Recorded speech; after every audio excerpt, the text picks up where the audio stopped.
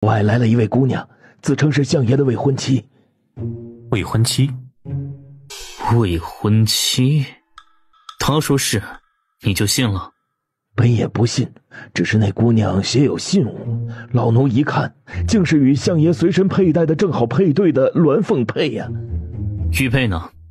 他说要等见到相爷以后，再给相爷亲自过目。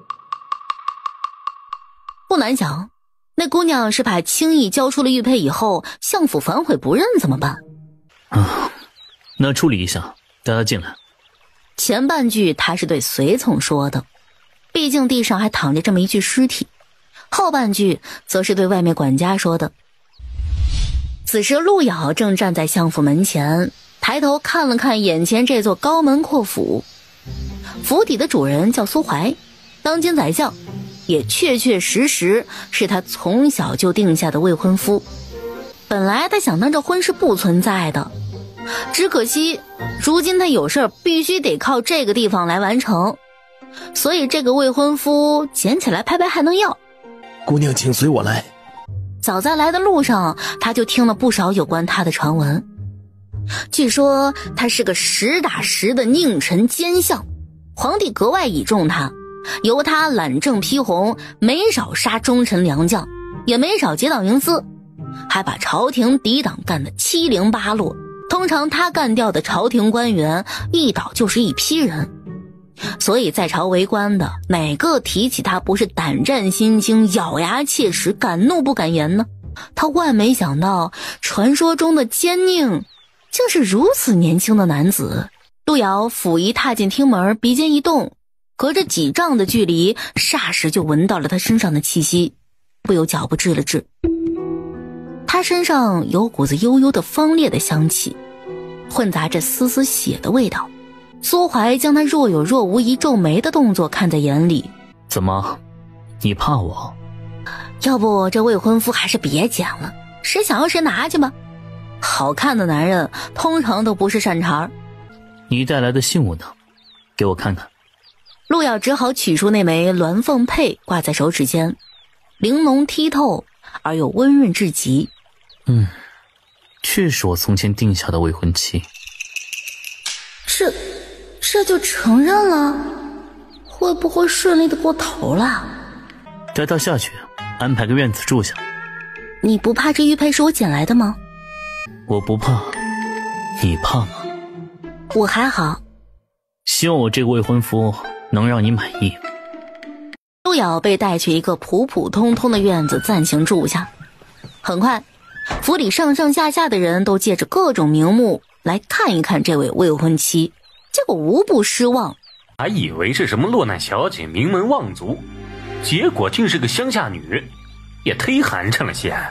等着看吧，相爷若是对他不闻不问，就晓得他几斤几两了。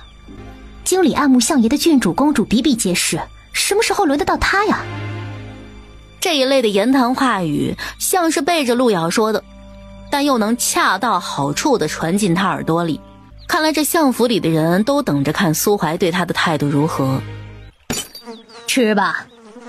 陆瑶还没动筷，就先闻到了一股令人作呕的冷馊腥臭味。只见白米饭上躺着几根发黄的青菜，黏糊糊的。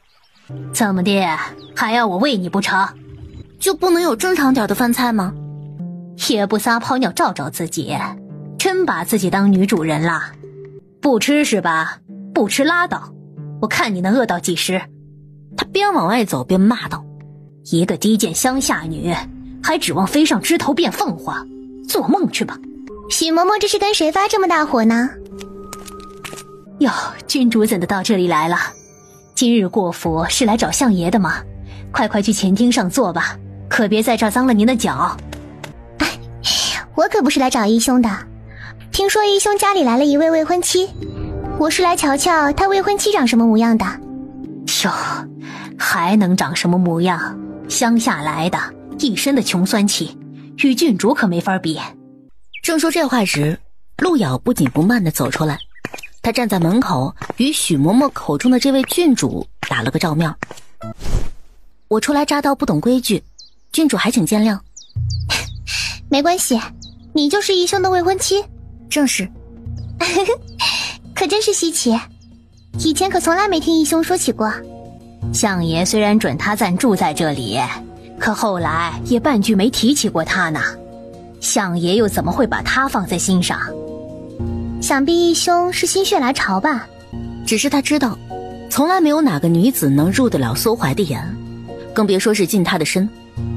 他是宰相，他善玩弄权势，可他偏偏不好女色。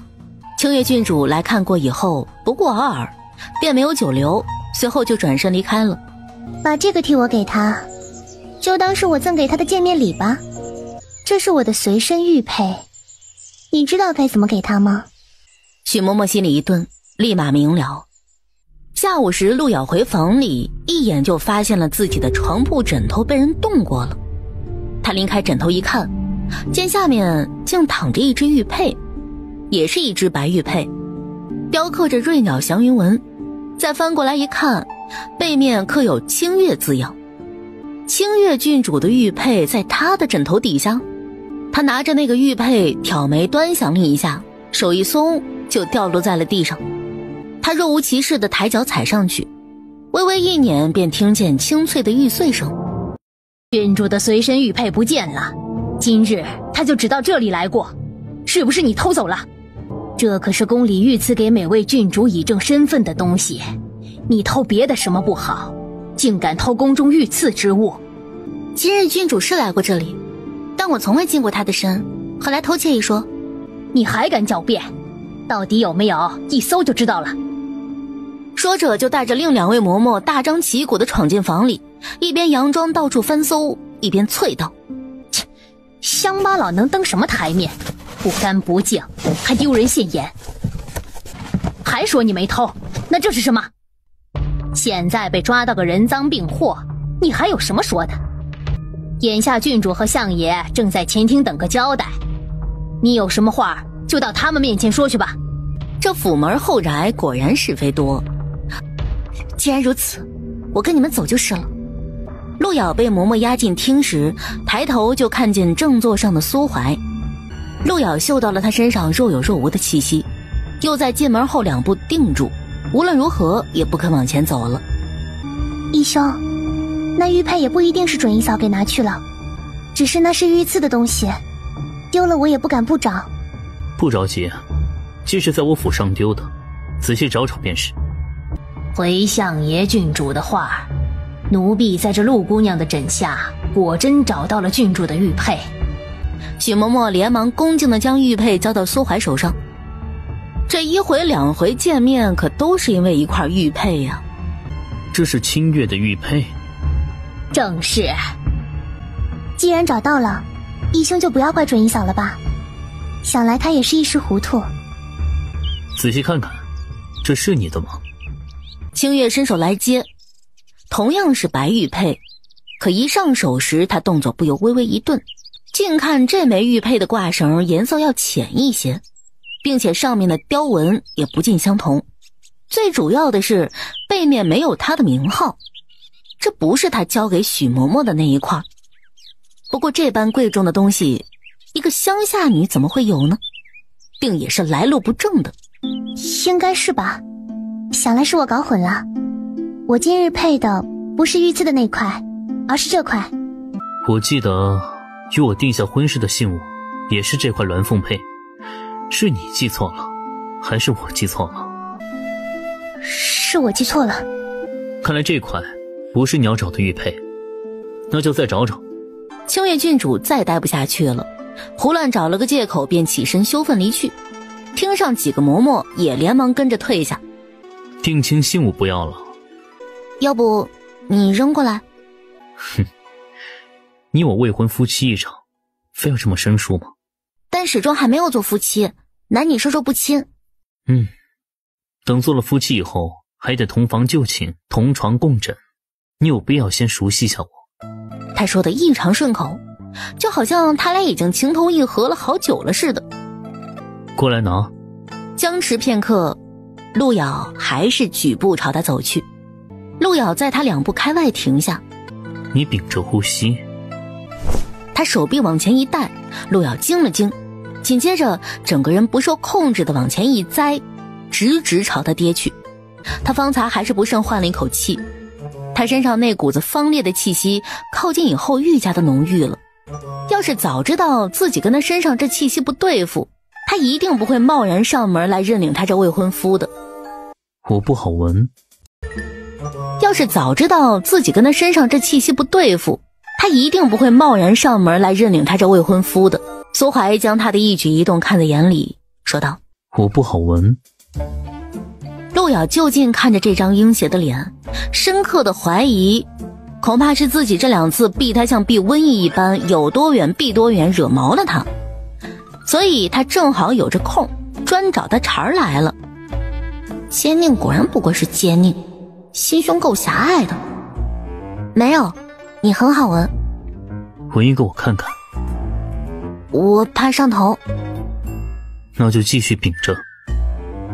陆遥正了正手腕，奈何苏怀看似云淡风轻，可这手上的力道却不容他挣脱。今儿个他要是不肯吸气，苏怀能抱着欣赏的心态看他当场憋死。欲擒故纵的把戏我见得有很多。你竟然觉得我是在舍命陪你欲擒故纵？那不妨碍我依然喜欢被欲擒故纵。这人怕不是有什么大病吧？陆遥又怔了怔，他不仅不松，反而又将他往面前带了2分。他的气息若有若无地萦绕在鼻尖，陆遥抓着他尾巴的手心都开始在冒汗了。后来陆遥脑子有点透不过气了，实在气不过他这副欣赏着他怎么憋死的态度，突然也有点你不仁我不义的心态，凑上前就在他薄唇上亲了一下。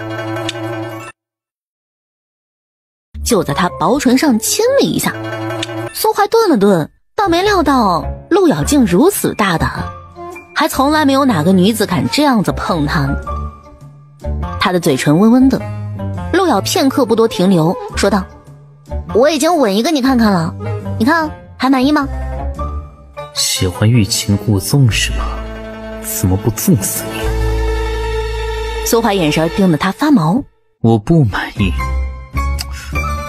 进来。怎想这一幕正好叫他的随从莽撞地走进厅来给撞见了。随从叫建征，雷厉风行的一进来，结果看见的竟是主子被个女人给轻薄了的一幕，顿时脑子都木了一瞬。不过好在他身体反应比脑子更快，人当即就飞快地闪出了厅外，当没看见。苏怀那声进来显然是对他说的。建征顿了顿，才硬着头皮走了进去。你们有事你们聊，我先回避。说罢转头就赶紧走出厅门。经过建征身边时，不忘看他一眼，他谢谢这坚硬的狗腿子呀，来的可真是时候。陆遥走后，苏怀坐在椅上不喜不怒，只抬手徐徐试了试自己的嘴唇。建征垂头站着，却感觉到厅上的气氛冷飕飕的，十分的压抑。哑了吗？是不要我求你开口？建征感觉头皮都麻了，连忙恭敬地禀话道：主子一直在寻找隐士的医圣，有了新眉目。苏怀掀了掀眼帘看着他，他跟在主子身边多年，怎会不知主子心情越糟糕的时候，眼神就越温和。眼下看他这眼神，就仿佛在说：一口气说不完是吗？那你要不要当场断个气试试？虽还是没能探到其踪迹，但据说他的嫡传弟子入世了。入世了？人呢？主子恕罪，暂时还没能查到。没查到？你在逗我玩呢？属下不敢。老规矩。是。看吧，他就知道得替那个姓陆的背锅。看吧，他就知道得替那个姓陆的背锅。方才在厅上离苏怀太近，他还是不可避免地吸到了他身上的气息。他那股子芬芳辛烈的味道是毒活的香气，以真兽血为引，可以使药效大增。虽然不清楚他这个人是有什么毛病需得用内药，但就气味上偏偏与他相克。毒活非常适合苏怀那种人，只是陆遥现在的体质特殊，闻不了那种气味。内江先前清月郡主离开前厅之后，沉着脸一言不发的直接走到某处亭子里，许嬷嬷战战兢兢的跟在他后面。许嬷嬷见他转过身来，连忙就解释道：郡主啊，奴婢……许嬷嬷立刻就跪地上了。清月郡主愤恨道：你干的好事，让本郡主在义兄面前丢脸。郡主息怒，奴婢真的将玉佩放到枕头底下了呀，奴婢也不知道为什么会这样啊。不是本郡主的东西，你就敢往上递？你瞎吗？一定是那个死丫头，一定是她捣的鬼，把玉佩掉了包，故意让郡主难堪。对，一定是她。你最好先把本郡主的玉佩找到，否则本郡主剁了你。是，奴婢这就去找。陆瑶歇了一阵之后，准备回后院，不想路过中庭的时候撞见了剑征。好家伙，他正挨罚呢。他跪在地上退了上衣，其他随从正一棍一棍地往他背上杖去。光听那吃肉的棍声就知道负责执行的人是一点没留情啊。陆瑶站在边上看了一会儿，又转到他背后去，看见他满背沁血的棍伤，打他人的力道拿捏得很准，虽然皮肤下面沁血了，但还没有破皮儿。自己人不用打这么狠吧？剑征气息粗沉，冷冽道：没什么事儿就快走吧。我没什么事儿，走那么快做甚？剑征无言以对。准一嫂总算回来了。许嬷嬷到处翻了半天，却一无所获，气急败坏地质问：郡主的玉佩究竟被你藏哪儿去了？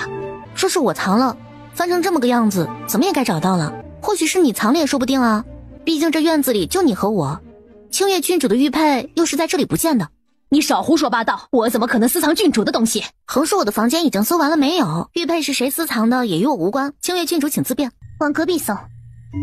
他的两个嬷嬷立刻进了隔壁房里，翻腾了一阵子，忽然传来一道惊呼。清月郡主走到门前一看，然而他仔细一看，顿时火冒三丈。许嬷嬷再一看，两腿一软，就汗涔涔地跪了下去。郡主，不是我，不是奴婢弄的。郡主，就不要怪许嬷嬷了吧，想来她也是一时糊涂。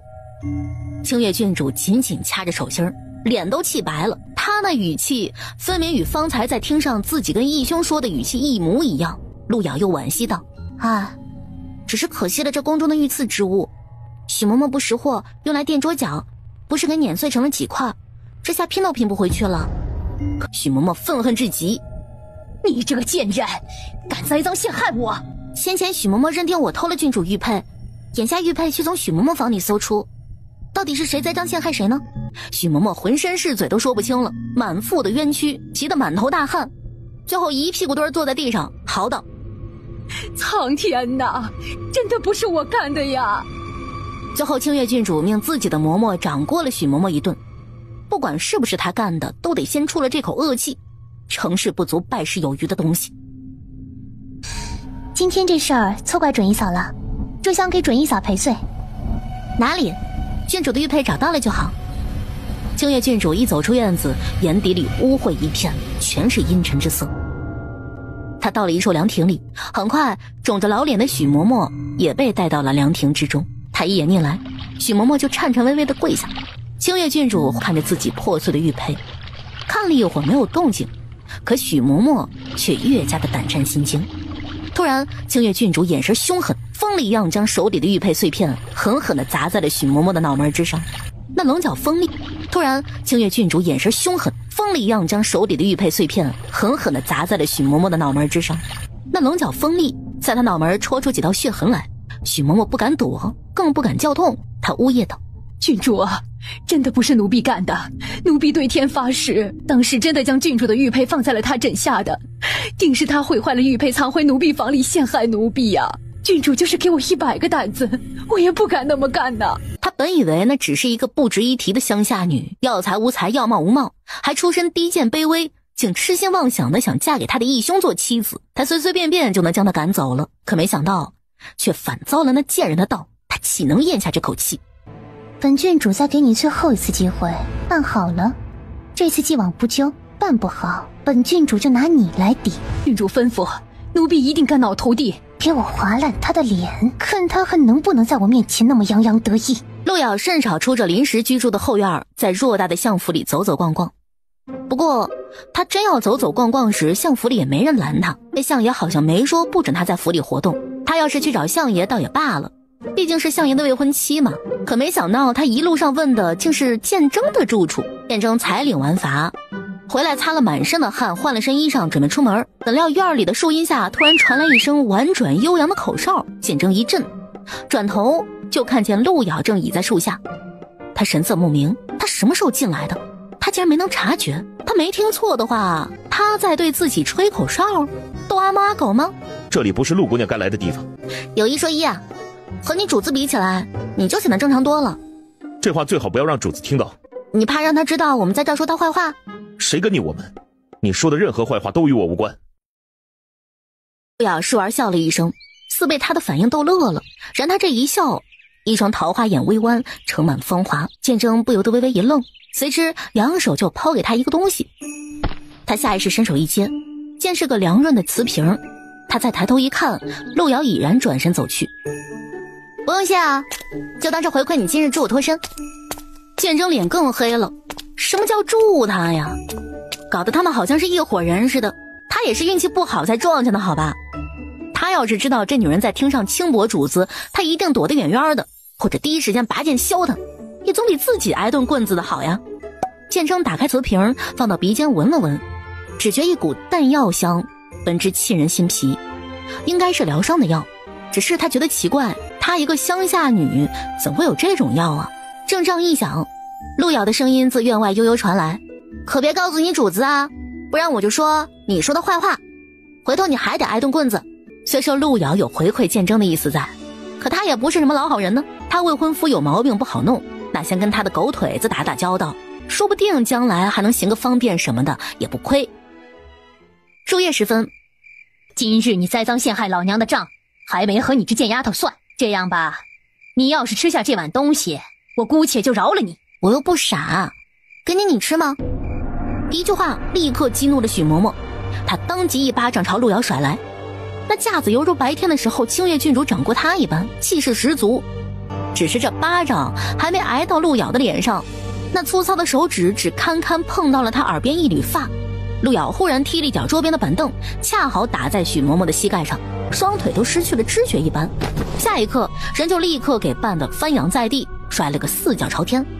许嬷嬷怒火中烧啊，看见陆瑶还气定神闲地从茶盘里翻出一个茶杯放在了面前，她立马就从地上囫囵爬起来，恨不得立刻就撕了这人。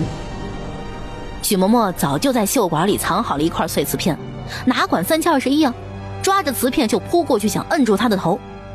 就算郡主不交给他这任务，今天他也必须要撕烂他的脸。陆瑶坐在凳上，神色云淡风轻，微微歪头拔下了发间的一根不怎么起眼的黑色簪子，粘在他素白的手指间。面对许嬷嬷像头熊一样凶神恶煞的扑来，他随手以簪往杯子上敲击一下，那声音端的是清脆，那尾音听似绵软，却像能钻入人脑一般，在许嬷嬷脑中轰然一现。许嬷嬷被那声音钻的脑子都空白了一瞬，紧接着便是整个脑仁发紧。她恶狠狠地瞪着陆瑶，扬起手里的瓷片就朝她的脸划下去。陆瑶骨节分明的手指异常灵活，又信手拈来敲击两三声，音调不同，却自成旋律，全往许嬷嬷耳朵里钻，霎时撑得她脑仁快要炸开。那种被刺激过后的晕眩疼痛感袭来，许嬷嬷哪还顾得上收拾陆瑶啊，整个人都委蹲在地，双手抱头，难受恶心的差点吐出来。许嬷嬷喘着粗气儿，又惊又怕，更多的是怨恨。她眼看陆瑶，只见他端坐在桌前，坐姿纤直，头上随意挽了个半髻，脑后乌发铺垂至腰际，别有一番无法言喻的淡然气度。灯火下那张侧脸十分的平静，却莫名给许嬷嬷一种胆战心惊之感。你究竟给我使了什么妖法？你管这叫妖法？说着他手指一转，捏着发簪在音调前后不同的敲了两下，许嬷嬷感觉到直敲到了自己脑仁上，让她一紧一抽，露出煎熬的神色。许嬷嬷受不了了，蹲在地上呻吟：别敲了，你别敲了。陆瑶又拿了2个杯子，直接倒扣在面前，3个寻常瓷杯，她支着下巴，手里发簪慵懒的敲击，声音有轻有重，有高有低，听得许嬷嬷痛苦的直求饶。陆瑶拿着许嬷嬷的话闲淡道：这样吧，你要是吃下这碗东西，我姑且就饶了你。许嬷嬷起初不肯，可后来撑不住啊，还是不得不端起那碗来，横下心往嘴里刨。刚吃第一口他就吐了，那酸馊的臭味混杂着他自己唾沫的腥臭，简直让他恶心到爆。不要浪费，他吐出来又不得不吃下去，最后硬是一边作呕一边将那碗东西给生生咽了。许嬷嬷狼狈地逃出院子，大喊大叫：救命啊！救命啊！那个人要杀我！陆瑶收了簪子，信手插回了发间。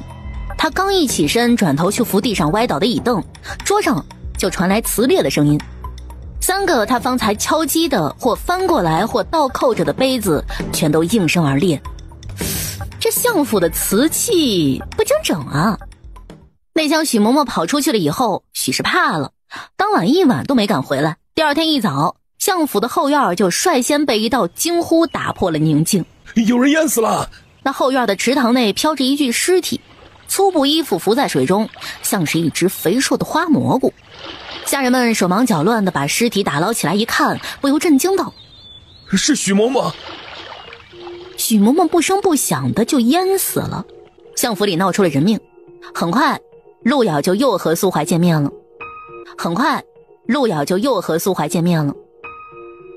他好像难得抽空出来听一听事件的始末。陆瑶不由得怀疑，正因为情况对他不利，他才这么有空。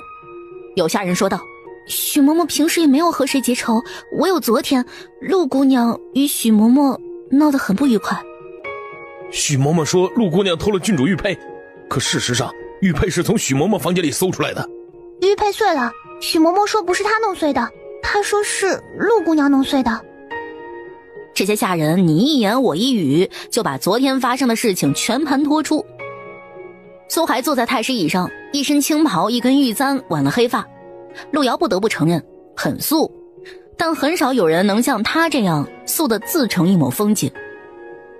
他一边品茶一边听，像听戏似的，手里拨着杯盏，那手指过分修长分明，有文人的风骨，但又没文人的文弱气。昨晚许嬷嬷从院里跑出来的时候就大喊着。苏怀等了等，没下文了，不由掀起眼帘，不温不火地看了一眼那个下人。下人立马一个机灵，连忙继续道来：许嬷嬷大喊着陆姑娘要杀她，我们好些人都听见了。出来作证的又有好几个下人，陆瑶一下子就成了最佳嫌疑人。苏怀又看向陆瑶：你有什么说的？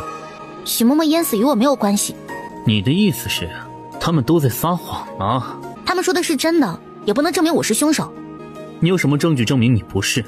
还真没有，昨晚他除了许嬷嬷就没再见过任何人，所以没人能给他做不在场证明。不等他还在说什么，苏怀还很忙，也就不在这浪费时间了。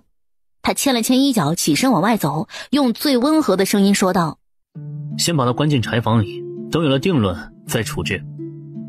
陆瑶揉了揉额头说道：相爷，疑罪从无吧。苏怀顿了顿脚，打量他时眼尾若有若无地往上挑着。陆瑶莫名觉得他此刻心情不错，他徐徐道：在我这里是疑罪从有，希望你懂。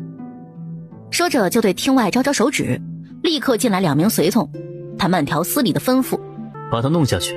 于是都没有陆瑶再辩解一下的余地，2名随从左右各一边架着他，他就眼睁睁地看着自己脚都没动就被连拽带拖地架出了厅门。他看见苏怀就站在门口好整以暇地看着，他心里应该是爽翻了吧。陆瑶转头又看了看架着他的其中1名随从，正是建征，说道：昨天我给的药都喂狗了吗？建征顿了顿，昨天那药他试了一下，没想到药效非凡，仅用了1个晚上，今早起来他背上就已经没有了任何痛觉了。他对水一照，嘿，竟连淤痕都消失不见了。药是好药，不过一码归一码。建征还是一脸的刚正不阿。主子吩咐不能不从，陆姑娘得罪了。哼，说他是狗腿子还真是非浪得虚名啊。最后陆瑶被推进了柴房里，门外面落了锁，脚步声渐远，才算是清静了。这厢清月郡主得知从相府传来的消息时还震惊了一下。你说许嬷嬷死了？是呢，听说是淹死的，今早才发现她尸体正泡在池塘里。现在相府是个什么情况？韦一兄怎么处置此事的？苏相的未婚妻好像是第一嫌疑人，人已经被苏相给关进柴房了，等候发落。清月郡主闻言心里不由得一阵痛快，就算他收拾不了那个陆瑶，也有的是人不会让他好过的。以为这宰相夫人是那么好当的吗？也得看看别人答应不答应。陆瑶在柴房里被关了一天，看了眼那冷饭冷菜的，感觉还好，起码没馊，但他也没动。他靠坐在墙边闭目养神，饭点的时候从怀里取出一枚药丸子，悠悠然含进了嘴里。他算是想明白了，难怪这奸佞未婚夫轻轻松松就认了他这个未婚妻啊，感情是牛鬼蛇神都在这后宅等着他了。他就是想看看自己怎么死，顺便再送他一程。待到傍晚将近入夜时分的时候，柴房的门又松动了，而后吱呀一声打开了。陆瑶抬头一看，见一个小脑袋瓜凑进门缝里与他四目相对，那是个稚嫩的小男孩，惊奇道：哦，怎么柴房里还关着个人？那你要不要放我出去啊？小男孩一脸正义。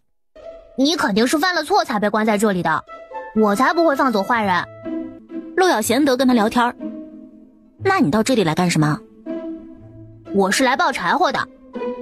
说着他就进了柴房里面来。陆瑶动了动鼻子，不由微微皱了一下眉头。麝香。他看着这小孩的穿着，一身布衣，不像是主子，身上怎么会带有麝香呢？他进来以后避免跟陆瑶这个坏人交谈，一心一意地去角落里抱木柴。可他刚起好了几块，弯身去抱，这时有人影从柴房门外经过，随手就把门拉过来，从外面扣上了。他和小男孩都没来得及阻止柴房门合上，小男孩连忙跑到门口去拉拽，只是他使出浑身力气都拉拽不开，急得一边拍门一边大叫，可外面就是没人理。这下好了，你和我一起被关在这里了。小男孩回头看他，急得满脑门上都是汗，似乎很害怕，继续使力去拉门。他气息急促，越来越急，后来有些提不上气儿，大口大口地喘息起来。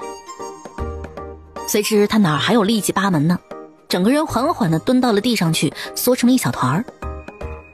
陆瑶见状不太对劲儿了，动了动身站起来，走过去一瞧，只见小孩倒在地上，两手扒着衣领，异常艰难地喘着，发出小兽般绝望的气喘声。这小破孩竟然有哮喘，那他怎么还随身带有麝香啊？那玩意儿本身就会刺激到他，再加上他一着急，这发病的概率是10之8、9。抖音。陆瑶立马动手将小孩翻过来，让他感到顺畅一些。可他衣上松敞之后，立马就有一样小东西掉落了出来。陆瑶一看，是个香囊，麝香香囊。陆瑶从自己的荷包里取出一枚药丸来，捏着他的嘴给他喂一下，心里不由思量，这小破孩来的怕是蹊跷。陆瑶看他脸都憋紫了，如若无人及时救治，恐怕只有死路一条。许嬷嬷的事儿还没个定论呢，就又来一条小命，是想直接把他送到阎王殿吗？这后宅啊，果然是牛鬼蛇神多得很呢。只不过这下套的人估计也料不到他专跟阎王殿抢人的。陆瑶剥了这小孩的上衣，屈指以指节按压他胸膛上的相应穴位，又把他翻了个面，扣他后背上的穴位。他疼得扭来扭去的，冷汗都下来了。可同时那股喘不过气儿来的劲头也慢慢的过去了。家俊，家俊，你在这里吗？他不是来帮忙捡柴了吗？快去柴房看看他在不在呀。结果当一群找来的人打开柴房的门一看，就见小孩赤着上半身，在他的后背上都是掐拧出来的淤痕，而坐在旁边的陆瑶俨然才刚收手的样子，冲陆瑶扑过来又撕又打，厉声道：他还是个孩子，你怎么下得去手？我要杀了你，你这个蛇蝎心肠的贱人！还有气儿，赶紧送去请大夫吧。要是我儿有个3长2短，我定要你偿命！几个嬷嬷看陆瑶的眼神都十分的冰冷且厌恶，要害死一个许嬷嬷还不够，竟然还把魔爪伸向了孩子。相爷怎么会有你这般恶毒的未婚妻呀？相爷对家俊一直很好，这下证据确凿，看你还这么狡辩。这江苏怀入夜后才回家来，遇到了下人领了大夫进门。谁请大夫？家俊在柴房出了事儿，马氏找到他时听说陆姑娘已经将他掐得满身青紫，晕死了过去。要是再晚些时候，怕是没救了。让大夫先尽全力救醒家俊。下人就带着大夫赶紧去了。然后建征开口说道：陆姑娘初来乍到，与家俊无冤无仇，理应……话话没说完，苏怀侧目看他，不喜不怒，却端得让他心底一寒。你在帮他说话？属下不敢。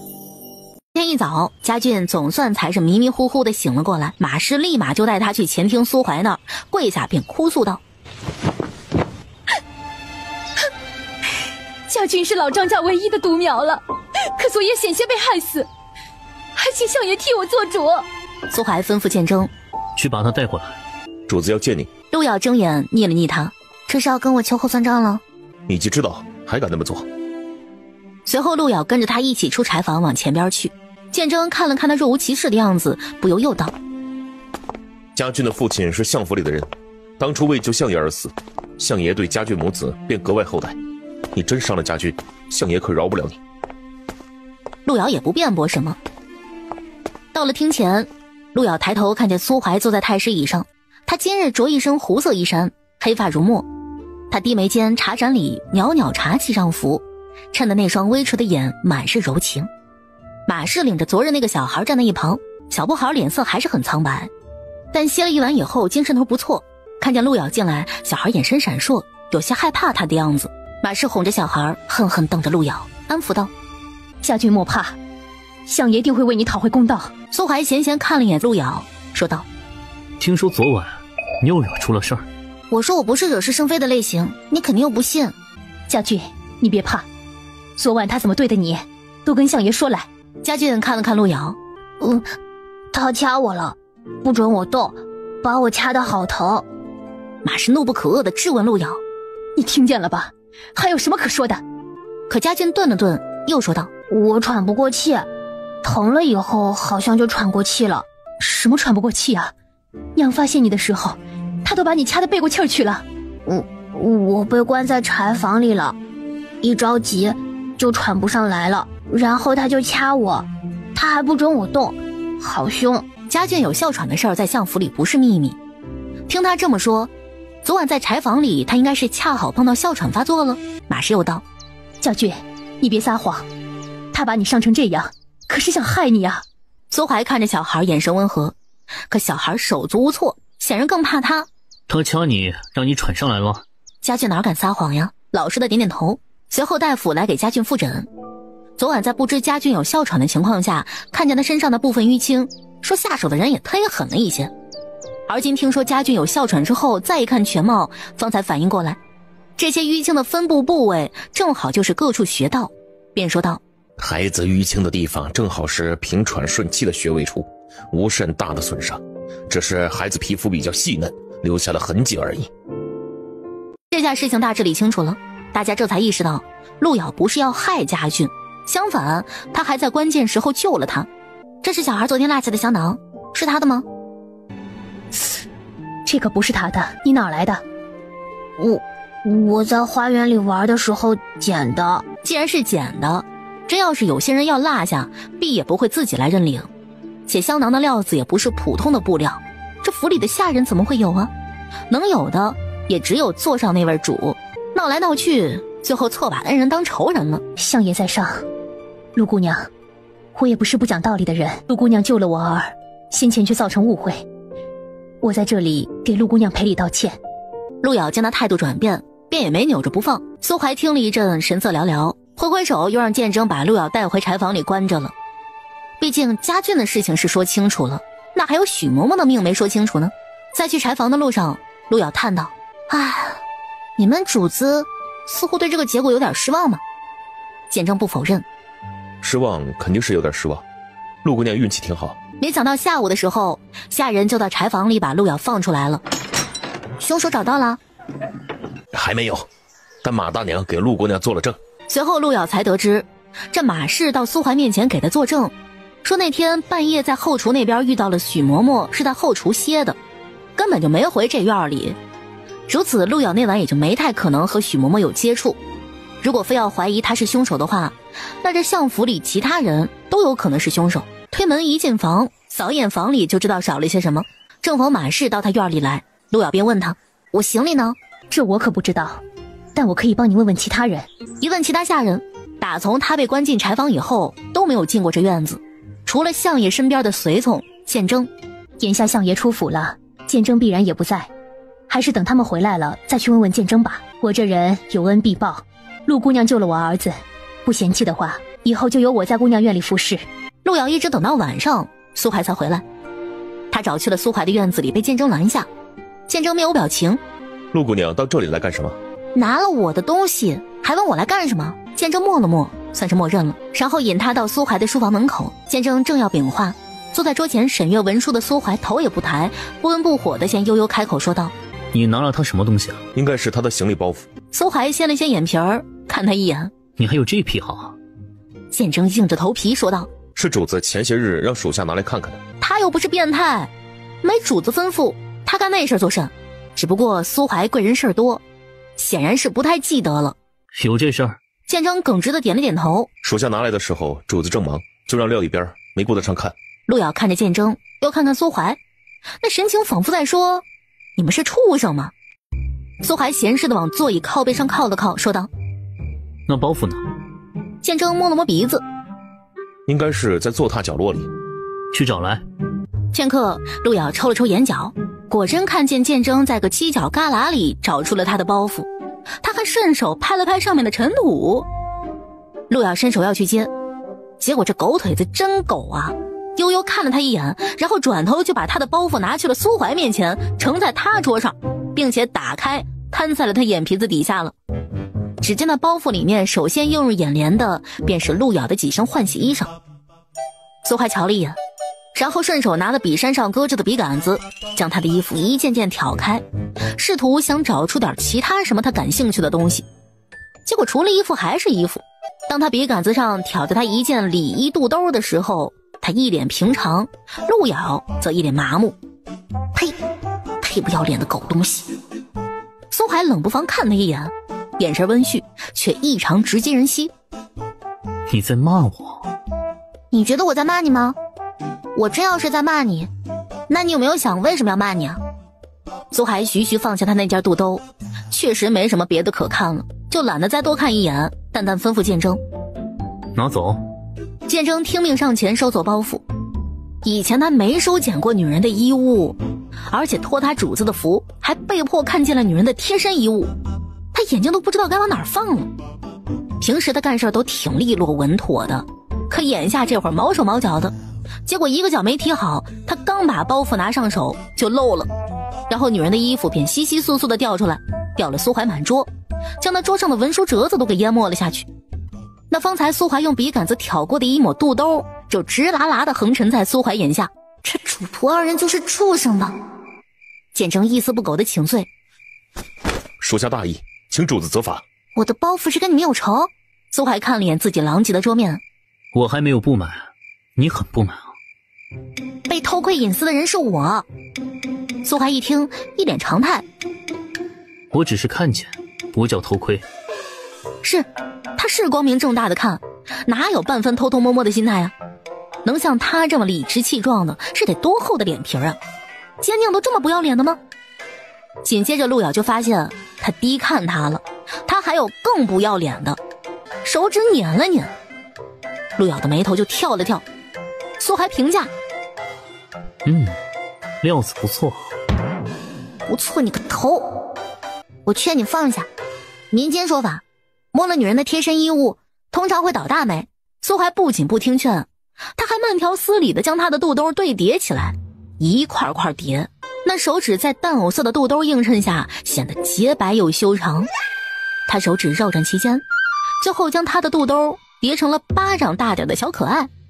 看见陆瑶脸都绿了，他心情比较不错。你我很快就是夫妻，不必这么见外。我想看看我能怎么倒霉。陆瑶快步上前，迅速扫过桌上的衣物塞进包袱里，又一把从他手上夺过肚兜，看了眼主仆二人：你们俩不是变态，就是脑子有大坑吧？建征闻言心想，他这不是废话吗？主子变态又不是一日两日的事情了，这事儿全京城的人都知道。说罢，陆瑶转身就走。就在他将踏出门口，苏怀的声音分外柔和的传来：家俊哮喘犯了，你会治哮喘？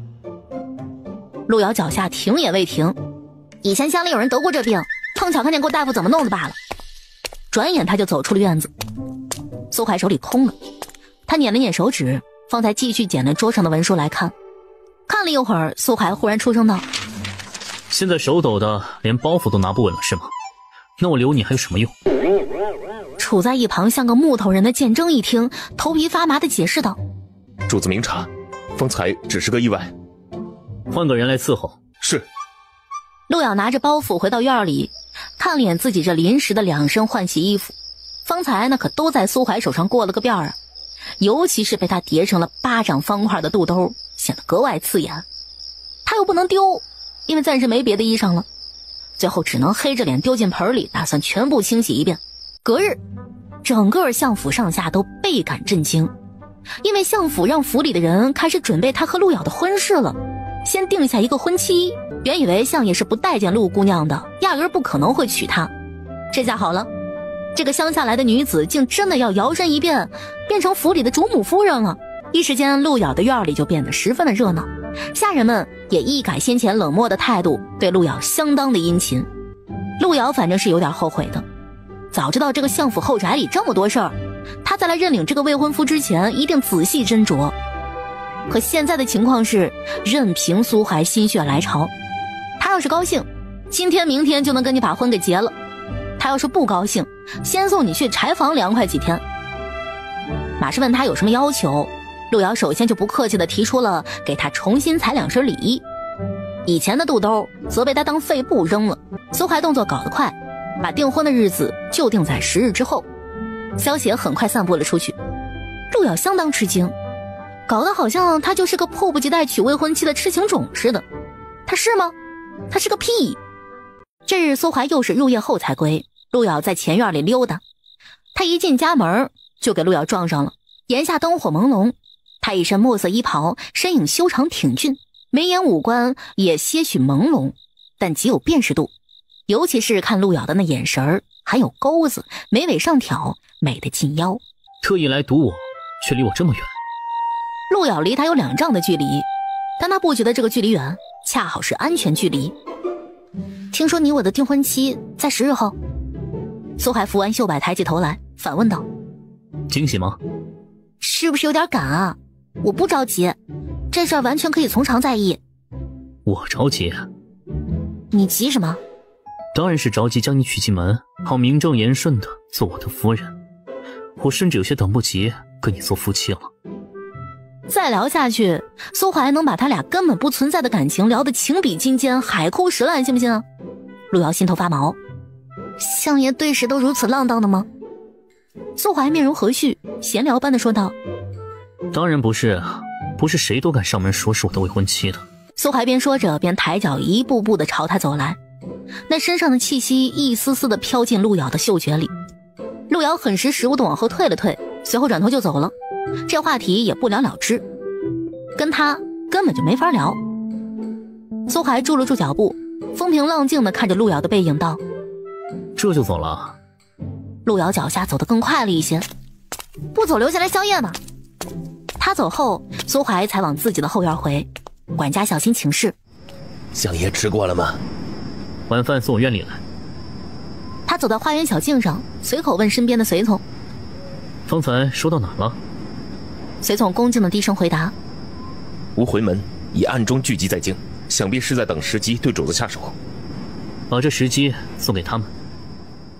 陆遥发现苏怀身边的狗腿子换了，不是剑征了。这2天过来走动的又变成了另外一个冷面小生。陆遥问起他才得知，他叫剑霜。剑征呢？怎么不是他在你们相爷跟前伺候了？他在受罚。什么罚要受这好几天呢？去马厩挑大粪。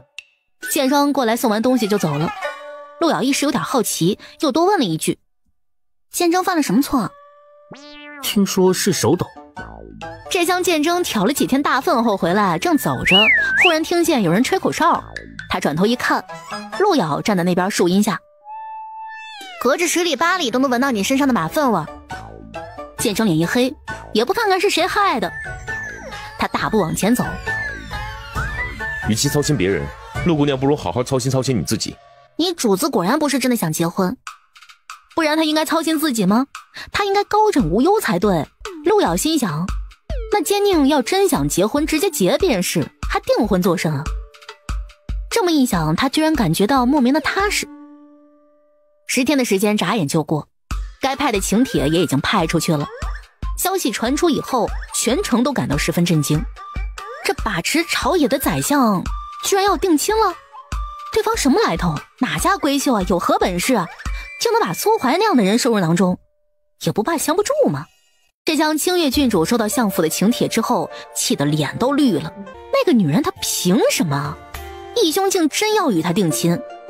订婚宴前夕，婆子送来了给陆瑶量身定做的一身裙长和一副首饰头面。陆瑶看了2眼就过了。随时他路过花园，却听几个婆子聚在一处唠闲嗑。今日送衣裳首饰过去，他眼睛都看直了。那能不吗？估计他这辈子都没穿戴过这么精致的衣裳首饰了。也不知道相爷究竟是哪点瞧上了他。马氏跟在陆瑶身边，闻言正要呵斥那群碎嘴的婆子，陆瑶止住了他。婆子们继续聊道：那清月郡主啊，难道不比他有才有貌，还出身高贵吗？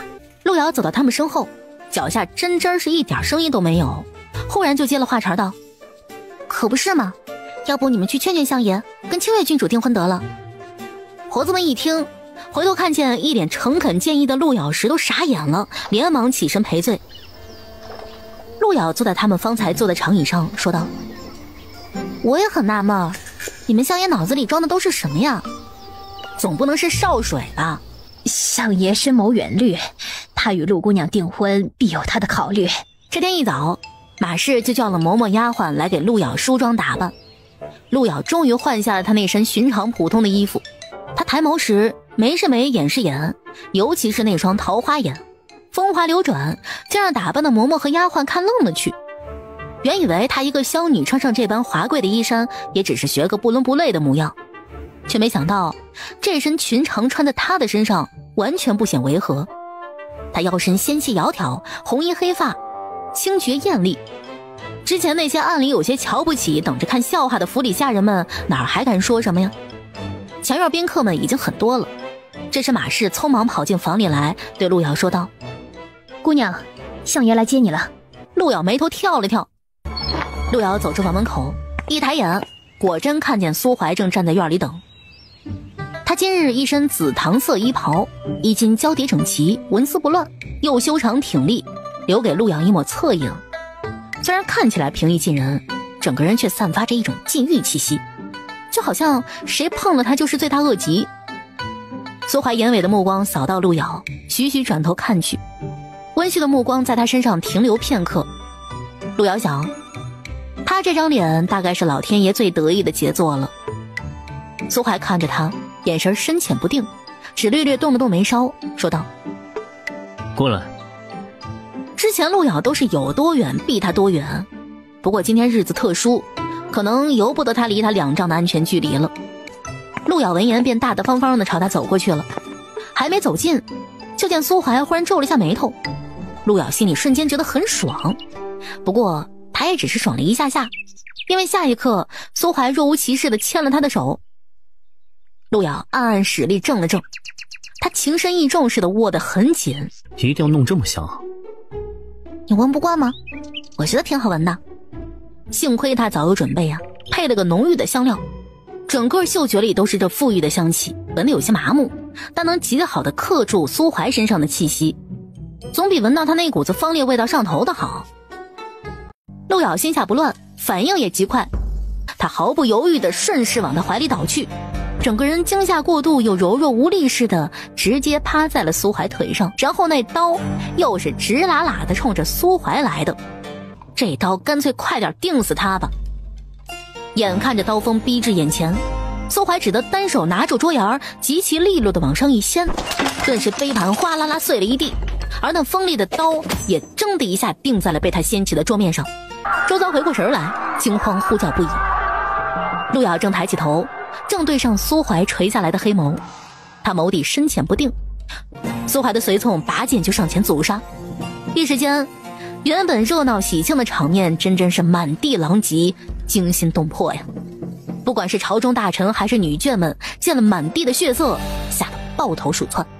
女眷们边躲边尖声惊叫。这种时候，陆瑶当然是慌慌张张的往一边躲，顺便看看这奸佞怎么被杀的。只不过通常都是好人不长命，王八活千年，而且这王八还相当能打。那些杀手只取他性命，结果呢却没有一个能沾到他身的。他身边的剑征剑霜带着一些随从在堂上杀得个鲜血淋漓，一个个下手狠辣，都是狠人。陆瑶微眯着眼看着苏怀那杀人的光景，他没有显露出他的全部身手，但绝对是个高手。他那只白皙的手染了鲜血，分外的妖冶，握住敌人的剑柄，反肘割破敌人喉管时，云淡风轻的就像割白菜一般。这些杀手也非等闲之辈，观其功夫招法，应该是江湖上排第2的杀手组织无回门，派来的恐怕也都是顶尖的杀手。只可惜对付苏怀还是弱了一截儿。想当初这杀手组织取无回门这个名字的时候，陆瑶就觉得不太吉利。虽然他们的宗旨是把目标送上黄泉路有去无回，但容易有歧义，搞不好他们自己也有来无回呢。眼下可不就是这样吗？估摸着杀手自己也觉得今天的行动不太顺当，再杀下去估计要玩完。这时杀手头目瞥见陆瑶正站在一旁观摩，他不是苏怀的未婚妻吗？于是当即掠过来擒他，冰冷的刀刃横在他的脖前，推着他从帷幕后面出来。你以为擒着了我能让他心软不成？那是你没看见，方才他还拿我挡刀呢。杀手头目显然不信啊，不想他死的就束手就擒。陆瑶心想，这头目脑子怕是不怎么好使，他凭什么就认为苏怀就能为了他束手就擒呢？今日跟他定亲不就是用来钓鱼的饵吗？钓的就是这群笨鱼。苏怀将弄死个杀手，回过头来淡淡看了陆瑶一眼，又置若罔闻的去弄死下一个杀手。陆瑶就对杀手头目说道，杀人不杀无辜，西无侠不是这么教你们的吗？此话一出，那杀手头目微微一震，这世上知道他无回门门主真名的寥寥无几，并且知道门主真名的都是对门主而言重要之人，这人无回门上下绝对伤他不得。陆瑶看向苏怀，又悠悠地与杀手头目说道，你看你们这么多人都找不到他的死穴，他功夫虽好，可右手动作比左手慢，以前至少右臂至肩肋受过重创，那才是他的死穴。要是你试过搞不定他，那就往中庭跑，中庭湖塘底下的暗水口可通往外面。杀手头目一时惊疑不定，陆瑶侧目瞥了瞥他，不信。话音一落，他冷不防的抬手把住他拿剑的手，以巧势推挪开横在脖前的剑，自己转瞬就脱离了他的钳制。那杀手头目知道再擒他也无用，而且他给他提供的信息，最后杀手头目还是干不掉苏怀，当机立断一剑斩了帷幕，扰人耳目，他自己转头就撤。苏怀手中拿着剑，转头就朝陆瑶走来，他满身血气，明明面目温和，却给人一种阴晴不定的瘆人感觉。正这时，突然一把剑从别的方向又射进了堂上来，不过这次不是冲着苏怀来的，而是冲着陆瑶来的。陆瑶似被苏怀这形容吓得腿软，倏而整个人软了下去，于是乎那剑就直直从他头顶上方咻地穿过。陆瑶和苏怀也转头看出去，就看见一名别家随从模样的人站在侧廊下，那随从正想跑，苏怀手里的剑一剑将他钉在了廊柱上，鲜血顺着流了一地。青叶郡主站在不远处看见了，脸色煞白，他原打算趁着场面混乱误杀了那个贱人的，这下苏怀手里没有凶器了，陆瑶觉得自己也踏实了一些。苏怀站在他面前，陆瑶仰头望着他说道，你还好吗？苏怀弯下身来，那满身腥甜的气息端的是狷狂。你蹲得很及时。我腿软。我不信。说罢，苏怀便一手将他拽了起来，陆瑶顺势就抱住了他的腰。这满堂浓烈的血气将他本身的气息都掩盖下去了，那陆瑶也无需顾忌什么，毕竟是他的未婚夫，情深意重，谁不会呢？你没事就好，方才我差点以为再也见不到你了。苏怀也从没被哪个女子这样抱过，可陆瑶却一而再再而三地犯他。苏怀一手握住陆瑶的肩膀，微微低头在他耳边温声道，你跟我说说，方才那人刀都架在你脖子上了，为何又放了你？他可能是看拿我威胁你不起作用吧，实际上也确实不起作用。你不愿与我订婚就罢了，我看这婚约就算了吧。怎么不愿啊？我不仅要跟你订婚，还要跟你结婚呢。苏怀看了眼廊柱上钉着的尸体，问花容失色的清月郡主：“是你的人吗？”清月郡主摇头，在他的视线下又凌乱的点头，颤声道：“医生，跟我没关系，我是叫他来帮你。”你差点伤了你的义嫂。苏怀给陆瑶扣下一向拉仇恨的帽子，陆瑶又把帽子给他扣回去。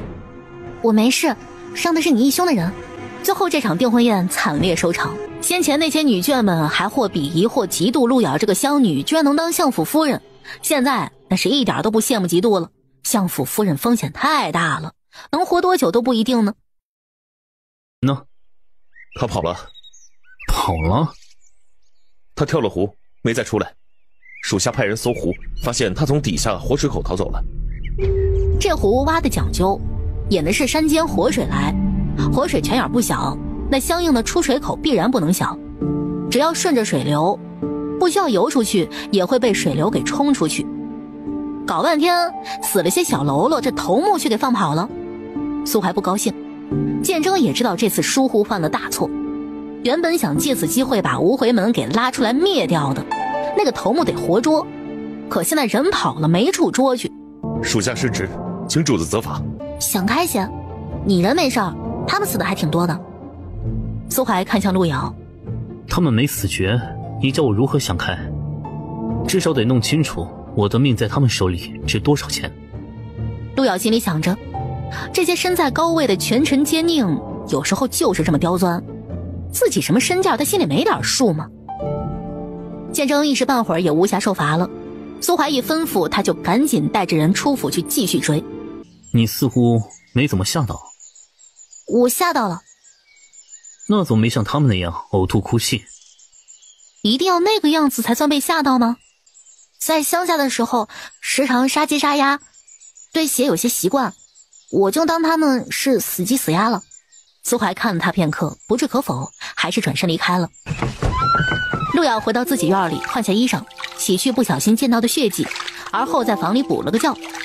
到晚上的时候，马氏跑来告诉他：“姑娘，相爷回来了，让你过去一起用晚饭呢。”今日经历了这么惊心动魄的事儿，我到现在还有些心有余悸，吃不下。一会儿过去，万一你们相爷看见我惊魂未定的样子，也影响到他的胃口，那就不好了。这样吧，你就去跟他说，我受惊过度，正在休息，不能去用晚饭了。那行，跟相爷说姑娘不适，相爷定能理解。马氏说着转头就去。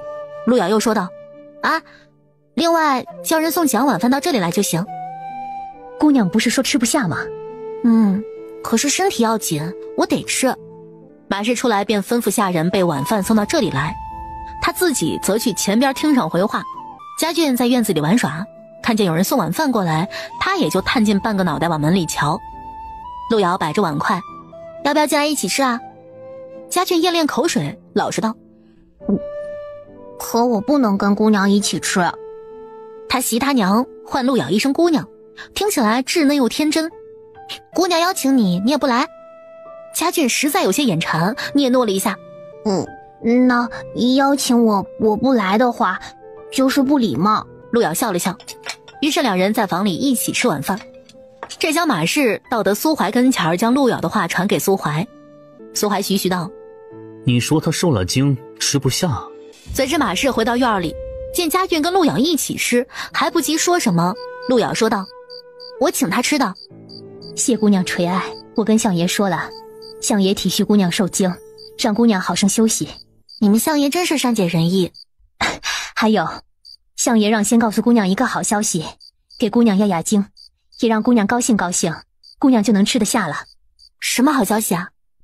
相爷说10天以后要跟姑娘成亲，到时候姑娘可就是咱们相府真正的主母夫人了。看来相爷对姑娘当真是与众不同，我在这里这么多年，可从来没见相爷想娶谁进门的。这里就先恭喜姑娘了。那奸佞真的是想给他压压惊，让他高兴高兴吗？可这下陆瑶是真的吃不下了，真是给他好大一个惊喜啊！10天来得及准备吗？只要相爷想，别说10天，5天都来得及准备。姑娘怎么不吃了？听着都饱了。于是当晚消息就在全府传开了，说是今天相府遭了刺客，相爷和陆姑娘共经患难，相爷因此十分感动，决定10天后举行婚礼。10天婚期很快临近，这些天苏怀似乎很忙，陆瑶几乎没见到他人。想也知道，虽然他没能抓到无回门逃走的那个杀手头目，但以他的心胸，他能让那雇凶来杀他的那些人好过吗？这样一个树敌太多，别人一有机会就想干掉他的人，跟他结婚能有什么好呢？这几天陆瑶常溜达到前院去，瞧见相府大门都有府卫把守，且个个训练有素，不似等闲之辈。这日将入夜以后，陆瑶终于看见府门口没人把守了，门前点2盏灯，空荡荡的。他当即朝大门口走去。之前他就是自那扇门进来的，怎么进来的就怎么出去，好吧？这未婚夫风险太大，谁爱领谁来领吧。他的行李包袱也不要了，只要出了这扇门，他想往哪儿走往哪儿走。眼看大门就在前面几步了，陆瑶边走边回头瞧了瞧，很好，并没有人发现他。然而当他前脚刚一跨出府门门口，突然一丝锋利的气味袭来，他心头一顿，来不及抽身，俯一回头就与人撞了个满怀。哪去？随便走走。这个时候出门走走，不是想跑吧？当然不是。你是怕我跑吗？你想出去走走，可以叫我陪你。还是别了。你不想我陪啊？你是大忙人，我不能耽误你的时间嘛，我自己一个人出去就行。让他陪，那出门不就是个靶子吗？仿佛在昭告天下，我出门了，还不快来杀我？你是我妻子，陪你不叫耽误时间，只是今天我乏了，改天吧。他都这么说了，那他今天还能走出这个大门吗？改天就改天吧。最终陆瑶出走失败。后面2天里，府门口一天12个时辰都有人把守着。这相府里不光有明卫，还有暗卫，他要是翻墙走，肯定第一时间就被逮回来。2天一过，就又是他跟苏怀的大喜之日了。姑娘着这身嫁裳，好生装扮起来，可丝毫不输京里那些名门闺秀。相爷真是慧眼识珠啊！姑娘没用早膳，饿了吧？我去后厨给姑娘拿些吃的过来。没多久便有脚步声进了院子里来，来的不是马氏。姑娘，请开一下门，我实在是腾不出手了。陆瑶起身，提了提这碍事的嫁长裙摆，往门边走去。他将走到门口，伸手拿住门把，开门之际，不由眉头轻轻一动，手下一微微顿了顿，随之还是开了门。结果打开门一看，门外哪有嬷嬷的身影啊？也只有一眼的功夫，突然一道粉末朝他迎面吹来。蒙汗药。陆瑶当即十分配合的眼皮一拉，身子一软，就倒了下去。紧接着一个麻袋往他头上一套，他被人抬起，就匆匆出了院子。等陆瑶睁开眼时，眼前一片漆黑，而且空间十分狭窄。陆瑶就知道不会这么顺利，不过这正中陆瑶下怀呀。待在这箱子里可比出去跟苏怀拜堂成亲安全多了。等到前边临近拜堂吉时了，马氏和嬷嬷们回院里一瞧，才发现新娘子不见了。就知道一个乡下女哪有福气当得了宰相夫人。可苏怀不能就这么算了，毕竟不见的是他的新婚妻子。于是乎他当即下令全府上下搜寻陆瑶的下落。主子，所有能找的地方都找遍了，没有，唯有抬进府来的那些香笼还没有找过。医生，准一嫂不会是害怕了，所以不打声招呼就走了？何以见得？毕竟上次一嫂和义兄定亲之际，发生那样惊心动魄的事，一嫂是从偏远地方来的，没见过那些场面，被吓坏了也实属正常。香笼里的陆瑶配合着点点头，说得很有道理。他很爱我，不会走。切，真是无敌不要脸。我来看看他是不是躲在箱子里了？苏怀走上侧廊，站在第一个香笼前，提着箱扣打开了箱盖，里面是一些绫罗绸缎，他有些失望。没有。说罢又盖上，去看另一个。陆遥在箱子里明显听见他的脚步声在一点点的靠近，他内心复杂。虽说他是被人用了蒙汗药绑进这箱子里的，可他居然一点都不想被苏怀给找到。光线一丝丝溢进箱笼里，叫苏怀看清了里面的光景。只见姑娘一身嫁衣，火红的裙摆将箱底铺得艳烈，青丝堆在箱头，被捆了双手双脚，嘴里还塞着布团，四目相对，没有火花的碰撞，也没有情绪的交流，竟格外的平静。也没有。说罢，他缓缓放下了箱盖。只是他完全盖住之前，好像看见陆遥对自己翻了个白眼儿。把这个推在上面，腾个地儿。没有吗？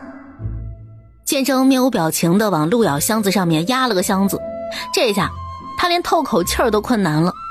此前说的比唱的好听啊，这奸佞根本就没想要娶她，只不过是有人不想让他娶，他便顺势借别人的手打发他而已。这种变态的心理，陆遥大概能明白，就是他不能允许他自己出走，只能由他主动把自己处理掉。可能如清月所说，我准夫人是真的吓坏了，不告而别了。众宾客表示，又送了份贺礼来贺丞相结婚，结果喝了个寂寞，这婚又没结成，贺礼又白送了。要是还有第3次，还要不要脸了？终于有人又一次打开了箱盖，陆遥总算得以长换一口气儿。没想到你这张脸还有几分姿色，你就是靠着这张脸去勾引我义兄的吗？只可惜你以为我义兄会对你高看一眼吗？他要是真的在乎你，方才他明明发现了你，为何却对你视若无睹呢？现在你知道了，义兄根本不在乎你的死活。本来清月郡主见苏怀发现了陆遥，心里发虚，生怕苏怀追究到他头上，可结果苏怀根本就不在乎，他这是变相的把人交给他，随他处置了。这样一来，清月郡主心里就有底儿了。上次你让本郡主在义兄面前丢脸，本郡主原想着你这张脸也别想要了，但是本郡主现在觉得划烂你的脸倒是可惜了，我要把你卖去一个好地方。陆遥眨眨眼，都是他在说，反正自己被堵着嘴又不能开口，便宜他了。知道是什么好地方吗？当然是男人成群的妓院，去了那里，你便是个人尽可夫的荡妇贱人。你用你这张脸这副身子去服侍无数的男人，不论是谁，只要有钱就能骑烂你。说的好像他很了解妓院似的，不过能把自己带出相府，陆遥还是表示很谢谢他的。就把他卖去京里最大的妓楼，做个最下贱的妓女吧，卖来的银子给我买点心吃。妙妙，哥哥，你不是说还有2天才回来吗？怎么今天就回来了？今日不是苏怀的大喜之日，特地赶回来喝杯喜酒。喜酒怕是喝不成了。怎么？哥哥去看看就知道了。我还有点事，就先走一步。里面是什么？没什么，哥哥快去找义兄吧，我先走啦。骑马的男子回头看了眼清月的马车，方才驱马继续往前。马车在京城里最大的青楼门前停下，宝妈在大堂上等着，一口红色箱子入了眼。开个价。主子只有一个要求，让他接客。哎呦，到了我这里的姑娘哪有不接客的，请你主子放心，定让他多多接客。这时一直躺着的陆遥缓缓坐起身来，他自己慢慢吞吞地解了手上绑的麻绳，揉了揉勒得发红的手腕。这会儿宝妈看清了陆遥的整张脸，一时表情不定。哎呀，就给他2钱银子，拿回去给他主子买点心吃吧。宝妈还真就只给了侍卫2钱银子。既然你主子只有那一个要求，好说好说。你主子若是对这价钱不满意，再进来咱们商榷。清月郡主本以为怎么也得卖个3、5两的吧，没想到居然只有2钱，这点钱买点心都不够。不过转头想想，他也不是冲着钱来的，把那个贱人送进青楼的目的是达到了。回吧。招募馆里住楼上的一些姑娘听说今儿个进来一位新人，而且还只卖了2钱银子，姑娘们都纷纷出来凭栏而望，看看究竟是什么姑娘只值2钱银子。结果一看之下，只见楼下的红衣女既没缺胳膊少腿又没毁容的，明显是个上乘的姑娘。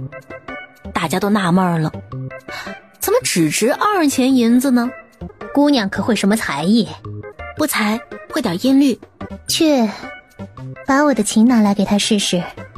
花魁在这楼里名叫阿汝，他发现宝妈似乎对这新来的姑娘格外的客气。姑娘试试。是把好琴，只是他连坐都没坐下，紧接着一道音律款款而出。路遥挑了挑眉，音律陡然变调，宝妈听的神色变了几变。楼上一些姑娘们却是越听越难受，赶紧回房去了。这咸鱼她就是如鱼得水。如何，还过得去吗？阿汝，带姑娘去锦瑟院暂歇。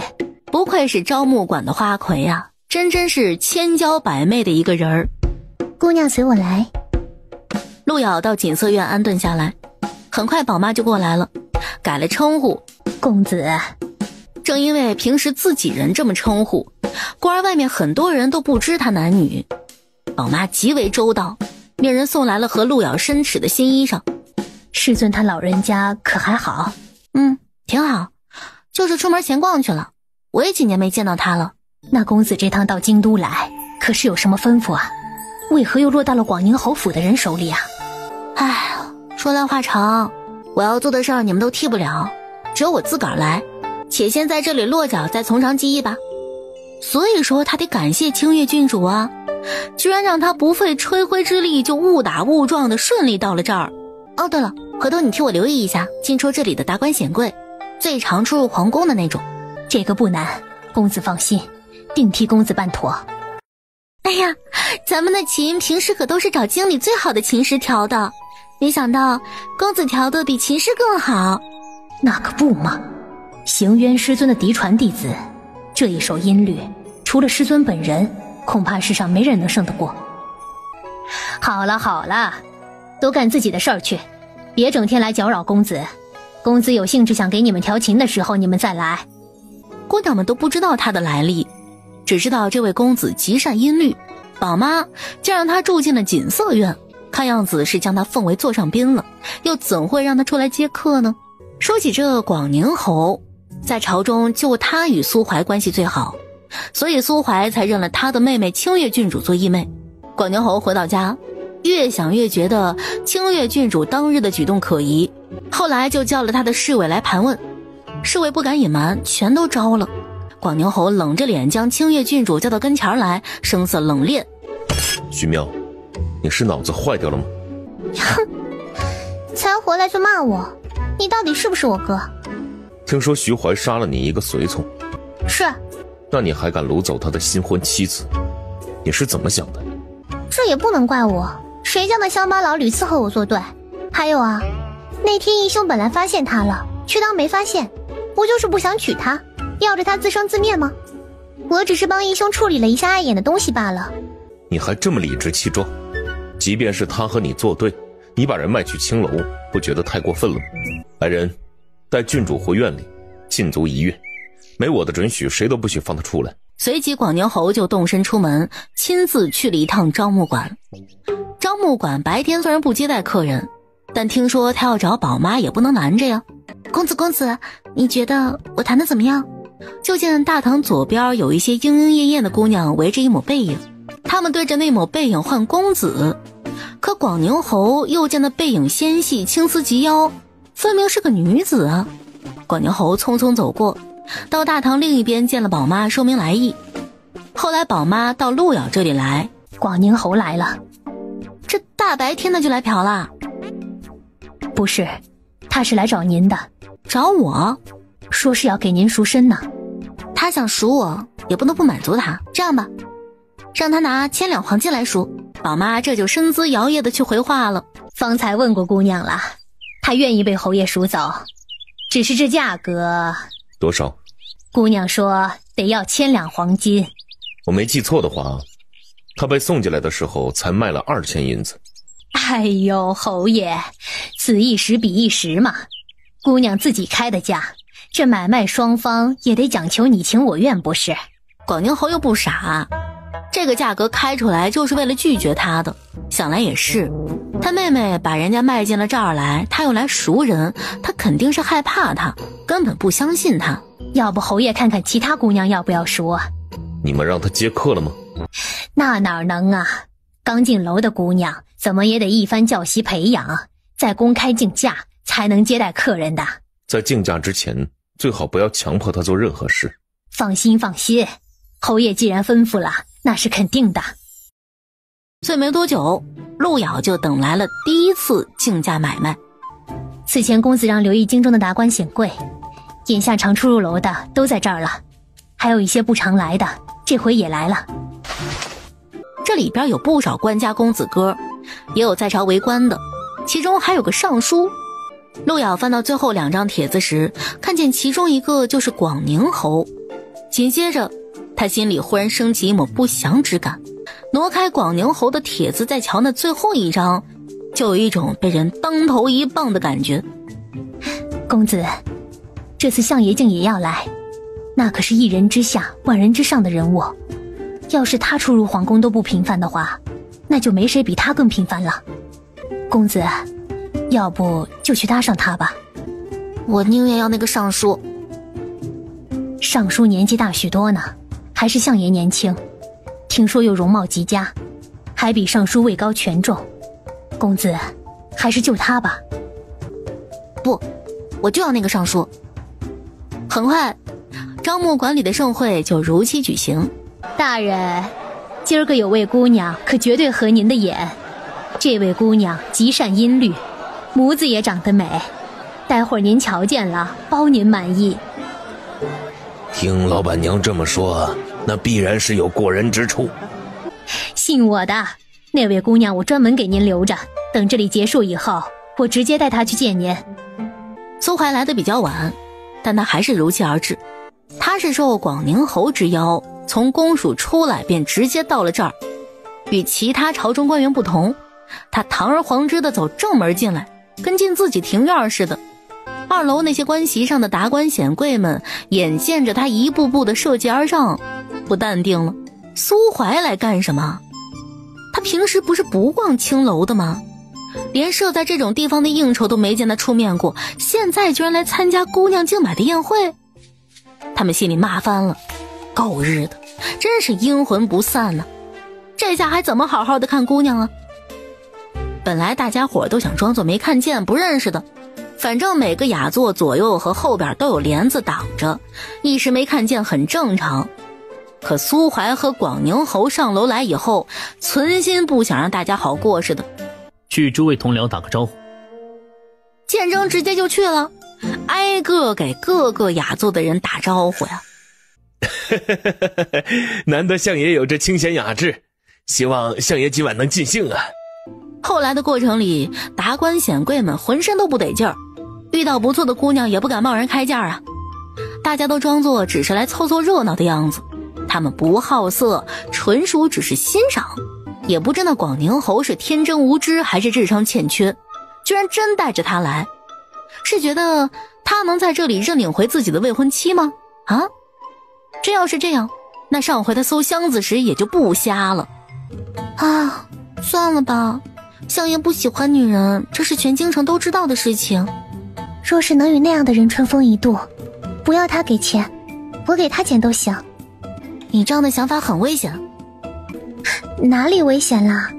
男人才貌无双，又位高权重，我们女子肯定都喜欢嘛。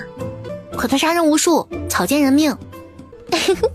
男人到了床上，那都是风花雪月的事儿，哪还管其他什么事呢？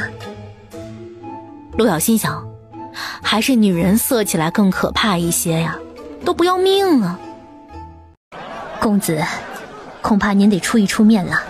相爷和广宁侯刚刚问您呢。这相爷和尚书孰高孰低，这不是明摆着的吗？要是能搭上相爷，还有尚书什么事儿呢？而且关键是相爷都已经开口问了，还不努力一下吗？当然，陆瑶没告诉他为什么不要相爷，只要尚书，宝妈也就不知道陆瑶前脚才从监宁府上脱身。你就说我不参加活动不行吗？上回广宁侯来过，您又是他妹妹送过来的，这事儿可瞒不了他，相爷那边不好忽悠啊。最后陆瑶还是上台走了个过场，他又没盛装打扮，只一身常服，临时挂了个面纱，黑簪挽着青丝，就出现在众人视野。他敛了功底，刚随手拨了2道弦儿，就忽听2楼传来一道嗓音：我出2000银子。一听就知道苏怀对于清月郡主那点伎俩了如指掌，以至于他被卖了多少钱他都清楚。贵人且等等，姑娘都还没谈呢。大家到这里来，难道主要是来听弹琴的？在场的个个都心如明镜，听什么琴啊，都是来买姑娘睡觉的好吧。他一叫价，2楼就没有一个不识时务敢加价的。一时间楼上楼下鸦雀无声。来了来了，相爷终于肯开价了，终于有人能把他收归群下。陆瑶脸都绿了，2000银子是什么值得高兴的事情吗？这时台下有人弱弱的举手说道：我出3000。他看这姑娘也不差呀，虽然戴着面纱看不清整脸，可那双眼睛是极其漂亮的。你疯了吧？你知道那上头人是谁吗？但凡坐在上面的可都是权贵，你敢跟他们抢女人，不要命了？这么严重吗？我刚从外地来的，不清楚啊。5000银子，不能再多了。真是伤害性不大，侮辱性极强。是不是上回自己对他翻了个白眼，又惹到他了？哼，可真是个睚眦必报的小心眼狗畜生啊！他正骂他呢。苏怀最喜欢别人干不赢他，最后只剩下骂他了。他心情不错。这价格会不会太低了？不低，比他进来这里时的身价涨了1倍不止。广宁侯还能说什么呢？陆瑶被苏怀以5000银子的价格给敬下了。公子，是要带相爷去锦瑟院过夜吗？过一夜，过他个大头夜！楼上找个房间打发打发就是了。房间里熏浓香，越浓越好。是要引相爷动情的那种？是要熏死他的那种？我立马去准备。相爷要的姑娘已经在房里候着了。苏怀便起了起身，准备动身去。不是该把她赎回来带走吗？要1000两黄金，我没有，你有吗？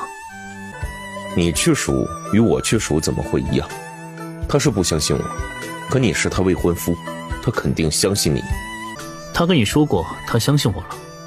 广宁侯一时竟答不上来，然后就看见苏怀信手扶了竹帘往宝妈指引的房间去了。你主子真的喜欢那姑娘吗？那为何不愿给她赎身呢？不知道，以前也没见主子买下过谁啊。5000银子也能叫买下？反正没人敢抢，为什么不花最少的银子？广宁侯无言以对。此前你发现了我却当没发现，如今我在这里好好的谋生干事业，你到底想干什么？我人都来了，钱也付了，自然是来嫖的。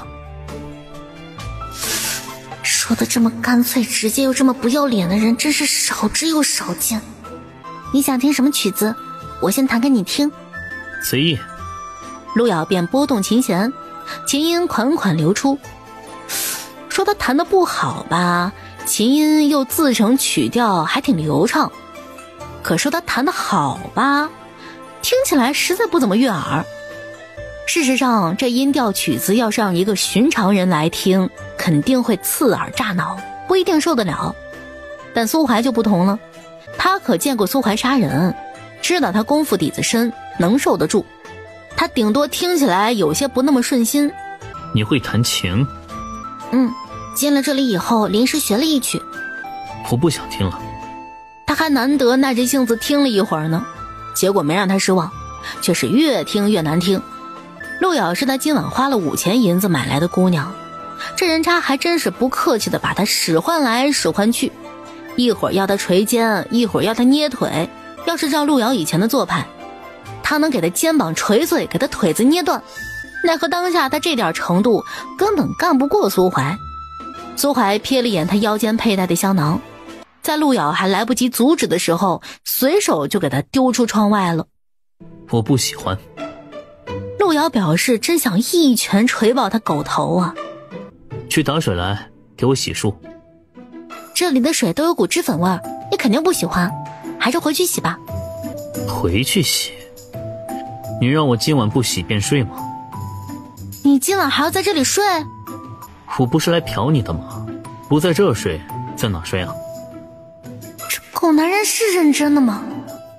以他这段时间对苏怀的了解，他府上一个姬妾都没有，更是没见过他对哪个女人有过兴趣。他应该是如传闻中所说不近女色的。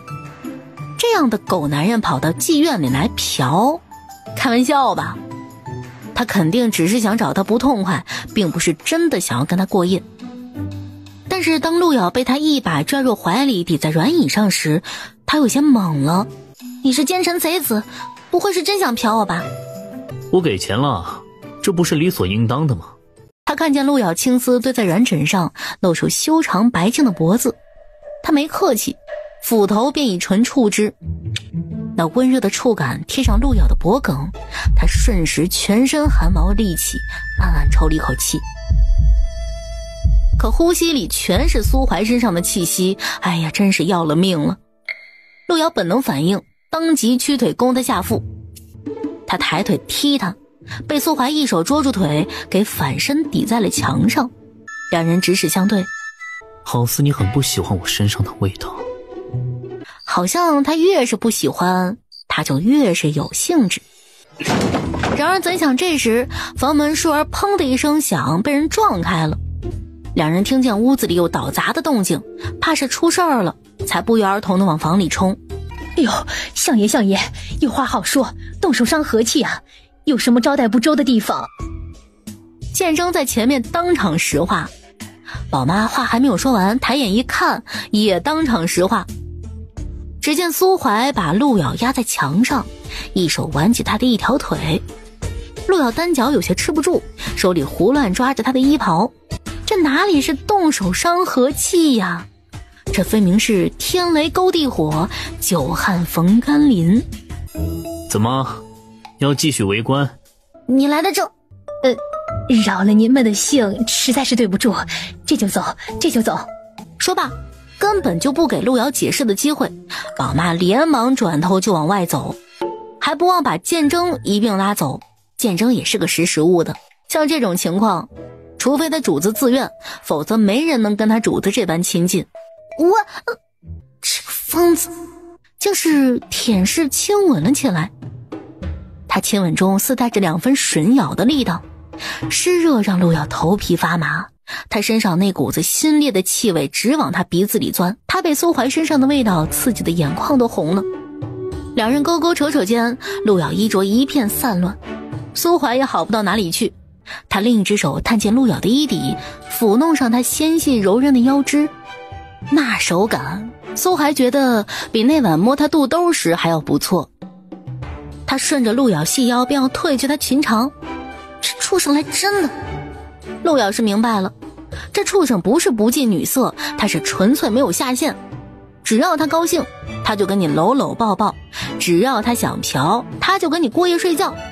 瑶也只能硬生生的挨到天亮，而且现在他连下床的力气都没有了。外面的天色蒙蒙亮之际，苏怀起身了，他下床，弯腰捡起床边地上的外袍穿好，一边整理金袖，一边看了看里侧背对着他躺着的陆瑶，他整个背影似从水里捞起来一般湿透了。跟你同床共枕，比平时睡得踏实，早知如此，那日就该跟你拜堂的。陆瑶一夜未眠，听到这话，他要是信了他的邪，那他就是傻。他声音嘶哑，那不好意思啊，过失不候。只能下次得空再来了。下次我可就跪了。相爷这么早就起身了呀？我正想着要不要送些早点进房间，给相爷和姑娘用呢。给他用吧。他虽然衣着整齐，可到底是在这里过了夜。袍角有几道轻微的折痕，整个人看起来也比昨晚落他个几分，少了2分清心寡欲，多了2分烟火红尘。宝妈眼尖，他经过时，他还看见了他脖子上的吻痕，可想而知昨晚有多么的销魂热烈呀！这再高高在上的男人呢，一旦进了温柔乡，还不是得酥掉一层骨头？公子起了吗？还好吗？昨晚真要是干柴烈火熊熊燃烧，肯定折腾得够呛。宝妈走到床边一看，床上床下被褥床单还有暖帐都一派凌乱，俨然就是春宵尽欢后的样子呀。可她再一看陆瑶，她身上衣衫湿透，脑后的发丝全是汗意，宝妈一眼就知不对劲儿。公子怎么样？要不要紧呢？给我杯桶水，要冷水。备桶冷水。不多时，陆瑶泡在了一桶凉水里，她像一条搁浅的鱼，煎熬了一晚上，终于才感觉自己慢慢活过来了。陆瑶宽衣时，宝妈在身后见着了她的背影，那纤背薄肩，腰肢盈盈一握，只要是宝妈见过了无数姑娘的身子骨，还是被眼前这一幕给美到了。宝妈见她肌肤干干净净，没有一丝贪欢后的痕迹，唯有她脖子处的淤红，既像是被咬出来的，又像是被吻出来的，十分明显。宝妈也就明白了，恐怕昨晚压根没发生那些事儿。公子，昨个到底是发生了什么呀？怎么弄成这般样子？难不成我撞见的并不是公子你与相爷你情我愿？我话都没有说完，你倒是走得快。对不住啊，公子，我当时真以为公子与相爷真是对眼了，不想坏了好事，所以才相爷欺负为难公子了。他让我很难受，是我疏忽，还请公子责罚。陆瑶睁开眼来，水波的柔光轻轻漾进了他眼底，与昨夜的嫣然飞澈不同，眼神微微湿润，黑白分明而又干净清醒。就算你没疏忽，只要你没他那么厚颜无耻，你就不是他的对手。他让我难受，他应该也不会好受。说着就看了看窗外的天色，问宝妈，从昨晚到今晨有4个时辰了吗？有了。那应该快了。苏怀先回府洗漱更衣，然而他刚走到家门时，在家门前脚步忽然滞了滞。主子。苏怀没作声，抬脚徐徐走上门前几步台阶，就差最后2步时，他突然停下，伸手扶着门边的漆红柱子，微微弯身便溢了一口鲜血。微微弯身便溢了一口鲜血。见征见状，不由神色大变。属下这就去请莫大夫。说罢，飞快地转身就去了。见征带着莫大夫匆忙到后院时，苏怀已经更衣洗漱好了。他在堂屋主座上落座，抬手请莫大夫坐。莫大夫快步过来，放下药箱，一屁股坐下，就拿住苏怀的手，皱眉沉吟了片刻，不由看了看苏怀道：你气脉怎么紊乱的如此厉害啊？你干什么了？出去嫖了。莫大夫怀疑自己耳朵出了问题。你刚说你去干什么了？要我说第2遍吗？真出去嫖了？嫖的男人还是女人啊？苏怀不答，莫大夫就看向见征，见征下意识便回答：女人。莫大夫对上苏怀的眼神说道：你也别怪我多嘴问啊，主要是此前没有过这种事，压根不知道你喜好是男是女，现在看来喜好是正常的。不过跟女人过夜不应该会使你气脉乱成这样啊，你身上这毛病除了会要你命，并不会影响到你的私生活才对，除非是你太兴奋。说着他从药箱里取出一只瓷瓶递给苏怀。苏怀翻了一只茶杯，将瓷瓶里的东西倒进杯盏里，里面是猩红的粘稠浆体，散发着新烈的气味。苏怀便兑水饮了下去。你现在这情况，要是再找不到医圣一脉的人治你这身上的毛病，你再能撑1年半载都是多的。苏怀俨然没事一般，随后让见征备马车进宫。见征迟疑道：主子身体不适，要不今日这早朝就……你是觉得我今天会死吗？属下不敢。没事，你看他这祸害众生的面相就知道，他今天死不了。苏怀出门早朝去了，只不过因着请大夫耽搁了一些时间，他到朝堂的时候，文武百官们基本都在了。而这时整个朝堂的人都知道苏相昨晚去嫖了，这能瞒得住吗？就算昨晚几个同僚不乱说，可他脖子上还留有明晃晃的证据呢，那可不就是姑娘留下的吻痕吗？这事儿传到了皇帝耳朵里。下朝以后，皇帝就问苏怀，听说昨夜丞相在昭木馆宿夜去了？臣这私事不值圣上费心。真是难得听到一桩丞相的风流事啊。朕就好奇，那昭木馆的姑娘果真销魂，竟能打动爱卿？臣也只是一时兴起，偶然去了那里，随便找了个姑娘。随便找了个姑娘？是个什么样的姑娘？若不是容貌惊人，那就是手段了得。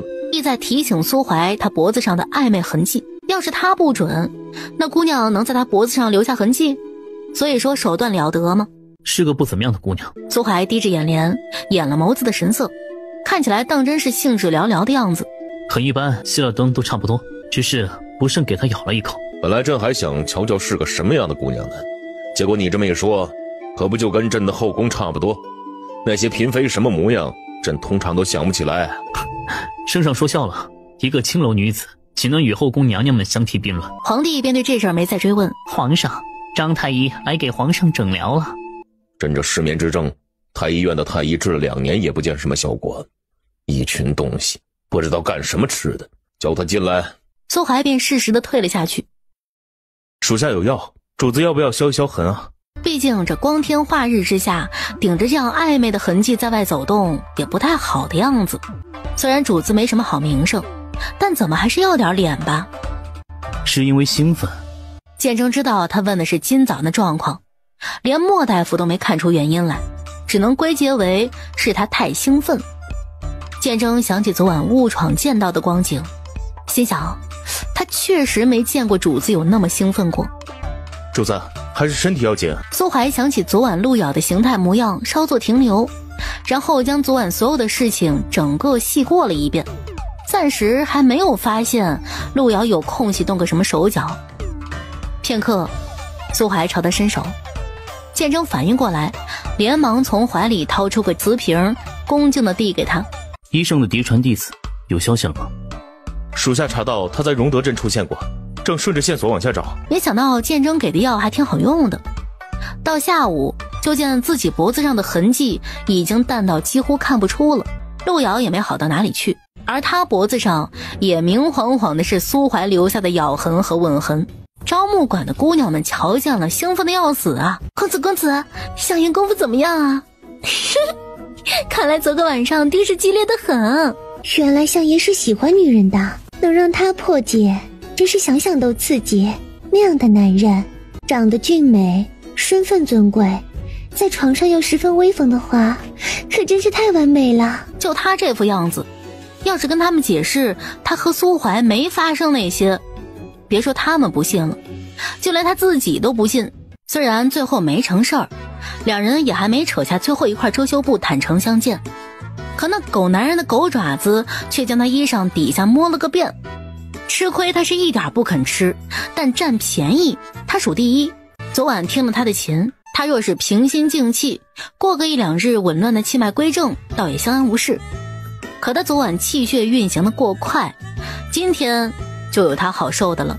话说清月郡主被关在家里禁足，但还是有人给他传消息。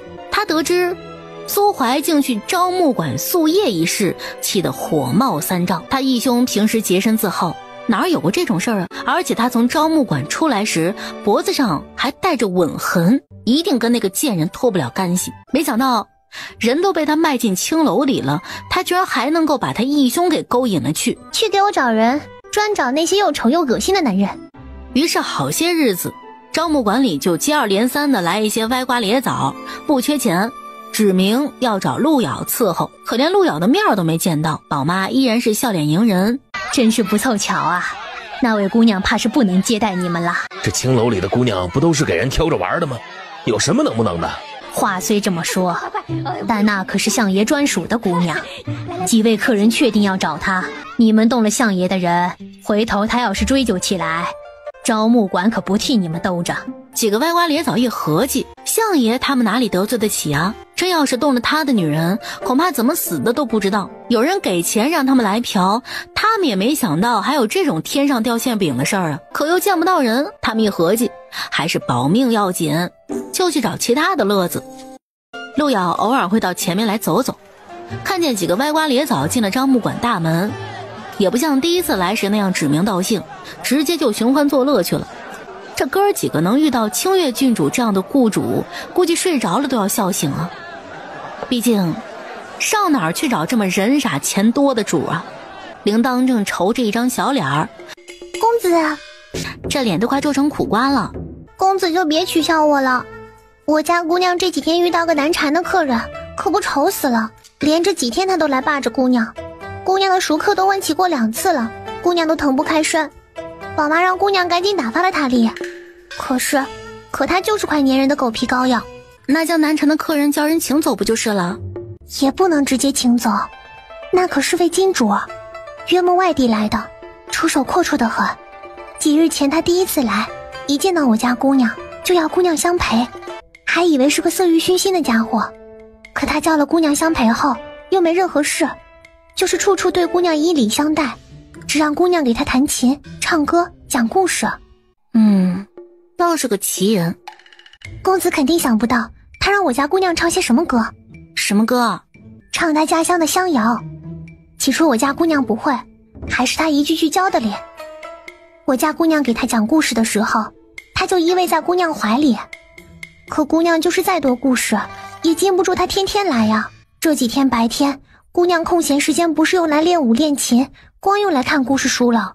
公子肯定不知道他把姑娘当谁了。陆瑶想了想，随口猜想，难不成当他娘了？铃铛面露惊奇，公子怎么知道？他后来说第一眼见到我家姑娘，姑娘就长得像他的娘。那位客人最喜欢吃米糕了，说是他娘以前经常给他做，我得赶紧去拿。公子，我先去了。陆瑶后来经过阿汝房间时，就听见里面传来了哭声，只不过不是阿汝的哭声，而像是那位客人的哭声。铃铛拿了点心回来，进门时陆瑶就同他一起进去瞧了瞧，结果一进屋就看见一位衣着讲究的男子，此刻正埋在阿汝的膝头上，是泣不成声。阿汝端坐着是一动不动，还从来没哪个男人在他这儿哭得这么伤心欲绝的。阿汝看见陆瑶，露出求助的眼神。他以往应付各种人多了去了，但那都是欢场里的应酬，可像这种流露真情实感的却是少见。有人来了，你还是不要太伤心了。那男子泪眼朦胧地抬起头来，也看见了陆瑶，擦擦眼睛问：你是谁？陆瑶见他中年模样，五官周正，就是人格有点缺失，这太正常了。有钱有权的能有几个不缺失的？这位还只是缺了点母爱，不像有些人完全是缺个重新投胎的机会。阿如有些累了，可让他休息一下吧。铃铛连忙用力点头。我们相处得很愉快，是这样吗？阿如也不能明着说不愉快，只说道：客人思母心切，着实令人动容。客人要是整晚缠着自己的母亲唱歌讲故事，觉得母亲累不累？男子也不是不讲理的人。是我疏忽了，应该让你休息一下的。让他应付这种寄托情感的人，比应付那些慕他才貌而来的人吃力多了。是怎样的？可否哼来听听？男子便情不自禁地轻哼起来。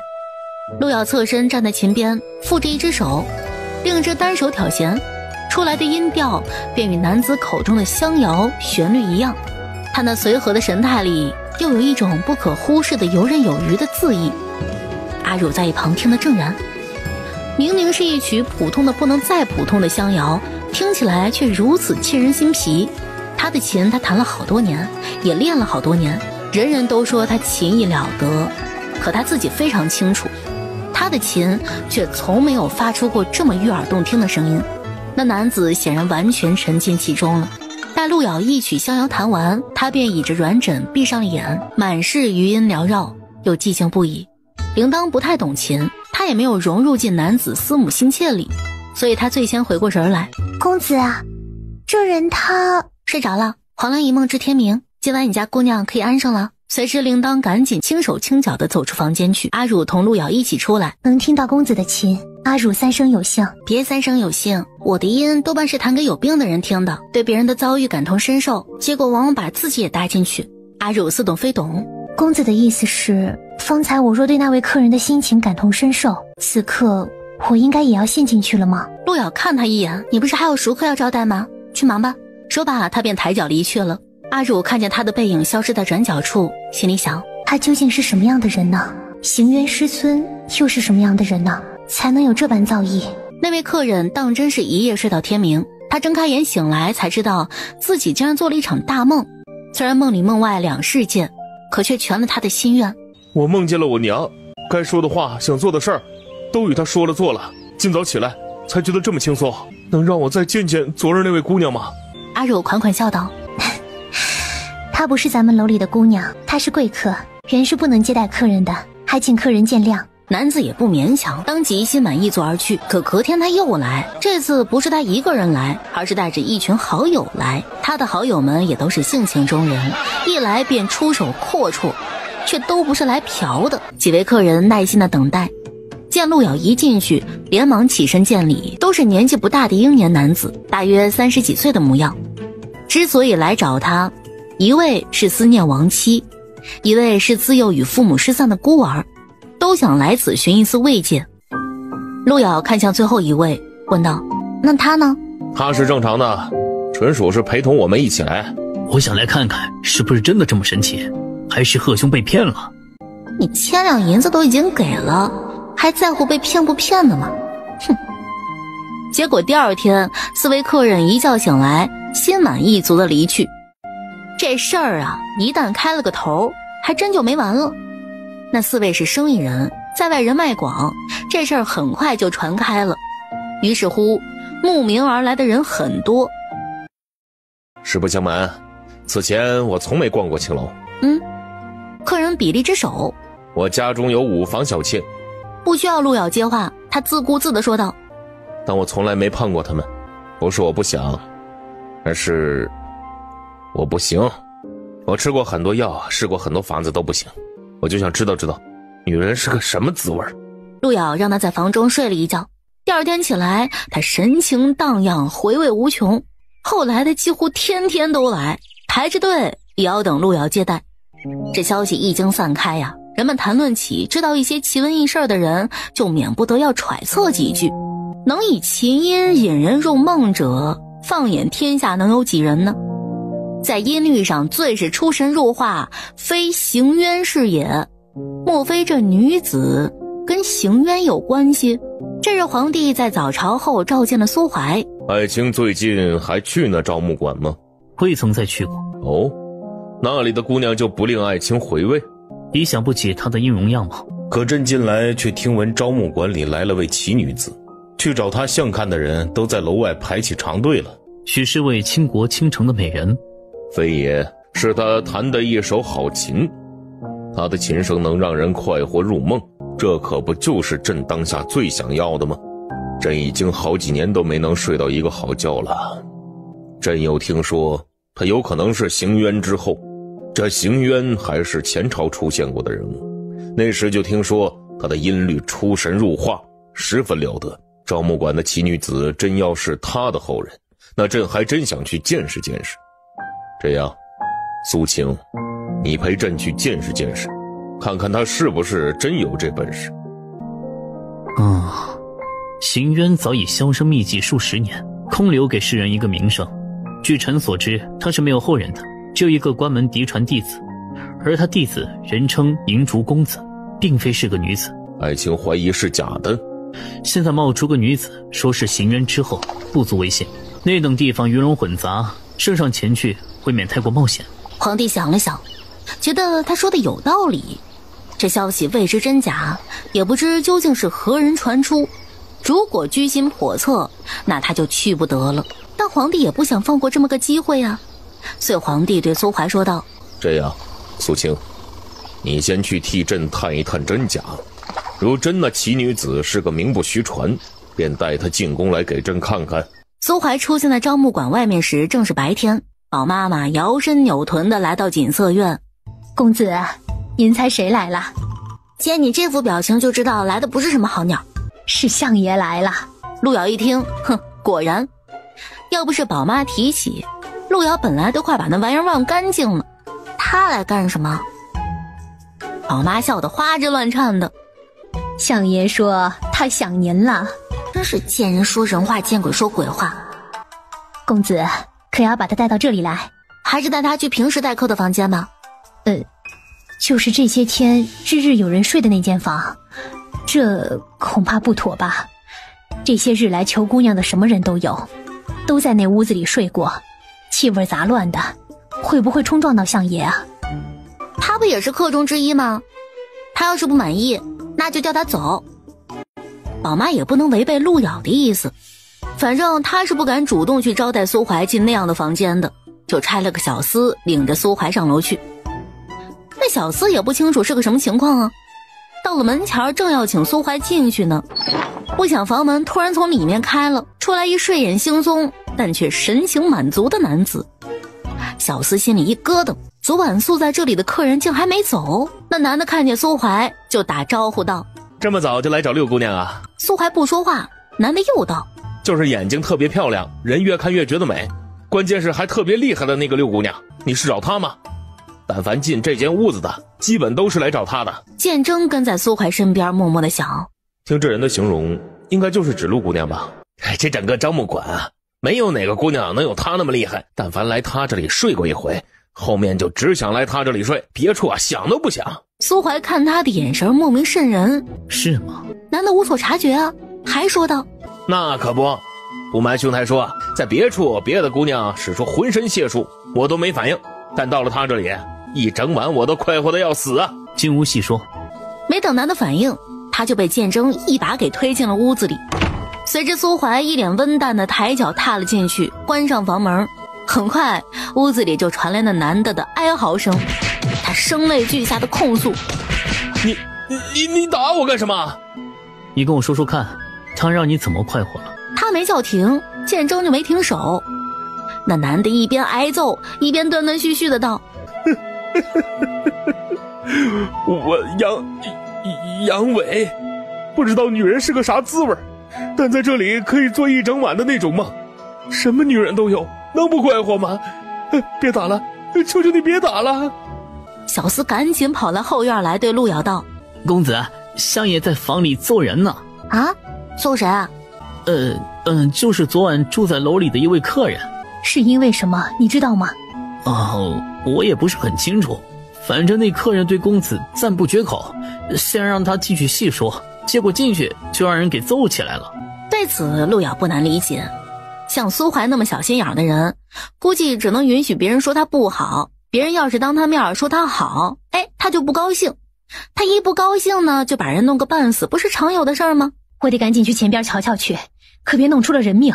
宝妈风风火火地跑到前边上2楼，正逢房门打开，苏怀闲闲从房里走出来，垂眼间可见双眉修长，眼稍微挑，形容十分温柔而又妖美。宝妈透过门框看见那人正奄奄一息地躺在地上，地上依稀都是血。宝妈心下不定，面上和气小心地问：这是怎么了呀？惹得相爷这般不高兴。苏怀理了理自己的袖摆，抬眼盯着宝妈，他眼神明明温和，宝妈却莫名被他看得心头拔凉。你们六姑娘准备好要接客了吗？他要有时才开始待客，眼下还早，相爷贵人事忙，要不下次来。接客吗？我不接，相爷去找其他姑娘，想怎么接就怎么接。苏怀盯着他白皙的脖子看，听你的主顾说你能让人快活的要死，莫不是今天挨揍那人说的？哼，那确实该揍，我才入这一行，还不怎么熟悉业务。不骗你，楼里其他姑娘个个人美活好，不仅让你快活的要死，还让你欲仙欲死。我不要欲仙欲死，我只要快活的要死。呸，还快什么活呀？你直接原地死行不行啊？你有什么要求就直接跟前面姑娘提。苏怀置若罔闻，依着自己的喜好问：你打算在哪里接？陆遥心里想，你这是听不懂人话吗？这里是厨房种地，闲人免进，相爷还是去前边的好。苏怀看了眼后厨那边，说道：厨房没闲人是吗？陆瑶听得心头一跳，他莫名感觉这狗男人要是野起来，可能连厨房都不会放过，所以他连忙说道：“你就是那个闲人。”苏怀看着他问：“那到底是要去房间，还是要去厨房啊？”陆瑶也瞅了瞅厨房那边，先前人进人出还很忙碌呢，这会儿突然就冷清下来了。他光辨声息就知道窗底下呀躲着一堆闲人看热闹呢，他总不能让苏怀在这儿野吧。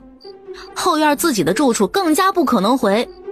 最终陆瑶脚底抹了油也没能溜得成，没好气的瞪他一眼，去房间。最后两人一前一后的往前边走，陆瑶想尽量离他远一些，所以走得快一些。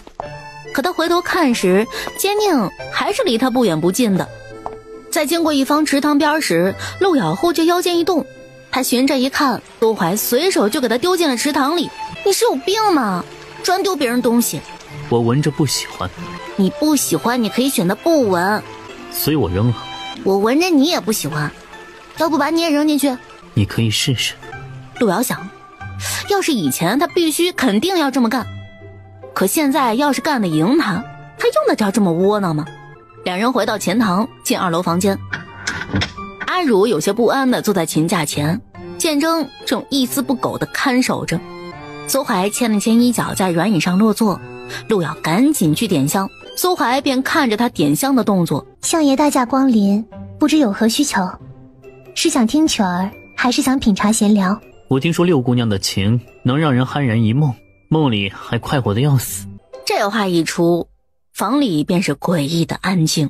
等陆瑶点完香回过头来，却发现苏怀和阿汝都在看着他。看我做什么？我又不是6姑娘，我初来乍到，只是个打杂的，他才是。你是？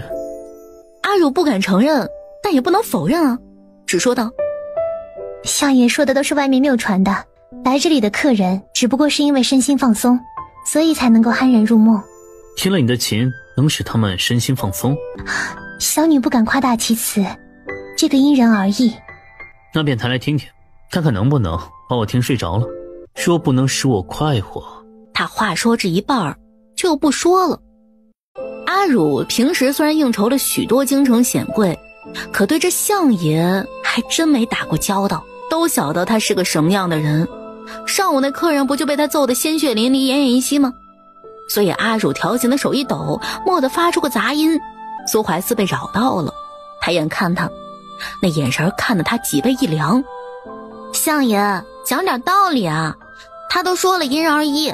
你看我是讲道理的人吗？阿汝本来琴艺了得的，可在苏怀面前发挥的有失寻常水准。陆瑶见他额头上都沁出了细密汗珠，想必是压力很大。苏怀闭目养神，听着听着，打杂的不去帮帮6姑娘吗？她吵得我很不舒服。阿汝脸色白了白，相爷见谅，是小女学艺不精。陆瑶本不想在他面前动手的，怕让他发现出端倪，发现他上回用琴声阴他，便让阿汝随随便便的忽悠忽悠就算了，大不了也就是没传的那么神乎，让他失望而归罢了。可偏偏坚宁逮着不放啊！陆瑶看不下去了，只好走到阿汝身边。阿汝如获大赦，连忙起身让他。陆瑶一边坐下，一边手里挑弦，弦音跟着轻颤，顿时音律就又是另外一种风骨。苏怀一听就知道是换了个人，像是换了把琴似的，连音色都跟着变了，调子极为舒缓，让人听了身心舒服。一旁的见征都露出些不可思议的神情来，这陆瑶不是乡下来的女子吗？为何弹得比招募馆的花魁还要好啊？见征一个俗人，自是不懂这里面的功底深浅，但他耳朵会分辨啊，哪个听起来更舒服。确实没一会儿，他便浑身舒坦的想要昏昏欲睡。苏怀没睁眼，但人清醒着。不是说不会弹琴吗？这里有的是姑娘会琴，我耳濡目染，跟着学呗。一曲末，苏怀终于睁开眼，没有睡着。陆瑶也没指望让他入睡，像苏怀这样的人，功夫越深，意识力便越强，轻易是控制不了他的心神的。他若是强力控的心神，立马就会被他发现。房里余音绕梁，苏怀看着陆瑶，真是洞察力惊人，一语中的。上回听了你的琴，与这回感觉不同。看吧，只要他一动手就容易暴露，是吗？那可能是相爷的心境有所不同。上回相爷一心来嫖，肯定就听不太进去啊。我回去以后身体不适，那肯定是你前晚太兴奋了。苏怀消停了几天，后来又到招募馆来，他来得上早，正好看见楼里的姑娘们在堂上练琴。彼时有姑娘怀抱琵琶在向路遥请教，苏怀一脚踏进大门，抬眸便看见路遥正随手往琵琶弦上拨动，他那手指灵活至极，游刃有余又非常随意，指法也令人眼花缭乱，而流泻出来的琵琶弦音却是婉转空灵，悦耳至极。相爷来了。路遥一回头就跟苏怀四目相对，紧接着他一边看着苏怀，一边手指一转，就开始毫无章法的乱拨琵琶弦，发出尖锐刺耳的声音。这时从苏怀身后走出来一人，面含笑意，看向一众姑娘们，请问哪位是六姑娘？路遥见他白粉面，眉喉结，又是个男人模样，只不过没有男人的阳刚气，不难猜怕是个阉人。阉人那多半就是宫里的太监，他跟着苏怀到招募馆里来，他如是一问，路遥没出声，一众姑娘们自是不敢出声，只不过根本就不必路遥回答，苏怀就替他说了。他旁边的那位？苏怀的眼神应该是没歪，看的是路遥，但他说的是他旁边那位。太监也看向阿汝，问苏怀，相爷，就是这红色衣裳那位姑娘是吗？阿汝见着苏怀点头，他也有些吃惊了。招募馆里的姑娘都不分排行的，之所以多出一位六姑娘，正是因为路遥姓陆，先前来找他的客人们换熟口了，就称他一声六姑娘。阿汝迷惑，那天晚上相爷明明弄清楚了的，为何还说他是呢？只不过阿汝经常和路遥在一起，慕名而来的客人们都有经常把他叫错的。太监目光往阿汝旁边移了移，重新看向路遥。那这位姑娘又是？苏怀捡了路遥的话说道，哦，她就是个打杂的。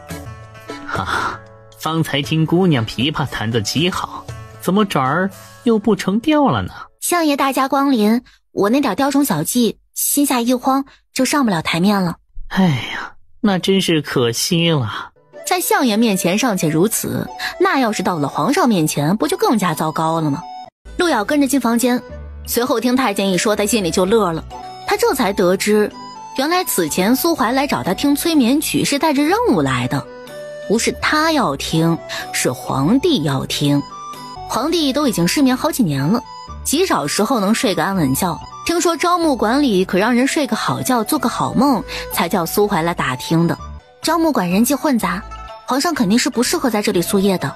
那是自然，六姑娘真有那技艺的话，得跟咱往宫里走一趟了。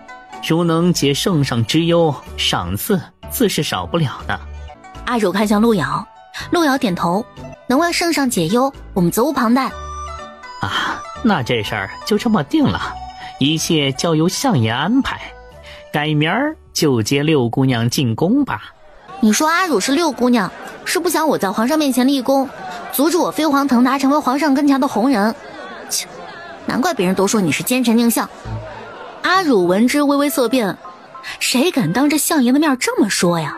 连忙圆场，相爷必是不想六姑娘冒险，毕竟伴君如伴虎呢。宫里暗潮汹涌，可比这里的三教九流难应付得多。皇上有三宫六院，相爷不想找陆姑娘去，自有相爷的考虑。这弦外之意十分明显，万一路遥去了被皇上瞧中了怎么办呢？他家相爷肯定是要避免这一点的。切，听起来有情有义的。狗腿子，你扪心自问，你家主子是这种人吗？苏怀一看向剑征，这些我跟你说的，属下猜的。那你再猜猜，你这张嘴以后是只想说话，还是只想吃饭？属下猜他还是只想吃饭。苏怀抬眸看向路遥，神色温和柔情的很。让你飞黄腾达了，对我有什么好处啊？你让阿汝一个人进宫去，他要是搞不定皇帝的失眠之症，好叫他有去无回吗？他是花魁，就算不能让皇上睡个好觉，也能用其他的办法让皇上睡个好觉。有去有回还是无回，全看他个人本事了。而你，他忽而就笑了一下，笑得十分了然又混账。你比得上花魁？听听，这说的是人话吗？我麻烦你做个人吧。那是很麻烦啊。路遥觉得跟他一间房呼吸的空气都是塞心的，他还想多受呢，带着阿乳就要出房去。主子让你们走了吗？他跟你说不让我们走了？你这狗腿子还是得多听听狗脑子的声音，少做多余的事儿。方才竟看到相爷笑了。你醒醒，你是花魁，什么男人没见过，会被他迷得5迷3道的。时常听楼里的姑娘们提起相爷，便心情激动，这下是能够理解了。他那副表象最能迷惑人，前一刻对你笑的深情，下一刻他就能将你剥皮抽筋，你信不信？信。能让整个上京闻风丧胆的人，自是不好相与的。公子，您说他那样的人会对女子动心吗？若是将来有一日他对谁动心了，又是个什么样的？那他肯定会在自己动心之前先将那姑娘搞死，免得留个祸患。听公子这么说，相爷要是爱上谁，就是谁的大不幸了。难不成还是谁的幸？那不等于是昭告天下说我是苏怀他爱人，你们虽然杀不了他，但是可以来杀死我呀。阿乳冷不防被陆瑶逗得一笑，回头准备一下，随我进宫去吧。随后阿乳去忙了，明天就能进宫了，他的心情能不好吗？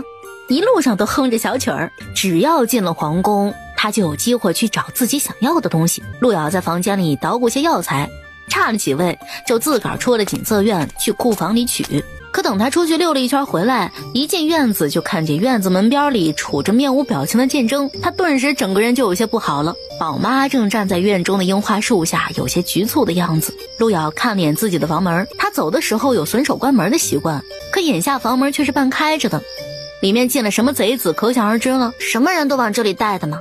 姑娘恕罪，我也说了您今晚不待客，可那位他不听呢。他说前边房间他待腻了，他还说咱们这行要好好查查，若是发现有强买强卖违背意愿的事情发生，得停业整顿，这可怎么得罪得起？要是不如他的意，就是没有强买强卖，他也能给你整出来，到时候咱们生意都做不下去了。哼，好个以权谋私的奸臣贼子！宝妈想捂他的嘴，可又不敢，只得陪着万分小心，唏嘘道：哎呦，您小声点儿，当心那位主听见了。房里传来一道过分温柔的嗓音：我没聋。你们聊，有什么需要的就让这位侍从小哥来传话。说着，宝妈就赶紧溜了。陆瑶走到房门前，朝半扇打开的房门里一瞧，见他房里的男子正临窗站在一排桌案边，随手拿起他案上的瓶瓶罐罐放在鼻端闻了闻。这些是干什么的？陆瑶快步走来，从他手上夺过瓷瓶。香料，香烟还是别动的好，免得一会儿一句不喜欢又给我扔了。你会调香？商务馆里这么多姑娘，整天要用多少种香啊？我跟着学呗。见他腰间又配有香囊，随手就给他扯了下来。你可以弄点我喜欢的香。当然得挑相爷喜欢的啦，要不然相爷见我一次就扔我一次香囊，再多的也不够你扔的。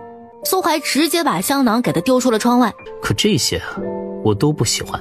陆瑶知道这些香料香气太浓郁，可要是不浓郁的香，根本就压不住他身上的气味啊。陆瑶看着他的眼神嫌弃的就像看条死鱼，而苏怀全身散发着一种死鱼的腥臭味。狗腿子在劝你身体要紧，不是说上回回去以后就不舒服吗？你不要太过兴奋啊，这对你没好处的。苏怀没说话，直接上手撕了他的裙子。这狗男人又一次刷新了他的下限。陆瑶算是见识了，他野起来比畜生还不如。狗屎！苏怀听见了，抬起头来盯着陆瑶看，说道：你得当好那条狗。苏怀嗓音里也有钩子，尾音轻轻上挑。在哪儿？陆瑶一时不言语。那便随我喜好来了。话音一落，陆瑶便觉得身子一轻，被他给拦腰打横抱起。他臂弯里极有力道，抱他抱得很稳。大步往前迈时，跑脚浮动，浑身气息倦狂又邪佞。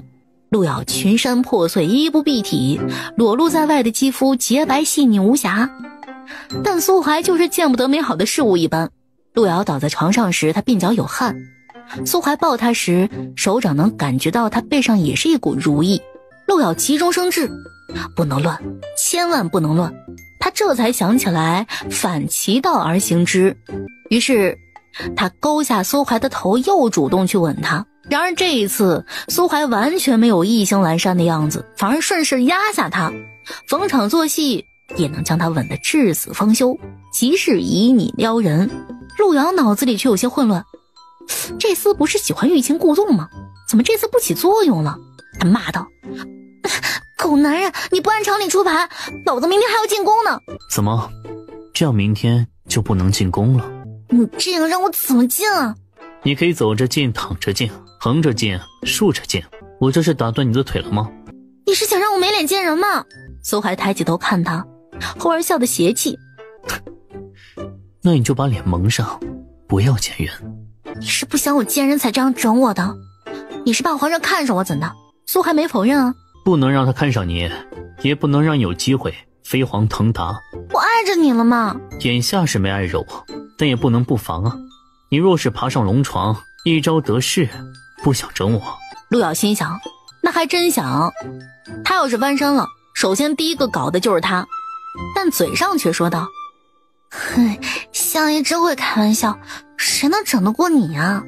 苏怀看着陆瑶红肿的嘴唇，如情人般呢喃道：但不可否认，女人的枕边风厉害着呢。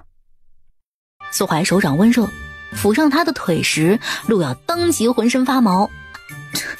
我都这样了，肯定没机会去追枕边风，你还想怎么样？苏怀的手十分的修长有力，所至之处，他似乎欣赏着陆瑶的表情。新楼里不就是这样玩的吗？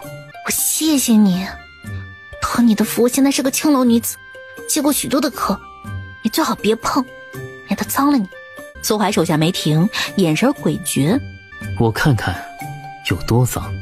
他这人是这样，只要他想摸，管他接过多少客；只要他想要，管他是青楼女子还是良家妇女啊。你起鸡皮疙瘩了。这像是一个让他来兴的因素。说着，他还真抚了上去。陆瑶顿时抽了口凉气，整个身子一僵。既然他全力想动手抬腿揍他，只可惜没两下就被苏怀压制得死死的，再动作不得了。苏怀，等老子好了非弄死你不可。苏怀听他咬牙切齿的话，似乎很满意。我等着。他看了看陆瑶那恨不得扒了他皮的眼神儿，又看了看自己的手指，无限温情道：我这手要么拿披红的笔，要么拿杀人的剑，还没有这样伺候过女人。你这种眼神看着我，是不满足的意思吗？苏怀，我去你大爷的！苏怀起了身，站在床边，手里缓缓整理自己的衣袍，垂眼看他。我妈不在了，要不要送你去她坟头，或者我来替她也行。说着，手里裁理好的衣襟又做着要宽下。陆瑶也不是什么犟骨头，我收回刚刚那句。苏怀多少有些收敛了，毕竟上次从他这儿回去以后就吐了血，他暂时还不确定到底是因为身体兴奋还是因为其他，如若不然，今晚还能就此作罢。最终苏怀打开房门时，已是一副衣着整洁之态。他容色淡淡，不沾烟火一般，颇有几分清新禁欲的况味，仿佛方才在房间里他只是跟陆瑶谈了谈人生，丝毫没有发生过其他的。陆瑶看着他背影想，所谓衣冠禽兽，大概就是他这样的。民女阿汝拜见皇上。免礼，平身。你就是坊间传得神乎其神的那位女子？回皇上，坊间传闻多为夸大其词，民女只是会点琴音，正好合客人胃口罢了。你能让他们酣然入睡，那你能让朕也好好睡一觉吗？民女愿竭力一试，祝皇上安眠。好，你若能让朕睡个好觉，朕重重有赏。后来下午的时候，皇帝在暖殿里休息，就命阿汝助他入眠。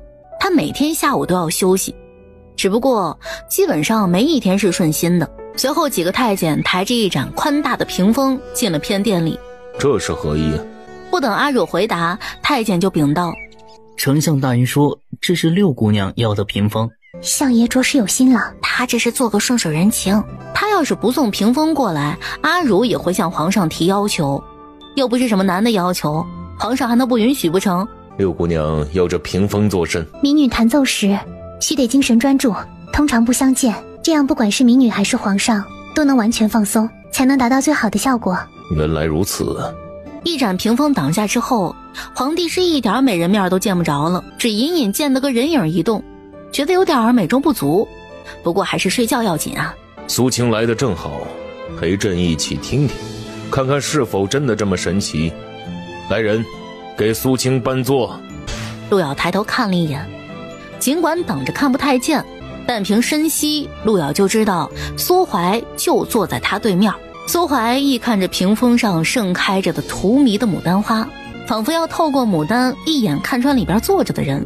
随着琴音缓缓溢出，有股子沁人心脾的余韵。皇帝一听，不由换了一下倚着龙椅的姿势，让自己更轻松自在一些。暖殿里弦音渺渺，大约是这琴声听到心里去了，只觉得无比的舒坦放松，渐渐的竟有些犯困了，头便开始一下一下的轻啄，打起了盹儿来。一曲终了的时候，原本打盹的皇帝恍惚听见琴声断了，便又清醒了过来。可能是方才那昏昏欲睡的感觉太好，所以皇帝感到了巨大的失落。怎么停了？陆瑶心想，当然得停了，真要是给他一步到位，太张扬，在这宫里还容易惹麻烦呢。皇上恕罪，皇上无法酣眠的由来已久，此事不可操之过急，须得慢慢调整。宜女只是帮皇上放松身心，真正能引到皇上安然入睡的，还是得靠皇上自己。皇帝一想，也是，这六姑娘又不是大夫，她的琴声又不能治病。虽然没有坊间传的那么神奇，但朕听六姑娘一曲，着实身心通泰啊。这样，六姑娘先在宫中住下，得空替朕鸣琴一二，待朕解了这睡眠烦扰，再送你出宫去。来人，赏六姑娘。皇帝见阿汝举止温柔，又不失落落大方，对着这样一张如花娇颜，岂不龙颜大悦？苏青，这次你可是立一大功。臣不敢。方才苏青听琴觉得如何？臣没有什么特别的感受。宫中邻人善琴者众，如是听情，能使圣上放松，圣上可照他们来奏。他还想赶路遥，不就是怕他有机会成为皇帝跟前的大红人吗？像苏怀那种心胸狭隘的奸佞，恐怕只能允许皇帝的红人就他一个。好在皇帝很清楚自己的感受，先前宫宴朕也没少听，但都不如眼下这般惬意。先安排六姑娘住下。宫人临时给阿汝和陆瑶安排了一处暖阁住下，暖阁不设在后宫里，反倒是离皇帝的居所近，方便皇帝随时召唤。两人才一落脚，先前皇帝赐下的封赏就由太监捧着过来了。阿汝一见，全是绫罗绸缎珠宝首饰，十分的奢贵华美。这些全是皇上赏给六姑娘的。等工人退下之后，阿汝看向陆瑶，这些东西，陆瑶对这些没兴趣，你留着吧。这些绸缎你喜欢哪个就用来裁新衣裳，首饰喜欢哪个便佩戴哪个。那我就去之不恭了。在宫里暂安顿下来以后，陆瑶熟悉了一下这暖阁，随后和阿汝一道出去走走。虽说不能一来就迫不及待地去摸清这宫里的布局，但先附近散散步熟悉熟悉也可以啊。陆瑶想着，以后那奸佞总不能像去招募馆找他那样想来就来吧，他进招募馆像进自己家一样随便，进皇宫还能像进自己家一样吗？至少晚上他是不能够随便来的。只要想到以后不用跟奸佞打了照面，也不用多周旋，陆瑶心情就很不错。正当他心情很不错的欣赏宫里景致时，阿汝扯了扯他的衣角。相爷在那边。陆瑶循着阿汝的视线一看，可不就是苏怀吗？顿时好心情就跟他一拍两散了。苏怀与上午送他们进宫时的衣着不同，人渣是人渣，但妖孽也是真妖孽。他身后跟着两名太监，太监都手捧着一沓折子，恭恭敬敬地垂头走着。他往这边过来时，阿汝忙退居一边，垂手扶礼。陆瑶作为阿汝的随侍，当然就站在阿汝侧后，目不斜视地跟着行礼。陆瑶只看见一袭紫衣袍角、黑双黑靴自他眼皮子底下走过，未做丝毫停留。苏怀自然也未曾多看他一眼，跟之前简直判若两人。陆瑶心里暗暗感到满意。很好，以后在宫里打仗们最好都是这样。直到苏怀走远，陆瑶方才缓缓抬起头来，空气里仿若还残留着一丝他衣上独有的锋烈的气息。跟随在侧的小太监便从旁说道：相爷贵人事儿忙，除了皇上，谁都入不了他的眼。他这应该是刚处理完朝中的折子，送到皇上这里来的呢。圣上似乎有些日子没去后宫了。不去，都这么晚了，真要去了后宫，肯定有迟迟不能睡。后宫牵系着朝堂，圣上不可轻疏。圣上若是去那边，可以选择早睡。苏青以为早睡是这么容易的，女人最是缠人了。皇帝摸了摸下巴，照理说苏青都去招募馆宿过夜了，理应能明白那种感受才是，怎么还能说出这样的话呢？恕臣无法体会圣上的感受。上回你在招募馆宿的究竟是个什么姑娘，竟让你一丁点销魂的感受都没有？大概是她表现得不好，肯定让苏青扫兴了，是不是？说起这个话题，皇帝一时才有了点兴致。这厢暖阁里，要不姑娘先休息吧，一会儿要是来人，我再叫姑娘。你不休息，美人可熬不得夜啊。阿汝抿嘴笑，在声色场里，不熬夜的难找。路遥找出一只药瓶，自己吃了一粒药丸，又给了阿汝一粒。阿汝往嘴里一放，只觉得入口清香，便问：这是什么？让你熬夜过后气色不那么差的东西。随之外头就有人叩门，路遥作为随侍，自是由他去开门。他走到门边，打开房门，正要开口询问，可哪想迎面而来的是那股让他熟悉又嫌弃的气息。他看都不看，当即就毫不犹豫地砰地把门关上。然门还没有合拢，突然一只白皙有力的手穿入了门缝里，硬是将房门给扒拉开了。路遥再定睛一看，得，可不就是奸佞吗？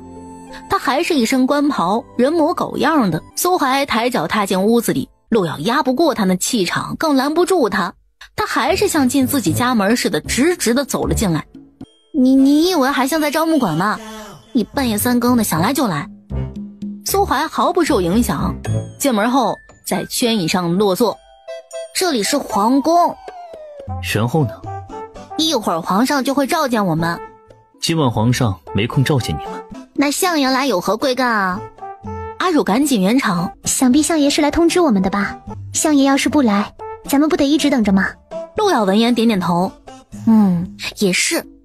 明明派个小太监就能传到的话，相爷还亲自过来，真是费心费力呀。相爷操劳国事，想必已经很累了，眼下已经身路重，不如……只是话没有说完，苏怀抬眸看了阿汝一眼，阿汝的话音微微抖了抖，莫名觉得他要是继续往下说，后果很严重，也就及时打住了。不如早点回去休息。有茶吗？相爷稍等。他去沏壶茶来，准备给苏怀斟上。苏怀看向路遥，温声对阿汝说道：你不是有侍女吗？怎还劳烦你亲自来？这奸佞手上没闲着，腿上也没闲着，当即勾住路遥的腿，屈膝便顶着他的腿弯。可苏怀动作极快，下一瞬直接将他拉入怀中。路遥抬头就看见他近在咫尺，而他已被苏怀分腿坐在了他腰腿之际，压根不容他再撤。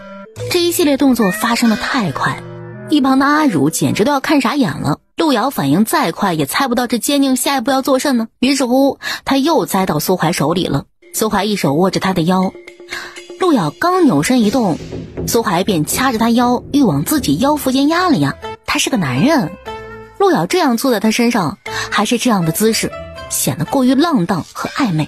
路遥只觉得一股热血上头，又闻到苏怀的气息，脑子都空白了一瞬。他不要脸，自己还要脸呢。路遥又使劲正了正，苏怀压得死，欣赏着他恼羞成怒的样子，迫不及待想动。苏怀看他一眼，然后把他整个腰带都解了。苏怀缓缓掀起眼帘，看脸边上站着目瞪口呆的阿汝，有兴趣观看？我再去沏壶茶来。说着转头就往门外走。阿汝在招募馆里算是跟路遥走得最近的了，知道平日里一些慕名而来的客人都进不了路遥的身，唯一近他身的就只有眼前这位权贵的相爷，而相爷到招募馆同样也只找过他一个，所以方才路遥挣扎间不慎露出手臂和脖间的一小片肌肤，叫阿汝瞧见了些痕迹，恐怕都是眼前这位的杰作。两人虽然不对付，但也有过肌肤之亲呢。没有这香囊，你是活不了了。我喜欢香点怎么了？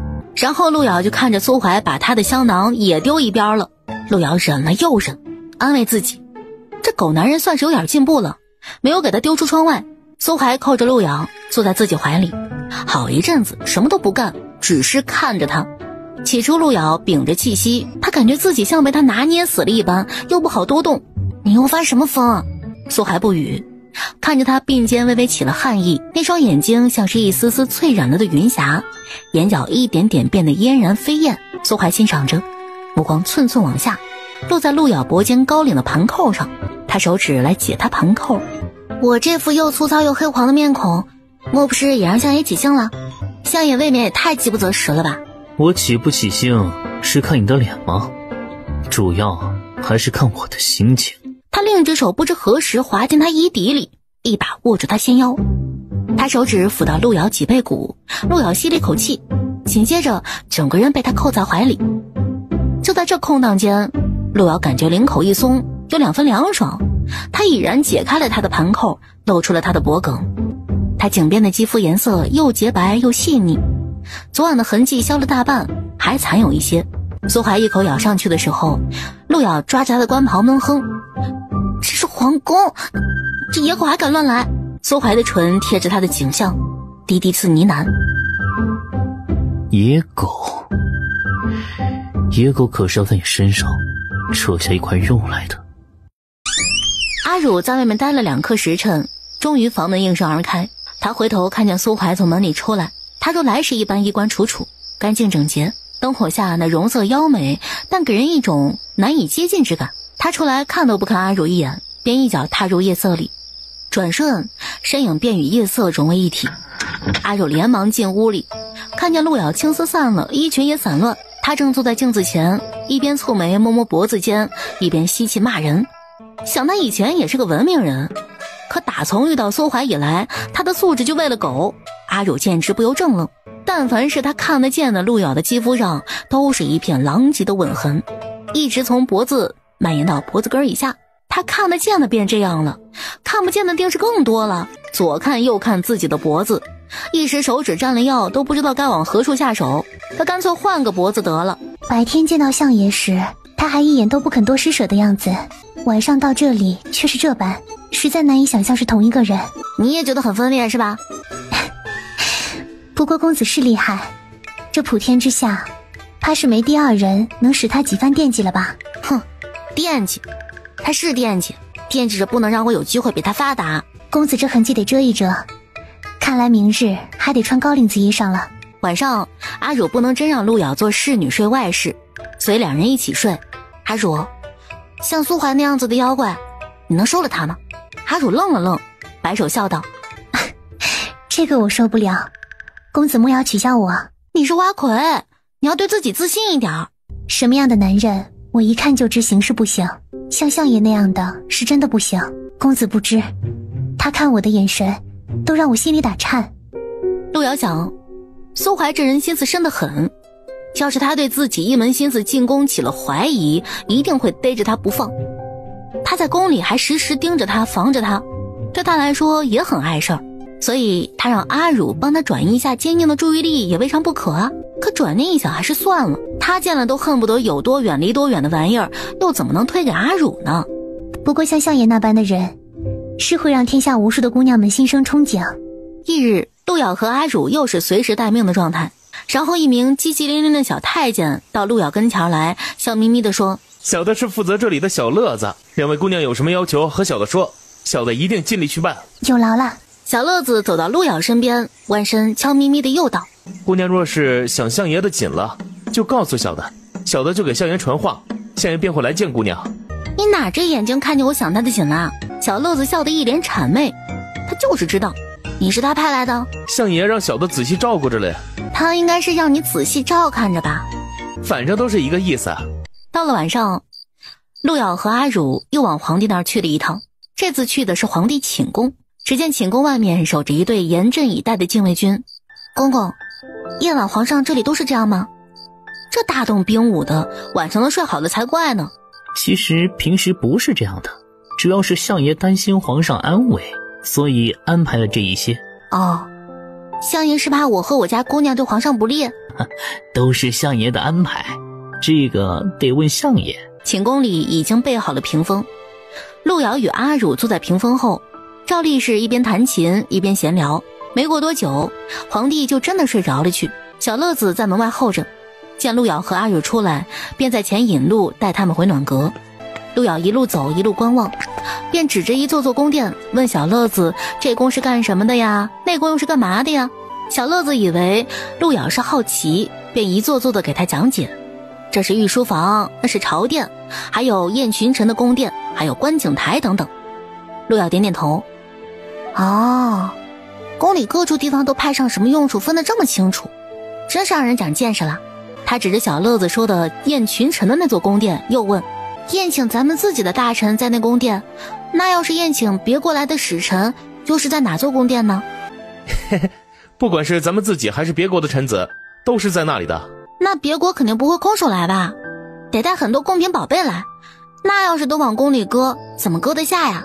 阿汝心思玲珑，一听就晓得公子这是在向小乐子打探什么，故他路上一路不多言，只听着就是。小乐子未察觉啊，这姑娘就不知道了吧？别国送来的宝贝都有专门的地方存放，那是藏宝楼。哦，原来如此，那这藏宝楼肯定戒备森严。必须的，连只苍蝇都飞不进去。陆瑶驻足四下观望了一番，遥遥看去，见那个方向的宫楼屋舍层层叠叠，此起彼伏。这皇宫这么大，这要是进了贼，估计一时半会儿也不知道藏宝楼在哪儿，肯定就藏在那些宫殿中的某一个，才让人难以发现。小乐子一听就笑了，说道，那是后宫呢，藏宝楼肯定不在那里。莫不是你也不知道在哪儿？小的在这宫中好些年了，当然知道。正当陆瑶盘算着怎么继续套他的话，前面响起盔甲的声音，还有闪烁的灯光，应该是禁卫军在宫中按时分批的夜巡。陆瑶晃眼一看，小径那头的队伍严谨整齐，走在最前头的人却没有盔甲，只一眼他便眉头一跳，然后昨晚被咬的脖子就隐隐作痛。苏怀让身后的禁卫军队伍分头往各处巡视。你们在聊什么？小乐子立刻邀功似的全部招来。方才姑娘正向小的打听这宫中各处宫殿布局呢，还说起藏宝楼的守卫，又向小的打听藏宝楼的所在。这狗腿子有点机灵过头了吧？小乐子，你是不是误会了？我们第一次进宫来，难免感到好奇，才一路走一路多聊了两句。你是觉得我们是居心叵测之人吗？姑娘才是误会小的了，眼下相爷问起，小的也没别的意思，就是实话实说而已。回吧。陆瑶一听，立刻跟着阿如准备走。苏怀却对他说道，没叫你回。这话一出，小乐子和阿汝立刻就明白过来了。姑娘咱们先回吧。阿汝有些不放心地看着陆瑶，就见陆瑶被苏怀一把拉着拽进了小树林。阿汝权衡之下，还是先跟着小乐子回了。天黑了，你不回家吃饭吗？苏怀不接他的话，直接钳着他的身子便拨了他的领子。陆瑶干不过他，被他压在树干上，他一肩剥落，露出白皙肩头，依稀还有一抹肚兜的颜色。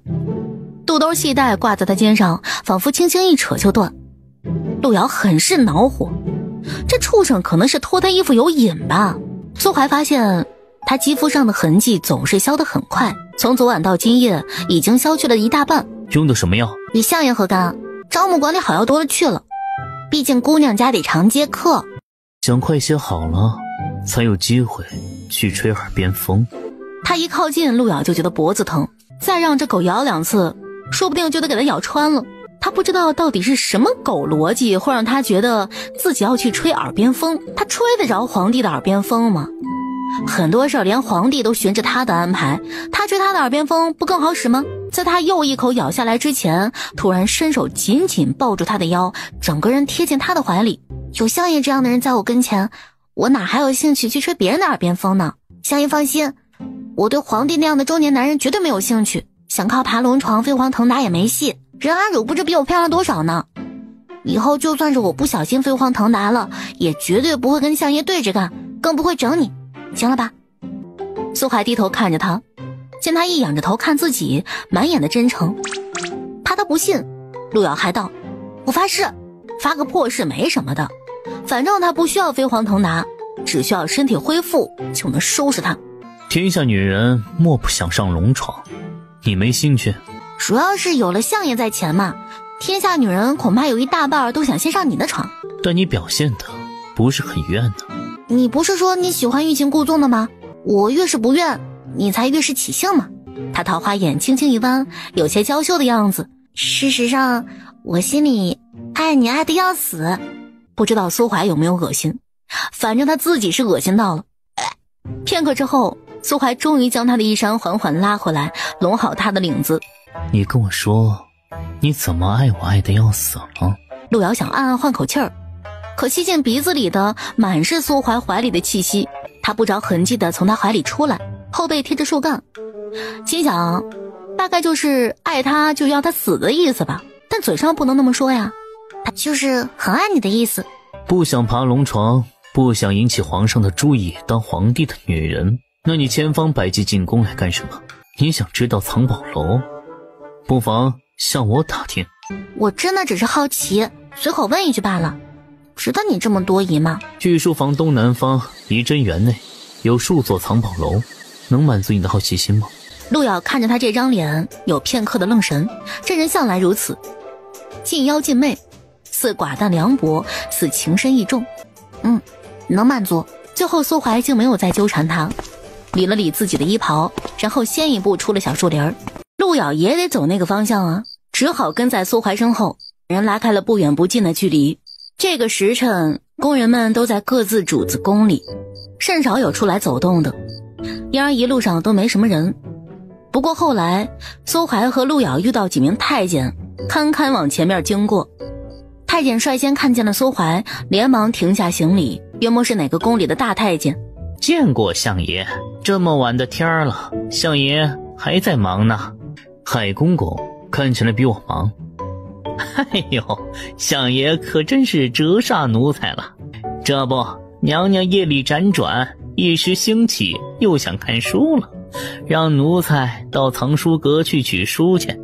去藏书阁取书也用不着绕这么远的路跑一趟，无非就是听说宫里来了位六姑娘，甚得皇上欢心，所以借着取书的名义来瞅瞅那位六姑娘晚上有没有留宿在皇上这儿罢了。相爷，这位是六姑娘身边的侍女啊。听说六姑娘容貌生得艳美，奴才还想能一饱眼福呢，怎的她的侍女独自在这儿呢？皇宫太大，估计是迷路走散了。太监便上下打量了路遥两眼，眼角的鱼尾纹越发明显。那不然奴才就送这位姑娘回暖阁去吧，横竖也顺路。哦，顺路吗？奴才也是想为相爷分忧啊。不用麻烦公公，也不麻烦相爷了，到这里我也知道回去的路怎么走了。说着便上前理了理，赶紧往前走。苏怀没说什么，那太监自然也拦不得路遥，只盯着路遥的背影多看了两眼。宫里妃嫔和宫女数不胜数，这海公公眼睛也就毒得很。那六姑娘的侍女虽然模子看起来不怎么白净，但那身段却是极佳。他回味了一下，不愧是青楼里出来的，尽管他衣着显得宽松，但那眼神略略一丈量，那腰腿儿走起路来虽不摇曳风骚，却别有一番滋味。苏怀一走，海公公也就收了那陪笑谄媚之态。回吧。路遥花了几天时间打探到，苏怀没骗他，靠御书房东南方果然有个仪真园，里面一共有5座宫楼，里面收藏的全都是从古至今流传下来的各种珍品宝贝。路遥和阿汝是从宫外来的，阿汝也就罢了，现在宫里人都知道她是可以助皇帝入眠的六姑娘，而路遥呢，身为阿汝的侍女，衣着与这些宫女们不同，也很容易让人一眼就认出来，所以他让小乐子去给他弄身宫女的衣裳来，他扮成宫女再在宫中走动，应该也就没那么容易被认出了。只是先前路遥把脸色弄得暗淡，他一解衣裳，脖子和脸就成了2截不同的肤色，而宫长是要露脖底儿的，他得将脖子也抹成暗淡的肤色，只要奸佞不来啃他，2天他脖子上的痕迹就全消了，再扎起一个单髻，他她就变成了一枚平平无奇的宫女儿。晚上，陆瑶才试了一下这番装束，小乐子就在外叫门。陆瑶甫一开门，就看见苏怀站在门框外。陆瑶一脸麻木的当即关门，这回都用不着苏怀伸手来扒，小乐子便跟鱼锹似的钻到门扉之间卡住了。相爷视察宫中守卫，累了顺路来喝口茶，相爷快请进。这熟忍的程度，仿佛请进的不是他的房间，而是小乐子的房间。阿汝看了看陆瑶的脸色，思及他之前说过的话，看来相爷着实带给他不小的苦恼。阿汝便鼓起万分的勇气，连步轻移着上前，身姿婀娜，风情万种，将自己最拿手最妩媚动人的一面呈现出来。相爷，今日陆姑娘身体不适，不如……陆瑶见状，他都要被阿汝的美所陶醉了，心里同时还有点感动。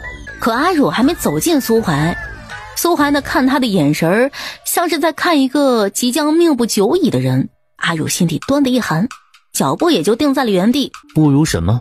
不如还是沏壶茶来吧。说着，他就回头歉疚地看了陆瑶一眼，然后和小乐子一道出去了。你不是爱我爱得要死吗？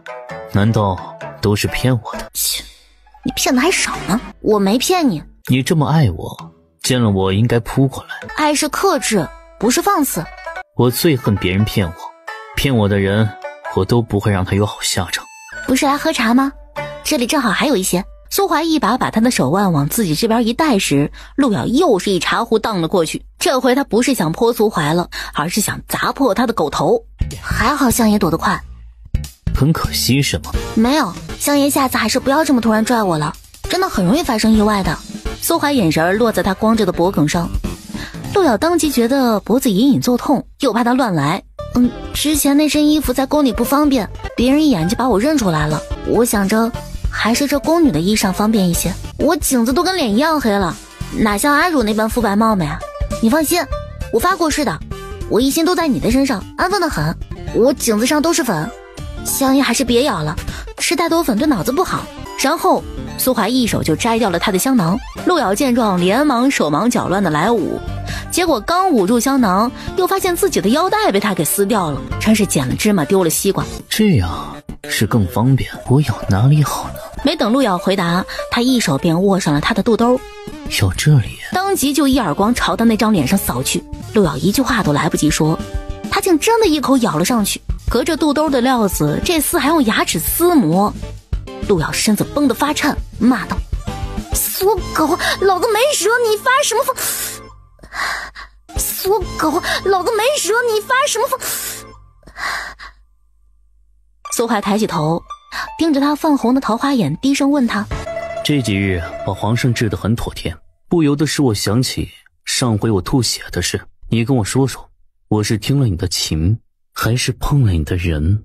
陆瑶被他眼神看得心里发毛，这茬还过不去了。他要是知道自己阴了他，照他这睚眦必报的性子，肯定不会让他好过。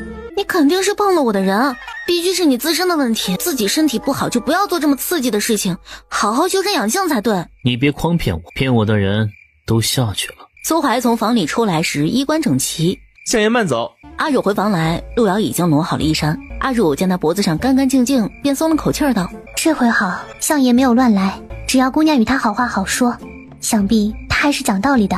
陆瑶只是看着还好罢了，你指望他讲道理，还不如指望公公能下宰呢。然后他又开始骂人了，直到和阿汝一起躺下了，阿汝听见他还在把苏怀翻来覆去的骂。阿汝见他揉着胸口，便劝道：姑娘算了，气着了自己不划算。我气自己做什么？我没那么想不开。我见公子一直揉着，担心公子心气不顺。陆瑶默了默，想起那狗男人为非作歹，他脸色就不好。我只是胸痛，他为自己定下目标了，等他恢复了以后，必须第一个弄的人就是他。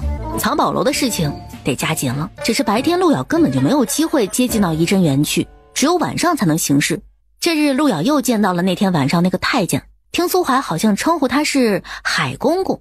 海公公是从后宫来的，他身后总是跟着2名小太监。他到短阁来打量了一下阿汝和陆瑶，眼神却是在陆瑶身上停留一二。早就听闻六姑娘琴艺了得，还能解皇上烦忧，咱家娘娘可是心齐的紧啊，特让咱家请六姑娘过去会会。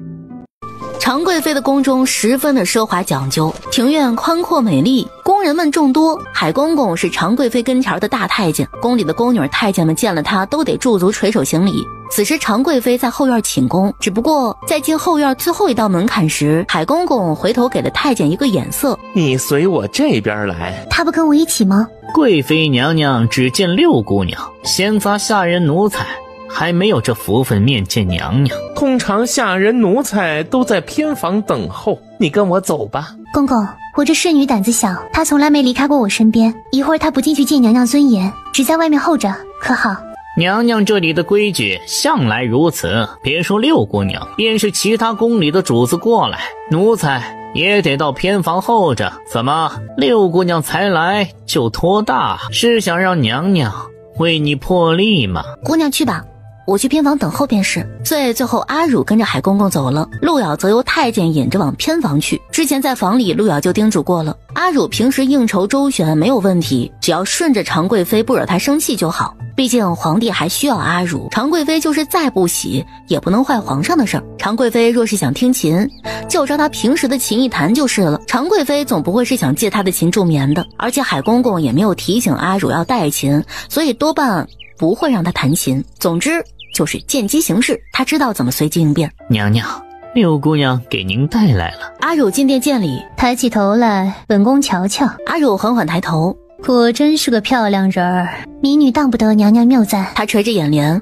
不敢抬眼直视，视线里只有一袭裙长和一双绣鞋，光是这一瞥便极是奢华尊贵。听说你弹的琴能给皇上助眠是吗？皇上日理万机，精神乏累了，民女弹琴只能助皇上放松心情，只是让人昏昏欲睡的琴声，大概实在算不上什么好的琴声。常贵妃自是知道皇帝还得用得上她，今日本也不打算怎么地她，就是想招来见见，看看究竟是个怎么个人物。眼下见她还算是识时务，常贵妃语气则更加慵懒。你琴不好，可你这人儿比花娇，皇上见了应是高兴得很。娘娘才是千娇万贵之躯，民女只是风尘女子，皇上何等英明，有娘娘金玉在前，又岂会多看民女一眼？像你这般善解人意的，要是出身清白干净，皇上偶尔宠幸一次也不为过。只可惜是个青楼女子。阿乳心里门清，真要是发生了那样的事儿，恐怕她此刻就不能安然无恙的在这儿回话了。民女不敢有非分之想。这厢陆瑶跟着小太监走，说是去偏房，可越走越远，也不见偏房在哪儿。偏房有这么远吗？你跟我走就是了。后来总算到地儿了，你先进去等吧，等六姑娘那边完事儿了，再跟着回去便是了。那太监旋即就关上了房门。陆瑶抬头一看，见房里有个衣架子，衣架子上挂着的是一身蓝绸太监服，顿时就明白过来，这哪是什么偏房啊，而多半是某个太监的寝房。这屋子里还点了香，香气浓郁而又腻人，但也掩盖不住那股子油腻腻的脂粉味儿。陆瑶一闻便知点的是迷香，而且照这浓度，应该是点了有一会儿了，足以迷昏一头牛了。就凭房里这迷香，别说一个女人了，就是10个男人也够对付了。而且打从陆瑶进去以后，他就没听见一丝动静，想必是倒了。结果进去一瞧，就见陆瑶正睡趴在桌边呢。见他果然昏过去了，太监也就放心了。海公公瞧上了，你也怨不得别人，要怪只怪你自个儿太招摇。一会儿啊，你就等着海公公吧。他说着便要把陆瑶往床上一搬，只是刚一碰到他身，冷不防一只手就扣住他的手腕，还没等他反应过来，整个人就被拽得往桌面上一栽。陆瑶抬起头来，面色平淡，手里摁着太监的后脑勺，就跟磕鸡蛋似的，把他的头往桌面上清脆的磕了去。咚的一下，他就磕得不省人事了。对他来说，这世上唯一让他敏感的，大概就只有苏怀身上那股子新烈的气味了，其他的不入流的玩意儿，除了有些呛人，还真是没什么其他劳什子作用。海公公把阿乳引到常贵妃跟前以后，再没他什么事儿，他就退出了寝殿。那个小侍女还等着他呢。一想起那细腰嫩臀的，海公公就有些迫不及待。那个什么六姑娘，人嘛是长得漂亮，可身段却不如他身边这侍女儿。他向来不看女人脸，只弄女人身子。这海公公啊，在宫女太监们那儿是出了名的变态。宫宫女们谁提上他都得抖上一抖，落到他手里的宫女他就没有放过了的，玩的伤残那是常有的事儿。他回到住处，一推开门就看见自己床上趴着个人儿，身上盖着被子，当然是他吩咐手底下的太监把这侍女迷晕以后脱光了塞在床上的。走到床边掀开被角一看，露出个白生生的臀，他顿时就急不可耐地除去裤子，被子里被蒙着的人奈何被绑了双手堵住的嘴，这正合海公公的意呀。后来海公公想着把那腰翻个面，这才留意到这腰比他之前眼神丈量的粗了不少。他一把掀开被子把人翻过来一瞧，脸色不由得一变，只见躺在床上的哪是那六姑娘的侍女啊，而是方才给那侍女带路的太监。太监满头冷汗，脸色惨白，看见海公公总算发现是自己了，不由呜呜咽咽地哭起来。人呢？奴才也不知道啊，奴才只是进来看见他趴睡在桌上，正想把他送到公公床上，眼前突然就一黑，就什么都不知道了。成事不足败事有余的狗东西！他满腔怒火没处发泄，索性又收拾起这太监来。太监发出杀猪一般的嚎叫声，到最后奄奄一息，声都再叫不出了。阿汝从常贵妃那儿出来以后，暗暗松了一口气儿。他正想问陆瑶在哪儿呢。六姑娘，您先出去吧，一会儿您那侍女自然会回去的。她在偏房是吗？那你带我去找她吧。哪有主子主动找奴才的？向来都是奴才主动找主子。六姑娘放心，已经让人去知会她了。等走到外门处时，阿汝抬头就看见陆瑶正等在那儿，他不由得彻底放松，嫣然一笑。不过送阿汝出来的太监却是有些愣了，他不是被送去海公公那儿了吗？怎么？他们说一会儿六姑娘准会从这儿出来，别让我到这里先等。那我们走吧。是谁告诉你在这里等着的？就是先前带我去偏房等候的那位公公啊。贾公公，有什么问题吗？没有。两人出了常贵妃的宫门，太监就急匆匆地往回跑了。事后海公公总得要知道究竟是谁办砸了事情。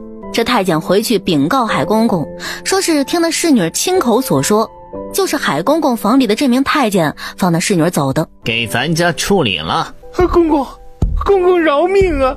陆瑶和阿汝离开后宫，走在御花园里。他们没为难你吧？倒是没怎么为难，就是那偏房是偏了些。你呢？常贵妃有为难你吗？我向她低头示弱，她便没把我怎么。后来皇上那边传了话，中午让常贵妃去陪皇上用午膳，贵妃娘娘须得梳妆准备，这才放了我出来。回到暖阁，小乐子正候着呢。奴才就想着两位姑娘也该回来了。想也知道，定是小乐子去报了信儿，否则皇帝那边也不可能掐着时间让人传话给常贵妃。怎么样，贵妃娘娘没为难两位吧？他们常喜宫的太监都不是什么好东西，有没有欺负姑娘啊？你跟奴才说，奴才告诉相爷去，让相爷收拾他们几个。你确定你们相爷会帮我收拾他们？他不鼓掌叫好就已经是良心发现了，好吧？他们果真欺负姑娘了，奴才这就告诉相爷去。说着还真转身往外走。啊，你们相爷帮着皇上日理万机的，你是想累死他吗？那可就太好了。你别去了，姑娘没受欺负。也是，真要是受了欺负，恐怕就不是现在这个样子了。姑娘可真是心疼相爷，生怕他累坏了。往后要是再见到那海公公，两位姑娘可有多远躲多远吧。那海公公怎么了？他不是个好东西，对姑娘家更是不会手软，听奴才的就是了。咱宫里可没少人遭他的殃，奈何他是常贵妃的人，有常贵妃保他，谁也动不了他。下午的时候，阿汝受诏面见皇帝，这次没在御书房，也没在寝殿。皇帝在花园里散步，临时起意，叫人请他在庭中一叙。六姑娘平身，不必多礼。皇上召民女来此，此地虽好，可皇上却是不宜在这儿小憩。若是来风，恐怕着凉了。还请皇上恕民女没有带琴来。朕也不是要在这里小憩，主要是邀请六姑娘来赏赏花。民女受宠若惊。皇帝看到阿汝小口小口地吃着点心，觉得美人吃东西也赏心悦目。朕听说上午你到常贵妃那里去了。娘娘召民女过去坐了一会儿，承蒙娘娘不嫌弃，让民女陪娘娘说了会儿话。你倒是柔善，朕的贵妃是什么姓朕清楚。民女这点事还烦扰皇上用心，是民女之过。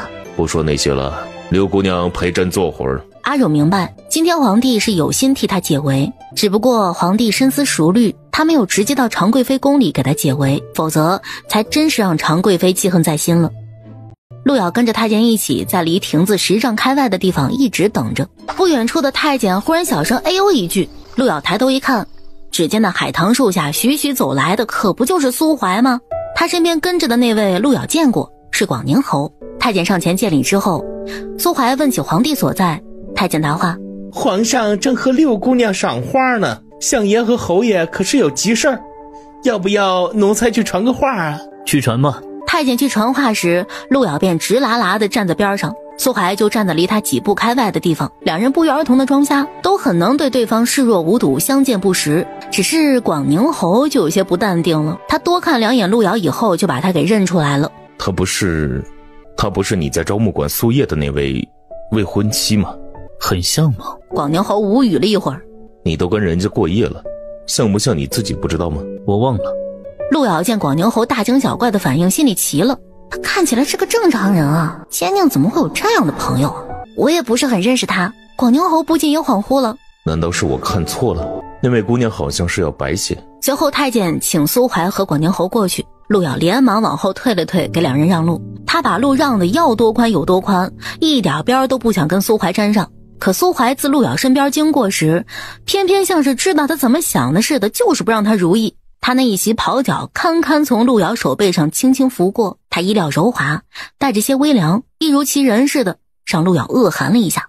阿汝因着他们的到来得以脱身，路上见到苏怀和广宁侯，扶一扶礼，就脚步轻快地出来找陆遥了。陆遥等到了他，两人自然离开这儿回暖阁。这些时日让姑娘事事候着我，真是过意不去。不用过意不去，本就是你一直在替我周全。能与姑娘一起，也是我一番阅历和造化。你和皇上在亭子里怎么样？没怎样，就是聊聊天。以前觉得皇上就是高高在上，无法接近，而今近在眼前，还有些觉得不真实。皇帝虽然是个中年男人，可他比一般的中年男人保养得好，处事成熟稳重，看起来又气宇轩昂，还是九五之尊，惹女子心动那是非常正常的。陆遥看了看阿汝，在想清楚自己想要什么之前，你得稳住啊。姑娘放心，我知道自己什么出身，也知道什么是高不可攀。我真要是一头热了，那惹着的贵人一根手指便能碾死我。陆遥之所以愿意与他一处，便是因为这姑娘十分通透，能进这宫城，面见圣颜，已经不虚此行了，哪还能给自己惹一身麻烦呢？既如此，往后你自己都谨慎一些。今日相爷来，与姑娘一同在外面的时候，姑娘可有与他说上话？那奸佞报复心强，我不宜明目张胆的骂他，但心里问候了他。只剩下骂他了吗？我若是不骂他，有什么必要跟他说上话？若是只做一夜夫妻的话，其实真正高不可攀的不是皇上，而是……哎，打住啊！好，不说了。皇帝有3宫6院，不会拒绝漂亮女人，可那位阿汝算是体会过了，除非是他想要的，否则再漂亮的女人送到他跟前都不顶用，顶多是给他辣手摧花。何人在此？好，被发现了。他先前没发现高处竟还藏得有守卫，一旦有人出声，其他各处守卫纷纷被惊动，第一时间往这里聚集。陆遥一看那高处飞腾而来的护卫身法，便知恐怕不是普通的禁卫军，应该是大内高手。这种时候要是被他们拖住，肯定没有好下场。陆遥当即抽身回撤，往仪真园外跑。御花园里的禁卫军全部出动，搜寻夜闯仪真园的贼。后面杂乱的脚步声甩不掉，陆遥跑到湖边毫不耽搁，直接就下水。他没有往湖里跳，而是动作快但动静极小的摸下水去。如此湖面没有激烈的水声和浪花，只无声地漾开一圈圈浅浅的涟漪。等禁卫军追到此处时，涟漪已经消散得若有若无了。放眼望去，整个夜色里湖面一派平静。陆遥整个人沉在水里，离岸边有数丈之远。他在有限的时间里只能潜伏这么远，不然再不管不顾地往前游的话，肯定会被发现的。岸上火光明亮，忽有夜风拂来，吹皱了湖面，使得他更好地隐藏了。举着火把的禁卫军分让两边，有人徐徐走上前来，那紫袍黑靴看似闲庭信步，却一步步沉着有力。陆遥耳力好，他潜伏的也不深，隔着几丈距离依稀听见他的话语声。往这边跑了。这声音何其耳熟啊！陆遥一听，心头就是一跳，这么晚了，那奸佞居然还在宫里，这皇宫是他家怎的？他一天到晚的在这儿磨磨嗦嗦的做甚？结果他心气难平，一时不慎就突然撸了个小水泡。那小水泡浮上水面时动静极小，就只是一小圈涟漪，但陆遥不确定苏怀会不会发现呀。他是不如从前了，他现在一听见是狗男人，心态就容易垮。苏怀看着湖面，并没有什么特别的反应。方才是看见有个人影往这边跑了，让仪真园的人回去守好了，以免让贼声东击西。其余人分2头去搜。是。于是陆遥就隐约看见火光分开2头，人影也分开2队，往湖边的2个方向去了。可奸佞还没走，他灵活而立，像是无限惆怅一般，还望着湖面。陆遥在水里憋得够呛，心想：你真要是这么惆怅，你怎么不投湖死一死啊？随后他憋不住了，又冒了个小泡泡。苏怀似乎没有发现，终于还是转身走掉了。陆遥确定他走远了，方才缓缓探出头来，长换一口气儿，看见不远处那火光闪烁，这会儿上岸很危险，万一生性多疑的奸佞杀个回马枪，他再想找地儿避身就难了。略一思量，他便转头往漆黑僻静的湖对面游去。便是在夜里，陆遥的方位感也十分的准确。那对面有座假山，假山背面就靠着湖水，他可以去那儿暂避。便是有禁卫军搜到了那儿，他也可以潜入水中躲过去。等明日天亮，他混入众多宫女们当中，也就比较好糊弄了。陆遥游到那假山附近，见周遭没有火光和人迹，方才悄无声息地朝假山摸去。他摸到岸边的石头，准备上去到洞里避一避，然将撑着身子准备出水，哪想这时从洞里走出来一人，月下一袭隐隐的紫袍配黑靴，就立在了陆遥的眼皮子底下。陆遥娇躯一顿，顺着黑靴和紫袍缓缓往上瞧去。苏怀将陆遥泡在水里，仰头望着自己的形象看在眼里，看起来是有些狼狈，可湖水洗去了他脸上和脖子上暗淡的颜色，脸上挂着水珠，肌肤洁白莹润，倒像是出水的芙蓉一般。他这双眼生得极美。此时此刻，陆遥一看见苏怀，心里就明白了，肯定方才在对面湖边时他就已经发现自己了。他是看准了他会往这里躲，所以先一步在这守株待兔来了。苏怀不开口还是人模狗样的，但一开口就显出鬼畜的原形了。逮到一条鱼，是煎了好还是炸了好呢？今日你从这走了，就别想再上岸了。陆遥身子一顿，片刻不得不转回身来。是自投罗网还是在水里泡得发烂，你自己选。打从遇到他以后，陆遥就没顺过。陆遥一时想不通啊，究竟是倒了几辈子血霉呀，才结了他这么个破未婚夫，回回不顺，回回都有这破玩意儿。苏怀见陆遥气得脸都绿了，心情分外愉悦。陆遥也不能光自己一人气啊，突然扬手就掀起湖水朝他泼去。他本想趁他闪避之际立马逃脱的，但苏怀清楚他心思似的，压根就没躲闪，反倒一把抓住了他的手腕。只听得水声荡漾，立马就把他从水里拎了出来。陆遥浑身湿淋淋的，虽没能泼到他的脸，但他溅湿了苏怀的衣裳。他又没路可走，就被苏怀堵进了假山漆黑的洞口里。他浑身湿气的朝陆遥逼上来，男女的气息声纠缠，又很有一种旖旎况味。陆遥后背贴着石壁，相爷对不住啊，我刚刚是脚下打滑，才本能的挥了一下手，不想让水溅到相爷身上了。幸亏我拉了你一下，不然你岂不要淹死了？是吧？所以你要怎么感谢我？我浑身湿着，相爷还是别靠太近了，不然一会儿你也湿了。苏怀眼神落在他腰间的香囊上，伸手摘了下来，当着他的面捏着香囊挤出水，然后才闻了闻，泡了水后就不香了。这时陆遥和苏怀两人都听见有脚步声正由远及近的往这边来，显然是各处搜寻的禁卫军。香囊不顶用了，他以为跟苏怀纠扯了这么多次，就是再和他那气味不对付，也应该稍稍适应一些了，可事实上还是很上头，只是他顾不上啊。他心里想着，禁卫军来了，他又被奸佞给抓个当场，要是他把自己供出去，那就是出身未捷身先死，全玩完了。禁卫军的脚步声越来越近。去藏宝楼找什么啊？什么藏宝楼？你看着我去了？不说也无妨，等到了刑部，尝遍了那里的刑具，你还不说，那才是本事。切，相爷就这么喜欢屈打成招吗？我就这么喜欢。打又打不过他，眼下还被他拿住了把柄，那要怎样你才肯作罢？换个问题，要不要去刑部坐坐，就看你的诚意了。你快问。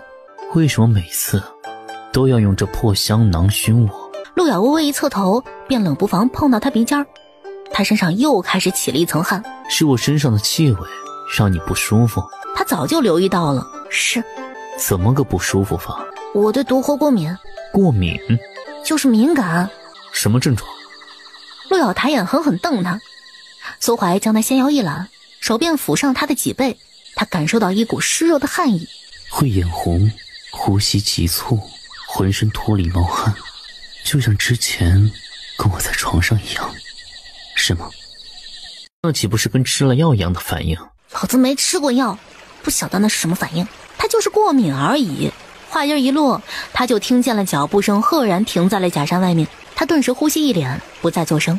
禀告相爷，沿湖一路全都已经搜过了，没有发现可疑痕迹。陆瑶抬头盯着苏怀，真是想一口咬死这人渣。禁卫军知道他在这儿，说明他肯定事先吩咐了他们都汇聚到这儿来向他汇报，只是不知道他到底是在逗外面那群禁卫军，还是在逗他。李指挥使，属下在。你们要拿的人。话还没有说完，陆瑶心头一跳，突然踮起脚就伸手捂住了他的嘴。苏怀低眸看他，说好了我回答你问题，你便不将我供出去的。苏怀拿开他的手说道，我说我会考虑，现在我考虑好了，还是得把你交出去。耍赖的人天打雷劈。你能教我，我就不能教你了。他险些忘了，这畜生睚眦必报，比谁都记仇。陆瑶也不能跟他硬拧，遂张口道，对不起。什么？我没听清。对不起。外头禁卫军多，时不时还有脚步声和盔甲声响起。李指挥使自是听不见两人在洞里敛了气息低低耳语，见苏怀迟迟没有下文，便道，相爷，你且再近前2步。这话自然是对李指挥使说的，因为陆瑶已经离他近的不能再近了。李指挥使就依言往前走了2步，一步不敢多，也一步不敢少。苏怀正要对他发话，陆瑶急眼了，不能让这厮开口啊，于是蹭上去当即就堵住他的嘴。这回不是用手堵的，而是直接用嘴堵的。他身形微微顿了顿，陆瑶豁出去了，双手搂着他脖子一个劲儿地亲他。苏怀垂着眼帘看着他的模样不为所动。陆瑶是铁了心的这次得缠着他了，就算被禁卫军发现，那也是他大半夜的在这儿跟宫女偷情。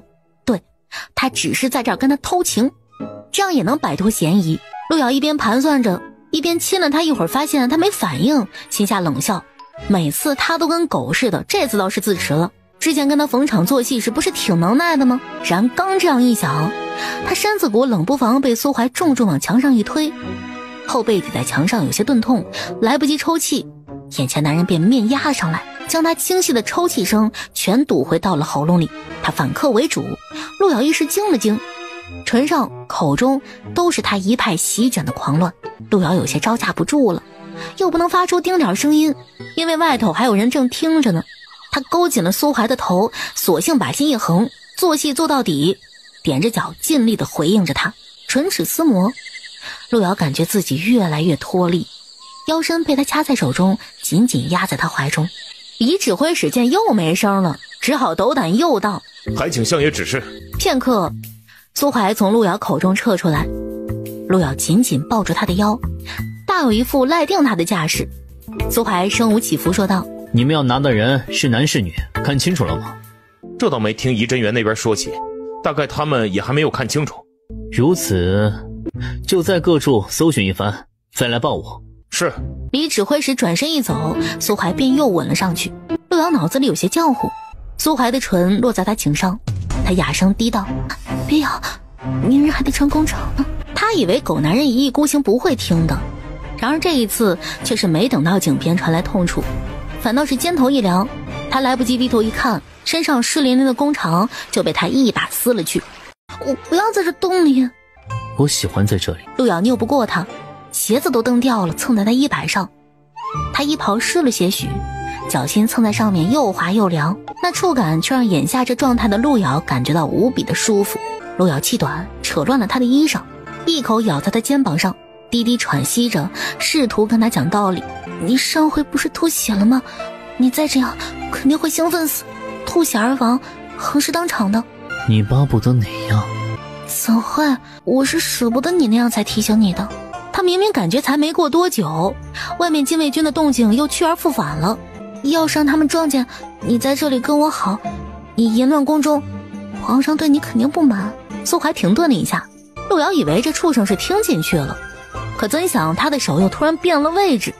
路遥神色变了变，连忙两手并用的拦住他的手。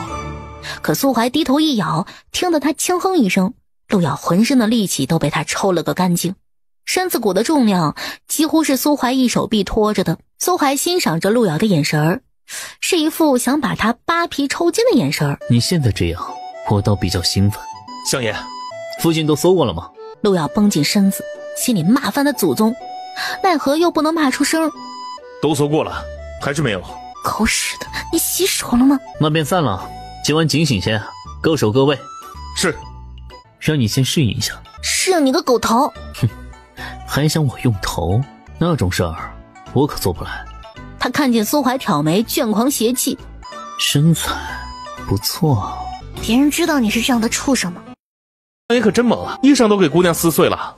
要是真好心，不妨放我到湖里去。你觉得我有那么好心吗？山洞里一身他湿淋淋的弓长和一双鞋也不要了，路遥靠在他怀里就无法避免他的气味，他的衣袍上，他的怀抱里都是。路遥持续发作，意识有些模糊不清，浑身汗涔涔的，齿关一松，不禁溢出清晰的呻吟。苏怀听来竟比方才在洞里纠缠时来的好听。你要是难耐，我再找个地方好好的来过。我难耐个锤子！这厢阿汝迟迟等不到路遥回来，在房里辗转不踏实，他正犹豫着要不要起身去看看，怎想这时突然房门被人一脚踹开，阿汝胆战心惊的下床一看，竟是苏怀半夜里来了。相爷怎么？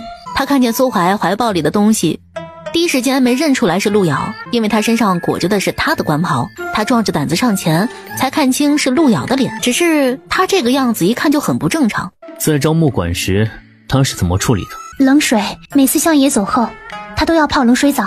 苏怀把人放进浴桶里，屋子里没有点灯。第二天路遥睁开眼时，人还有些恍惚。姑娘总算是醒了。随之路遥才发现他已经回到了暖阁，但他压根就不记得他是怎么回来的。我昨晚什么时候回来的？都子时过后了，相爷送姑娘回来的。一提起奸佞，路遥又缓缓地闭上眼，然后一些昨晚的画面很不合时宜地从他脑海里冒了出来。姑娘还觉得不适吗？可要叫大夫来看看啊！要是想让一个男人求生不得求死不能，你有什么方法？以前没遇到过这种情况，但是现在他有必要好好了解一下，等以后他恢复了身体，定让那狗男人后悔莫及。阿汝大抵也知道他指的是谁，别的我不懂，我只知感情也能很折磨一个人，若是让他爱上你却又无法得到你，大抵就是一件痛苦的事吧。要是他不可能爱上你，却又能轻易的得到你呢？阿汝闻言也沉默了一会儿，那就只有尽量不要让自己痛苦吧。这次路遥沉默的更久了。怡真园昨晚遭贼的事儿，宫里已经传开来了，只是让路遥惊诧的是，听小乐子说贼已经拿到了，据说是个江洋大盗，敢到皇宫里来偷东西，也不看看怡真园是什么地方，守卫那么森严，留守的全是大内高手，就算他能耐不差吧，能从怡真园跑出去，可他运气不好啊。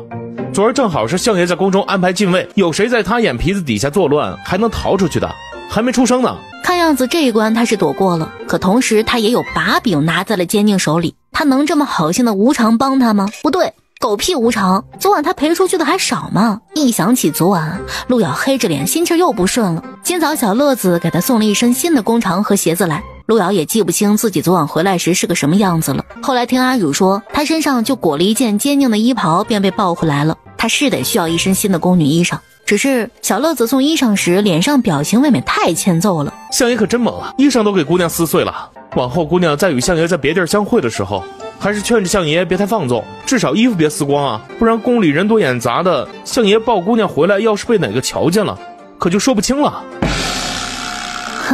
让你当太监真是屈才了，你应该去当个拉皮条的。今日后宫里的主子们都去长喜宫吃茶耍子，咱娘娘让咱来请一请六姑娘，六姑娘情意了得，也好过去给诸位娘娘们弹琴助兴一番。主子们可都听说了，六姑娘对这个招募馆的花魁是期待的很嘞。六姑娘收拾一下，跟随咱去吧。这话里话外皆是充满了轻视，无非是她一个青楼女子能去给主子们弹琴助兴，已是她莫大的福分。遂最终阿汝带着路遥也没多耽搁，就跟着海公公一道去了。海公公回头多看了2眼路遥，面容有些阴沉，上回给他跑了，真是可惜。不过只要他们还在宫里，迟早跑不了。进了长喜宫，宫人们正忙碌着摆瓜果点心。到了常贵妃的寝院外面，贵妃娘娘召见6姑娘，随咱来吧。今日太监们不得闲了，就没人来领路遥去什么偏房等候了。路遥只能独自在外边等着。阿汝进了贵妃寝宫，阿汝跪下行礼。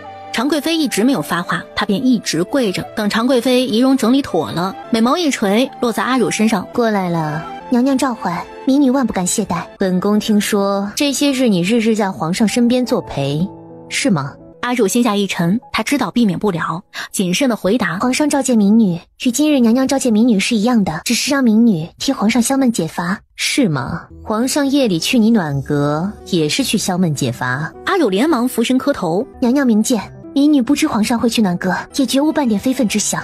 你跟皇上说你身体不舒服，不就是让皇上去瞧你的意思吗？民女绝无此意。如若皇上需要用得着民女弹琴助眠的，民女责无旁贷。可如若只是因为其他的事，民女便不想去扰了皇上的时间。民女也确实身体有些不适，故才以此辞了皇上。区区青楼女子也敢让皇上亲驾探望，你可知勾引皇上、蛊惑圣心是条什么罪吗？民女此次进宫，纯只为解皇上失眠之烦忧。待完成使命之后，民女便出宫，回来时的地方。贵妃娘娘，民女有自知之明，民女风尘之身，万不敢污了皇宫圣地。你这张脸生的却是狐媚样。贵妃娘娘，妃嫔们陆陆续续都到了，瞧着楚楚可怜的模样，就是本宫见了也心软。带她下去吧。奴才万谢娘娘。路遥一直在常贵妃寝院外面等着，他这一等就等了颇久，直到后来他看见常贵妃在一干宫人的簇拥下从院子里出来，要去往中殿会见一干嫔妃们。路遥见着阿汝并没有跟着一起，等常贵妃走过了，路遥拉着一名宫人询问道：六姑娘呢？六姑娘早就出来了。已经出来了吗？路遥在常贵妃走后往寝院瞧了一眼，没见着阿汝的人影，后又去中殿甚至去宫门口都没有找到阿汝的人。他问了好几个常贵妃这里的宫人，全都告诉他贵妃早就放阿汝离开了。路遥却越觉得不对，不是叫他来给后宫嫔妃们弹琴助兴的吗？这还没有开始就放他走了。紧接着路遥发现一直没有见到海公公，心下一沉，当即就往上次他去过的那偏僻的后院去。阿汝面上镇定，但心下越来越不安。打从上次自常贵妃这里回去之后，他就听小乐子仔细说了说这海公公这人。他是个不折不扣的变态，他挟完宫女从不手软，所以要是不得已去长喜宫，一定要避开海公公。若是要让他瞧上，那后果往往一定非常严重。阿汝瞧着越来越不对劲儿，他便停下不走了。海公公见他没跟上，六姑娘，公公见谅，我突然想起来，方才还有一件事忘了和娘娘说，我现在重新回去禀娘娘。说着阿汝便转身急走，可身后跟着2名太监，哪儿准他走啊？顿时上前就把他压住了。阿汝面色变了变，眼下娘娘去宴客了，哪有功夫听你禀事？是重要的事，与皇上有关的，那也得等娘娘宴完了客之后再接你带走。于是2名太监压着阿汝往前走，阿汝挣扎出声，太监见状就一手把他敲晕了去。等他迷迷糊糊醒来的时候，已经躺在了一间房里的床上。他睁眼便看见海公公正摆弄着浴室。公公这是要做甚？上回让你侍女逃脱了，这回总不能还让你给逃了吧？路遥一路找到后院，后院里几乎没见几个人。他轻车熟路地摸去了海公公的后院，那后院里也是空空荡荡的。他快步上前，不想房门虚掩着，一推开门进去，路遥眉头就皱了起来，空气里有血腥味。他往那凌乱的床上一看，便见被褥底下躺着个人，依稀可见一头青丝散乱，而被褥下露出一双白皙的小脚和一截小腿肚，十分晃眼。路遥心下狠狠一拧，他脚步清晰地走了过去，再看清楚阿汝那张被打得淤青的脸，他眼神下移，落在胡乱遮掩着他的汗泥被子上，眼神死死盯着，片刻还是伸手揭开了去。他脸上表情沉得骇人，阿汝一丝不挂，浑身淤紫，身上的鲜血染红了床单。后来阿汝动了动眼帘，知道是路遥找来了。我就照你说的，明话跟贵妃说了，可还是没用。语气里满是无助和委屈。陆瑶捡起地上她的衣裙，将她揽起身来，一件件的给她穿上。对不起，给你出了个馊主意。阿汝靠在她怀里，缓缓抬头看了看她。不是姑娘的错，是这宫里本就不是讲道理的地方，是我没有看好你。阿汝身子一动，不由疼得抽泣。我根本没从前门出，他们把我从后门带了去。陆瑶不再说话，动作温柔地给她穿好衣裳后，又仔细给她拢好发丝，整理好以后，陆瑶便抱着她走出房门。她腿间伤得厉害，陆瑶不能背她，只能抱她。阿汝身子骨苗条，陆瑶力气也不小，她能抱得动她。只是阿汝现在的情况，陆瑶得避开中殿热闹的聚会。好在中途遇到几个长喜宫的宫女，陆瑶向她问路。那宫女有些被陆瑶的表情惊骇住了，又见阿汝伤痕累累，心下就有些明白是怎么回事了。宫女心生同情，眼下贵妃娘娘和其他娘娘都在殿上，要是唐突了主子，你们就走不了了。你们这边跟我来，我带你们避开出去。陆瑶和阿汝回到暖阁，小乐子一见状就晓得发生了什么事儿，话不多说，赶紧去请大衣。陆瑶头也不回的进门去，给我打水来，然后好好待着，哪里不准去。小乐子微微一震，大抵是没想到她一个六姑娘身边的侍女竟还有这等气势。可是六姑娘的身子，让你怎么做就怎么做。小乐子忙去准备温水，只是阿汝谁都不让近身，她自己给自己上药。陆瑶放下床帐，便站在床帐外面等。没事儿，就是伤了些而已，2段日子就会好了。我本也不是冰清玉洁之体，又不是没经历过。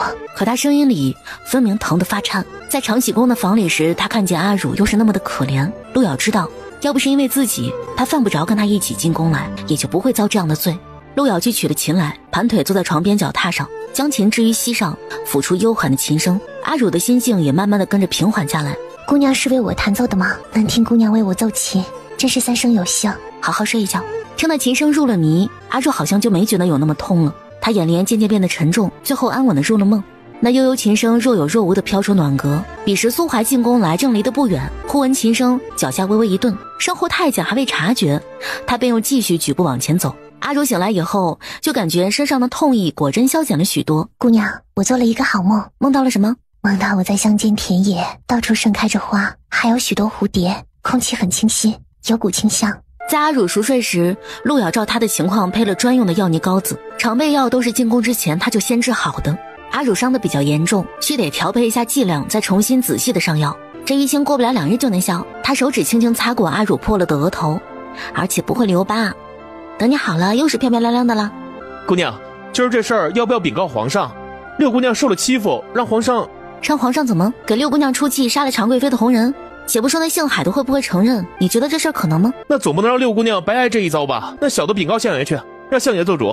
皇上都不可能处死海公公，你让相爷出面，那不是左右为难吗？最好闭上你的嘴。六姑娘不要名声的吗？就算不能处死，也能罚他一罚。光罚有什么用？屋子里的阿汝听见了，出声道：我身份微贱，不值得让皇上和相爷为此费心。这件事要是闹开了，便是皇上能为我做一时的主，他还能一直为我做主吗？彻底得罪了常贵妃，我的境况只会更加糟糕。我不想再徒增事端，就听他的吧。只不想晚些时候，小乐子在宫里遇到苏怀，小乐子欲言又止，苏怀便先开口问：暖阁的琴声是怎么回事？既然相爷问起了，小乐子当然不敢隐瞒，便将陆瑶和阿汝被海公公带去长喜宫面见贵妃后，陆瑶又把阿汝从长喜宫带回来的事儿和盘托出。六姑娘人还好吗？在她侍女的安抚照顾下，已经稳定下来了。只是六姑娘不让禀告皇上，怕得罪常贵妃。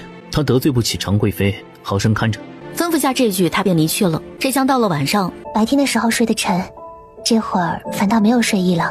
她是害怕睡，白天在长喜宫里正是被人打昏睡了去。他昏暗的意识里也能感受得到那种快要顶穿肠肺的痛楚，可更让他恐惧的是他没有丝毫的还击之力，只能任由其为所欲为。陆瑶随后又给他弹了一曲，引他安眠。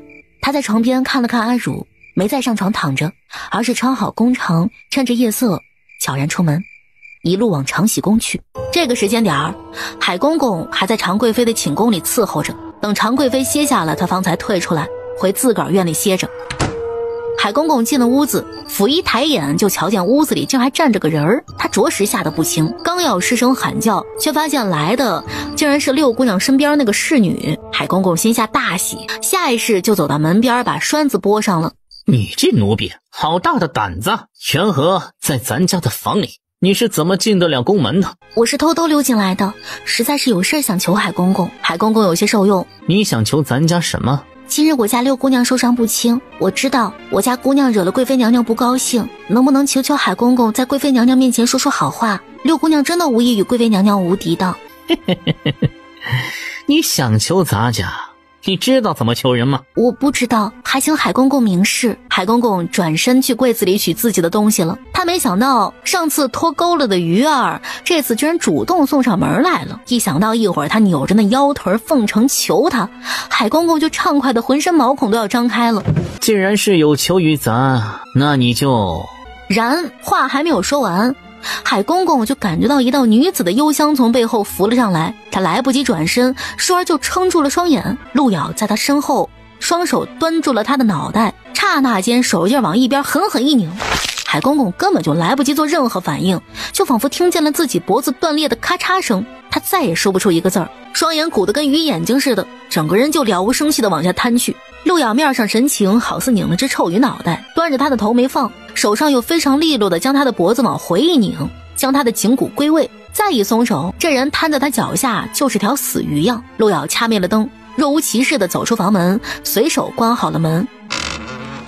只是他前脚一走，后脚就有人闲庭信步的进了院子里来。苏怀推门而入，就着外面别处暗淡的灯火，一眼就看到地上躺着个人，都不用他去查验，光看海公公的形态便知已经是死透了。路遥办完了事儿，准备出长喜宫，可到了宫门口却发现宫门竟然下药了。他先前在海公公的房里等了好一阵儿，错过了宵禁时间，眼下宫门关了，他出不去，所以他只能继续隐藏在这里，等明日宫门打开以后再出去。路遥原是这样打算的，甚至于他隐匿之地都找好了，可哪里知道长喜宫不知何处突然发出一声高呼：有刺客，有刺客闯宫啦！路遥眉头动了动，难道是他被发现了吗？不应该呀，要是发现他，早该追过来捉他了。但动静并不是朝他这个方向来的。随着这声呼喊，原本平静下来的长喜宫突然又像是一锅沸腾开的水喧嚣开来，宫女太监们都没法睡了，提着灯笼到处奔走，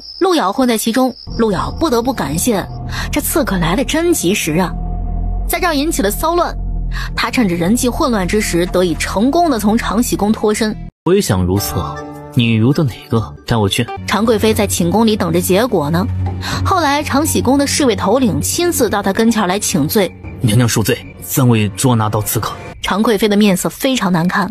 你们这么多人，竟让他给跑了？奴才们一路追到那院子，亲眼看见他跑进房间，可等冲进去的时候，已经不见人影，只剩下什么？只剩下海公公躺在地上。他人怎么样？已经没气儿了。一群饭桶，捉个人都捉不到，还不去叫禁卫军来？路遥从长喜宫出来之后，他不着急回，经过湖边时寻了个好落脚的边缘，蹲下身洗手。他动作慢条斯理，将手上那股子油腻感一点点洗去。只是路遥洗着洗着，突然觉得后背有些发毛，然后他便嗅到了来人身上的味道。他如鬼魅一般，丝毫没有声音的就在路遥的指使背后。路遥后脑勺虽然没长眼睛，可他能看见眼前荡漾的水波里隐隐映出个黑影。他顺势回神，就见苏怀果然站在他身后，他正抬起一只脚，大有一副要踢他进湖里的架势。路遥见状反应也快，急忙抱住他那条腿。苏怀面色温淡，可他那双低垂着睥睨他的眼睛里是不高兴的神色，他还真是想一脚把他踹进湖里。于是在路遥抱住他一条腿后，他又换只脚准备踹。路遥眼疾手快，连忙把他两条腿都抱住。看见他，路遥心里也很不爽，他低低咒骂道：你要死啊，无缘无故的发什么疯啊！为了不让他有机会把自己踢下去，路遥还抱得死紧。这畜生什么缺德事做不出来啊？虽然他不怕水，也不是没下过湖里，但他自己下去是一回事儿，被这厮踹下去又是另外一回事儿了。无缘无故？不是无缘无故是什么？有本事你说出个缘过来。你若是无缘无故在这里洗手，那我就是无缘无故踹你。我洗手碍着你了吗？哼！倒是相爷，这么晚了怎么还在宫里啊？这不合规矩。长喜宫闹了刺客，不然你说我为什么这么晚还得留在宫里？我看你就像那刺客。我与长喜宫八竿子打不着，相爷不要乱说。那你洗手做什么？我只是去如了个厕，需要洗手。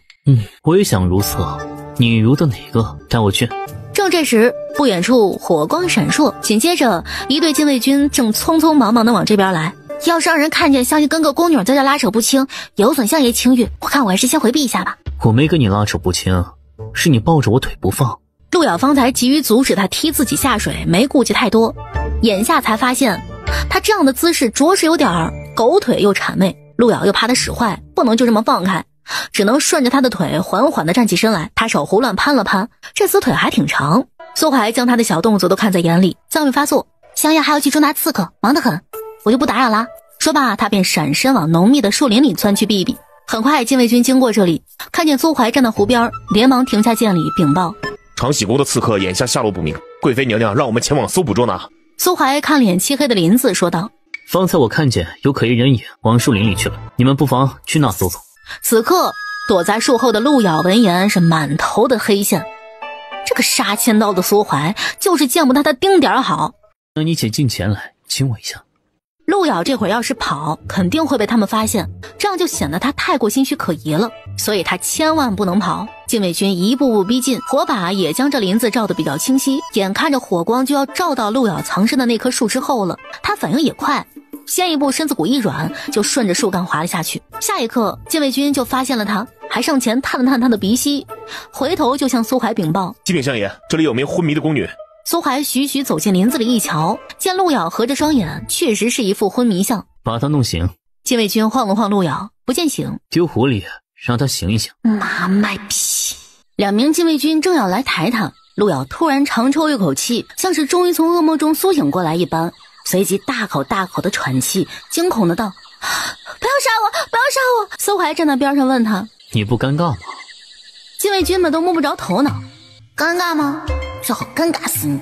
你怎么会在这里？我正走着，突然有个人影窜出来，就将我挟持进林子里。我想大喊，可突然眼前一黑，就不知道了。你可看清那人影长什么模样？他蒙着脸，是个男人。禁卫军们一想，恐怕是从长喜宫里逃出来的刺客。他蒙着脸，你又如何知道他是男人？看身形啊，他长得如相爷这般高大，难道还是个女人吗？随后禁卫军们又赶紧四处去搜寻刺客了。林子里只剩下陆瑶和苏怀两人，一到这种情况，陆瑶就想有多远离他多远，遂转身往外走。明日我会去告诉常贵妃，你弄死了他手里的大太监，看看他是什么反应。陆瑶脚下倏地一顿，他回头看向苏怀，相爷好生会开玩笑啊，我一个弱女子，要是有那能耐就好了。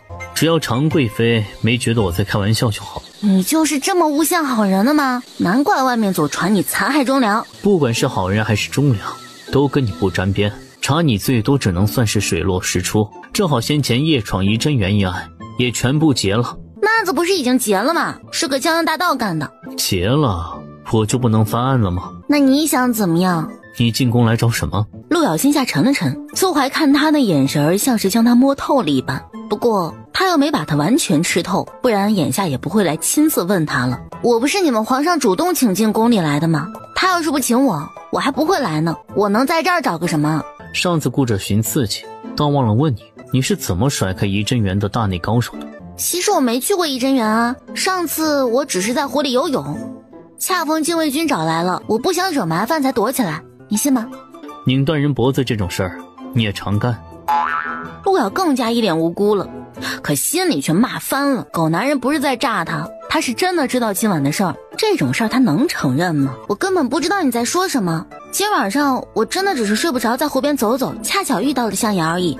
为什么睡不着？我想你想的睡不着啊。想我哪里？问这话就有点无耻了吧？可狗男人还有更无耻的。想我的手吗？陆瑶实在是忍无可忍，翻了个白眼。你不是想我吗？却这般嫌弃的眼神。相爷看差了，我怎敢嫌弃你啊？那你且近前来亲我一下。你亲我一下，我便相信你是想我想的睡不着，今晚的事儿就算了。不就是明知道他嫌弃，还想看他为难的样子吗？最终陆瑶权衡之下，还是一步步朝他走过来。他暗暗吸口气，见苏怀好整以暇地站着，他忽然以迅雷不及掩耳之势扑进他怀里，踮起脚亲了一下他下巴，然后立马像条鱼鳅似的往后闪开。我现在可以走了吧？苏怀不置可否，他便连忙转身往林子外走。又是说爱我，又是说想我，要是让我发现你骗我感情，我这人报复心强，会真将你剐了奸了。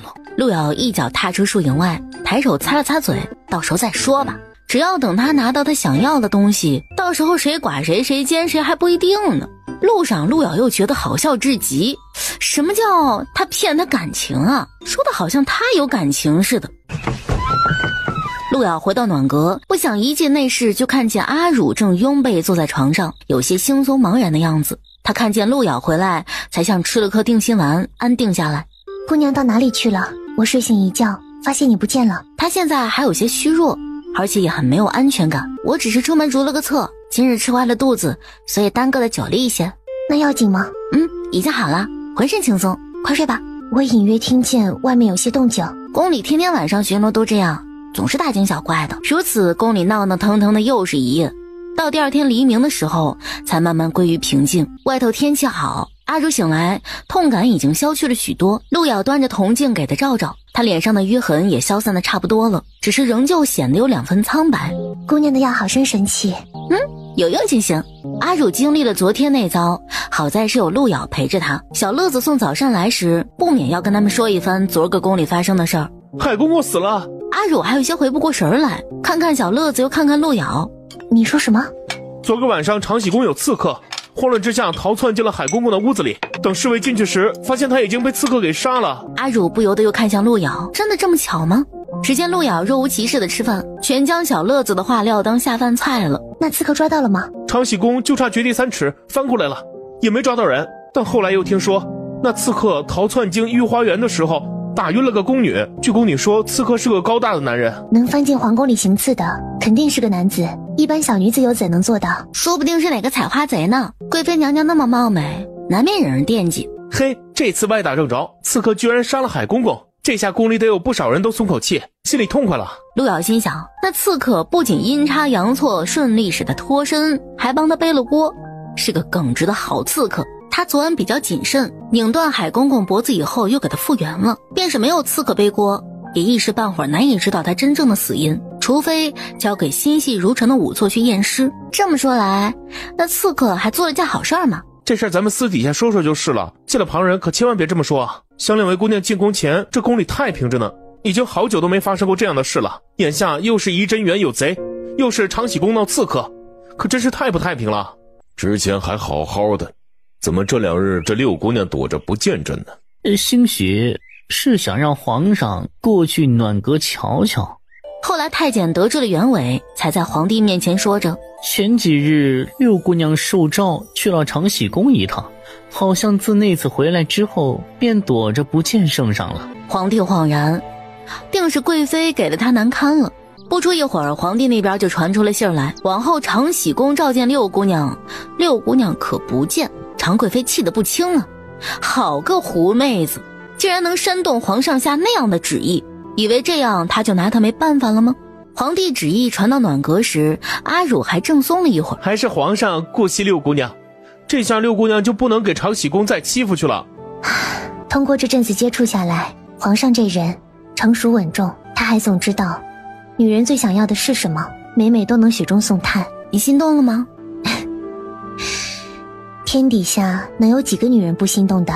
不过我见得多，男人献殷勤的时候，通常是想从你身上得到些什么，这只是交易而已，其实与心动无关。你想借助皇上来报复常贵妃吗？我还真想过，他越是不想让我接近皇上，我便越是努力得到皇上的恩宠，他心里不好过，我便舒坦些了。可又一想，这样也只不过是为了一时的痛快。听小乐子说，常贵妃家世显赫，族中有权有势，皇上正因为如此才最为宠爱她。我是一时痛快了，可待往后他不想让我活，我也照样只能死。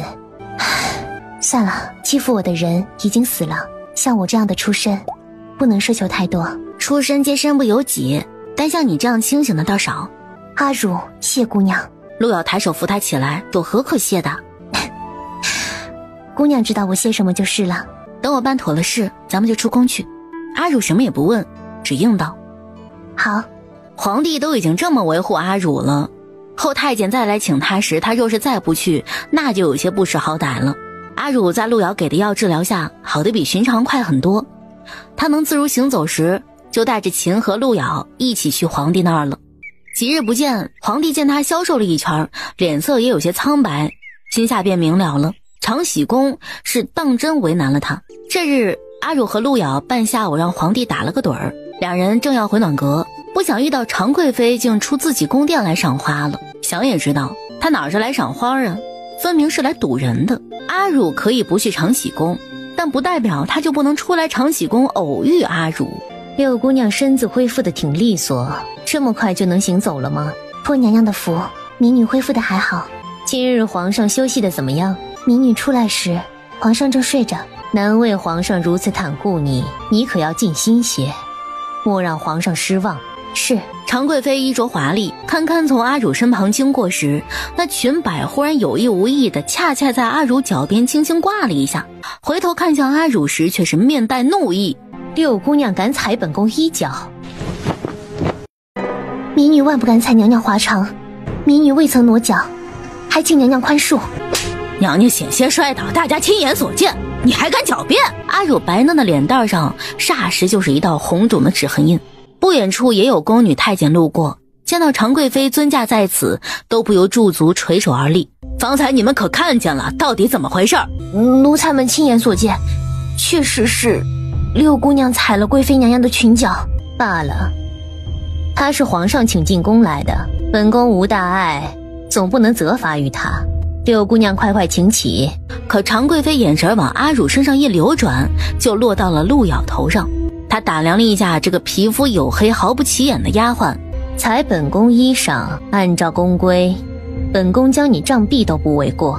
只是皇上非常看重六姑娘，本宫自不能罚六姑娘半分。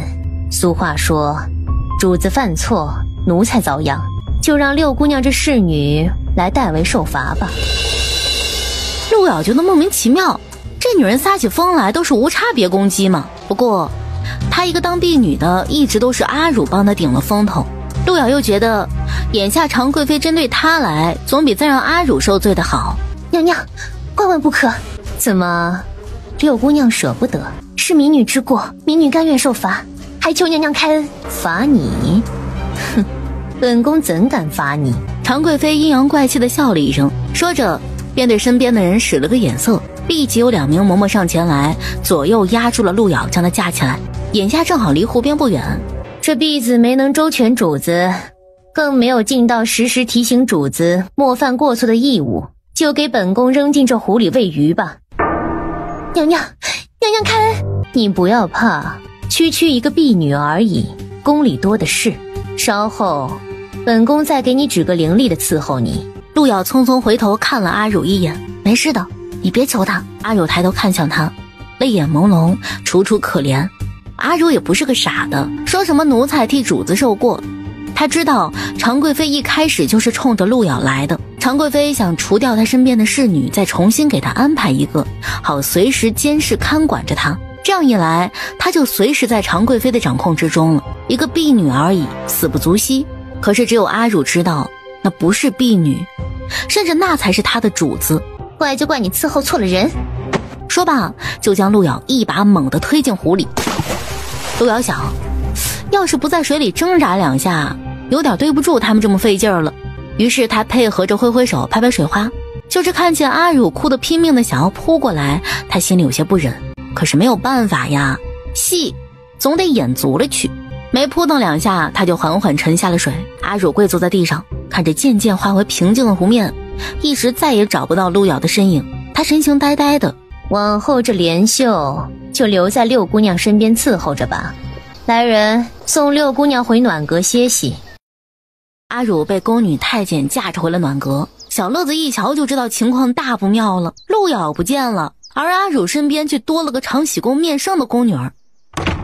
阿汝回到房中，想让自己极力冷静下来，好好的捋捋自己的思绪。虽然他不清楚陆瑶究竟有多厉害，但他能对付海公公，不应该就这么沉入湖里了。都说海公公是被刺客给杀了，可阿汝就是感觉是陆瑶给自己报仇去了。阿汝又回想起方才在湖边陆瑶的反应，不慌不忙的，还跟他说会没事儿，会不会他真的没事儿啊？小乐子得知具体情况，神情凝重，不敢耽搁，赶紧寻个空档就偷偷溜出去了。相爷不好了，六姑娘身边的侍女被常贵妃娘娘给扔进湖里了。苏华闻言脚下停也未停，说出的话却是一点旧情都不念。又不是六姑娘扔湖里了，要不要派人去湖里捞一捞啊？说不定还有一线生机呢。不过小乐子清楚这样的机会很渺茫，都过了这么久了，要是没人施救的话，肯定早就沉湖底了。等他尸体浮起来再来抱我。小乐子傻愣在原地，看着苏华的背影走远。啊，相爷不是与那姑娘相好吗？怎么还这么无动于衷呢？继而他又想啊，不愧是权臣啊，做大事的人，区区一个女人说舍去就舍去了。小乐子回到暖阁，阿汝急切地问：怎么样？相爷派人去湖边搜救了吗？相爷忙着呢，没空管这事儿，让尸体浮起来了再去禀报他。阿汝红了眼眶：六姑娘，你想开一些，都过去了这么久了，想必派人去搜救也于事无补了。这厢陆遥在湖里摸鱼呢啊！他不是混时间，他是真的在摸鱼。湖水碧绿，他看见水里鱼儿游过，想必味道很鲜美。来都来了，不带点走也有点亏。于是乎，等他从湖里上岸时，是一手拎着一条鱼。在回暖阁的路上，宫女太监们看见陆遥湿淋淋的提着鱼，都不明所以。夜幕降临，我劝六姑娘还是好自为之，千万莫与娘娘作对，也莫痴心妄想，否则下次就不是淹死个侍女这么简单的事儿了。阿汝一言不发，莲秀冷眼看着阿汝，心里也有些不忿。她本是贵妃娘娘身边的二等宫女，现在居然要来伺候一个青楼妓子。她看向阿汝的眼神都是一种嫌脏的神情。吃吧，饭菜都摆在这儿了，省得说我没有好好伺候六姑娘。我不吃，你吃，别不识好歹。我就不吃，我就不信我死了你能活得了。皇上夜里难眠，无人能治，我不信你家娘娘还能讨着好。现在皇上好不容易找到可以助他入眠的办法，可你家娘娘却千方百计的干涉阻挠，也不知是何居心，是存心不想让皇上睡个安稳觉吗？你大胆，娘娘乃将军之女，岂会容你一介卑贱肮脏之女泼污水？哼！堂堂将军之女，权贵出身，竟然怕我一个青楼女子给她造成威胁，多可怜！你少自以为是，你岂配成为娘娘的威胁？娘娘只不过是不想你个妓女脏了皇上的身罢了。你说是就是吧，我劝你老老实实的，等皇上的失眠境况一好，娘娘兴许还能放你活着出宫去，否则娘娘有的是法子让你生不如死。说罢，莲秀一摔碗筷便出门去了。只不过刚一走出房门口，就见小乐子一脸骇然，急匆匆地跑进院子里来。六姑娘，六姑娘，你快出来看！阿汝听见小乐子的声音，心下一动，忙不迭跑出房门。结果迎面就看见陆遥正提着鱼，跟走家串门似的踏进了院门口。救命！不关我的事，我也是方面行事。要不要吃烤鱼啊？阿汝怔愣过后，便红着眼眶笑了，连连点头说道：我正好饿了，要吃。小乐子，架火，备佐料。莲秀站在屋檐下，神色变了又变，起初以为他是个水鬼，随后反应过来，他哪是什么水鬼啊，分明就是没淹死，自己又回来了。很快院里就架起了火，陆遥手脚利索地清理好鱼，小乐子和阿汝便往鱼上撒盐入味儿，然后上火烤着。宫里不准擅自生火。没人理会他。没多久，院里就飘散着一股鱼香。既然六姑娘的侍女回来了，想必我再待在这里也没用了，我看我还是回长喜宫去吧。说罢，他便匆匆地往院外走。陆遥抬头看了眼他的背影，拍拍手，起身扶了扶裙角：你们看着点啊，我先回房换身衣服，擦擦头发，烤好了叫我。你去吧，一会儿我叫你。陆遥进屋后哪是换衣裳啊，翻了窗就出去了。莲秀出了暖阁，便一路往长喜宫的方向小跑着去。路上也须得经过湖边，只是还没能跑远，忽然侧边林子里响起婆娑的动静，把莲秀吓了一跳。不等莲秀出声，他便看见陆遥抄了近路从林子里走出来。你想干什么？你白天推我下去的时候可没这么胆小。我告诉你，我可是贵妃娘娘的人，你要是敢……话还没有说完，只见陆遥动作极快，2步上前就轻松把他灌进了湖里去。莲秀顿时在水里扑腾挣扎。到了晚上，这盐湖的小径十分的昏暗寂静，因为这里天黑，要是不小心掉进湖里了，很难叫到人来救。而且每年这湖里不知道淹死过多少人，除非是有急事儿，才不得不抄近路从这儿经过。陆遥站在岸边看着，你们贵妃说主子犯错，奴才遭殃，这是你们宫里的规矩吗？救命！不关我的事，我也是方面行事，求你救我！就在莲秀快要沉下去时，陆遥又道：不过我们流行的俗话却是冤有头债有主，你没能要我的命，照理说我也不该要你的命。连秀先前就已经挣扎得精疲力尽了，再没有力气叫喊出声，只能竭力地扑腾着水花。没一会儿，漆黑无尽的湖水便涌没了他的头顶，冒起一串咕噜噜的水泡，动静也由大到小，由小到无。这将阿汝和小乐子尽心尽力的烤鱼愉快烤好了，香气令人垂涎欲滴。六姑娘，你可以叫你的侍女出来吃了吧？我进去叫她。阿汝进门以后进内室一看，就知道陆遥根本就没在房间里，房里也没有他换下来的衣裳。他又去窗边看了看，窗户是松动的。六姑娘怎么还没出来？阿汝便出门去将房门关上。她睡着了，让她睡会儿吧。要不要姐？今儿个才泡了湖水，会不会着凉？要不我去叫太医来瞧瞧吧。不要，她身体素来很好，通常睡一觉就会没事儿。那我们要不要等她？我们吃一条，给她留一条吧。结果等鱼完全烤好了，阿汝和小乐子正要开动其中一条，哪想这时苏怀来了。相爷怎么来了？苏怀看了眼小乐子和阿汝两个，又看了看摆着的2条烤鱼。尸体浮上来了吗？问的当然是陆遥。回来了，他自己回来了。这鱼就是他从湖里摸回来的，眼下他正在房里睡觉呢。苏怀抬脚就朝房间里去。阿汝见状，硬着头皮就往上拦。相爷，他今天很累了，还是让他睡会儿吧。我今天也很累。阿汝一时竟不知道该如何接话，小乐子立马过来一把将阿汝拉开。相爷请进，相爷快请进，让相爷进去，不然你想死吗？光是咱俩在这烤鱼的事儿都吃不了兜着走。事实上陆遥动作快，办事效率也快。在苏怀来院里的前一刻，他刚巧翻进了窗户，他正脱衣裳准备换一身呢，冷不防听见狗男人的声音，娇躯就是一震。这畜生可真会挑时候啊！他这衣裳刚脱了一半，这下是要继续脱呢，还是重新穿回来呢？陆遥看了看自己身上的脏衣，又看了看机上刚拿出来的干净衣裳，几乎一瞬间便做好了决定，反正穿回脏衣服是穿，穿干净衣服还是穿。他先前就跟小乐子和阿汝说了，回房是来更衣的，要是不更也显得有点可疑。于是他趁着外面阿汝阻挠的时候，赶紧3下5除2的脱光了自己，又手忙脚乱的穿干净衣裳。然而他好像高估了阿汝的拖延能力了，让他去拖住奸佞，简直就跟小孩拉着大人一起过家似的，根本就没得玩。房里又没点灯，时间又紧迫，他穿得十分潦草。当苏怀推开门时，一掀眼帘就看见他倚在机边，衣着不甚整齐的样子。你来干什么？来给你收尸。哼，现在看见我好好的，是不是感觉特失望？苏怀眼神寸寸将他丈量，既失礼又混账。本来有点，但现在感觉又好了些。紧接着就看见苏怀一脚踏了进来，并随手关门。苏怀回头瞧了一眼，发现门上居然有3道栓。你家的？他边说着边把3道栓都拨上。那门栓是陆遥家来防他的，而不是要他把门锁死的。陆遥见状不妙，第一时间准备跳窗遁逃，结果他的手刚扒上窗棂，身后苏怀的声音徐徐传来：长喜宫又死了个人，你猜是谁干的？陆遥深吸口气，这厮别的事儿不干，就来抓他把柄了是吗？谁知道是谁干的？我看见是你干的。你哪只眼睛看见了？我用脚趾头看见的，也会有人信。陆遥看着这张脸，真想一巴掌给他呼上去。他们推我下湖，你怎么看不见啊？却只想着来给我收拾。把你推下湖，淹死你了吗？你都能横跨湖里来回游几圈，还能抓上2条鱼。他又不是不知道这条鱼会游得很，搞得陆遥一时间不知道怎么怼他了，整天就知道抓着我不放。相爷这么闲，还要来管常贵妃的后宫之事吗？不知道的还以为你和常贵妃有一腿呢。我不是跟你有一腿，只是我的腿还没有伸得进去而已。呵呵，在无耻这方面我还真是不能跟相爷比啊。相爷想吃烤鱼吗？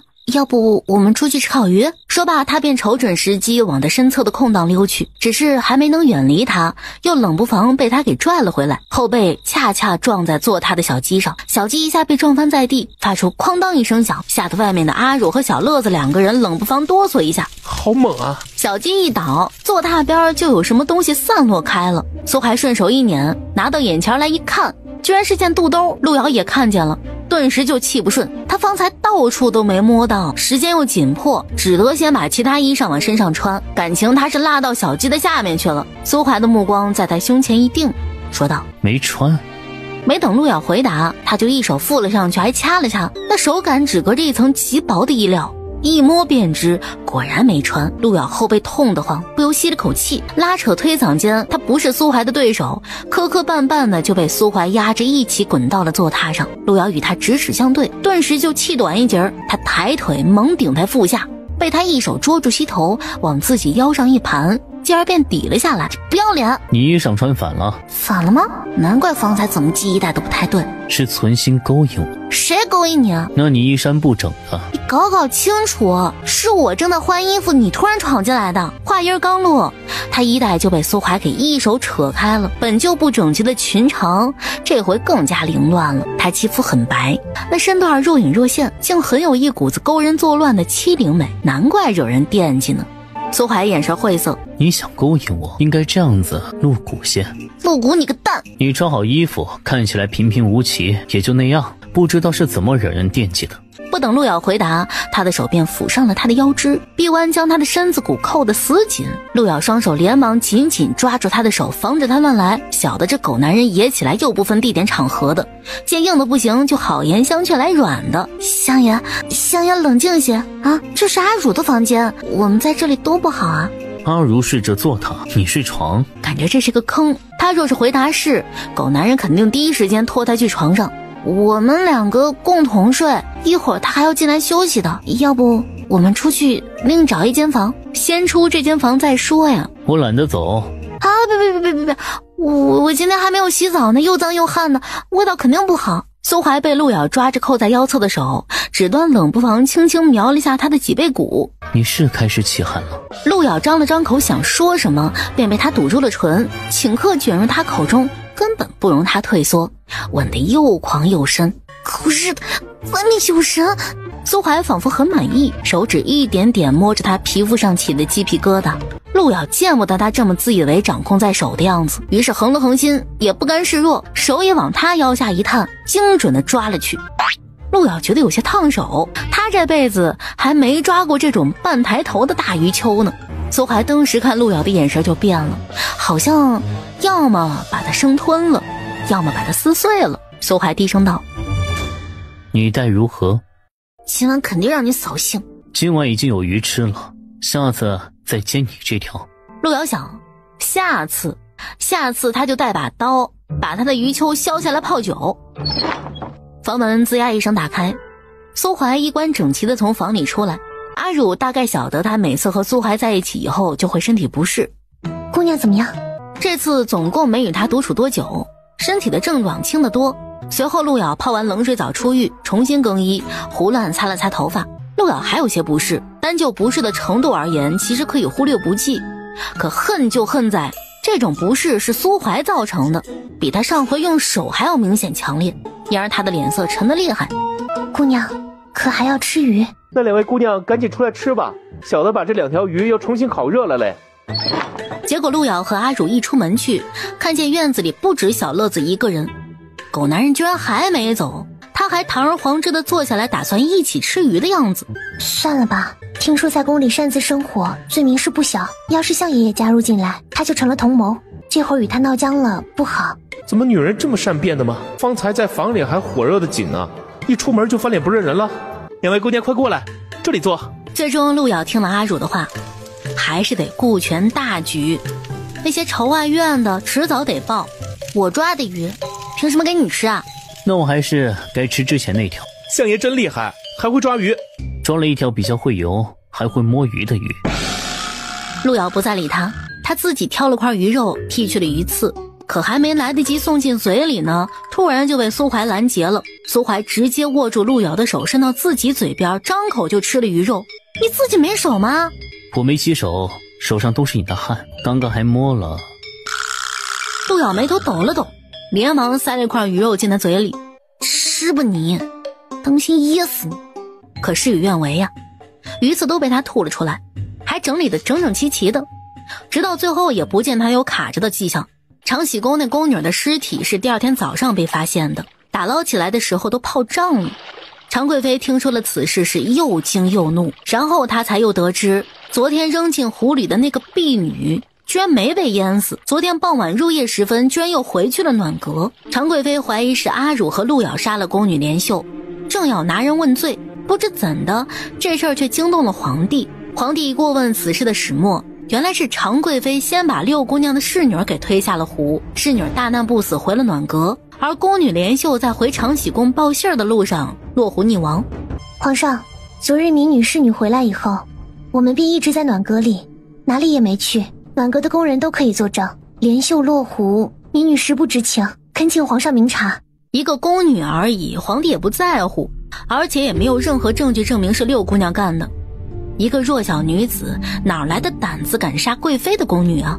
但通过这件事儿，皇帝知道常贵妃还是在找六姑娘的麻烦，他脸色有些沉。想必莲秀是急着回去向爱妃报信，夜里看不清路，慌慌张张，方才失足跌湖，此事就此作罢。既然皇帝都已经开了这口了，常贵妃自当不好再追究，这件事儿便算是告一段落。是夜，陆瑶独自出了暖阁，宫里有座观景台，应该是整个皇宫修的数一数二高的宫宇了。在观景台上，能将皇城乃至整个京都的光景都尽收眼底。陆瑶想进观景台比想进怡真园容易得多，毕竟观景台不是什么守卫森严的禁地，便轻而易举地溜了进去。虽说登楼望远甚有意境，可皇帝一年到头应该也来不了那么几次。陆瑶远眺片刻，从自己的香囊里掏出一枚玉骨箫，放在嘴边吹奏起来。别看玉骨箫十分小巧，可那箫声却是极具穿透力的。起初调子轻缓，转而音调变得起伏不定，又透着一股子诡谲。怡真园上回被他打草惊蛇之后，而今戒备更加森严，以他现在一人之力根本无法再去探了，他需要个帮手。他吹着箫声，宫中还没有睡下的人兴许能听到，但若不是懂他这个的，只能当作是寻常曲子来听。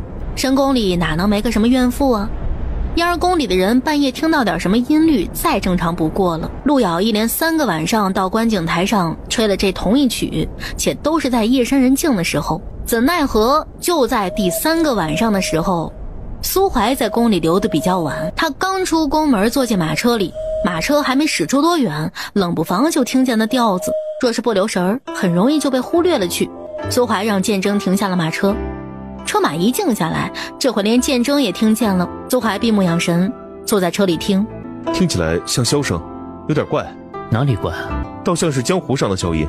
后宫里的嫔妃善音律的没在少数，但苏怀知道多是善弦音，没有哪个善箫音的。倒回去。剑征立马又驾车折返回去。苏怀询问了夜里的巡逻禁卫，禁卫也听见了那音调，只不过都以为是后宫里传来的，就没多在意。据禁卫说，今晚已经是第3晚了，因为那曲音听起来十分的飘渺，像是从远方传来的，当然很容易让人联想到后宫了。但瞒不了苏怀的耳力，是从远方传来的，却是从高处的远方传来的。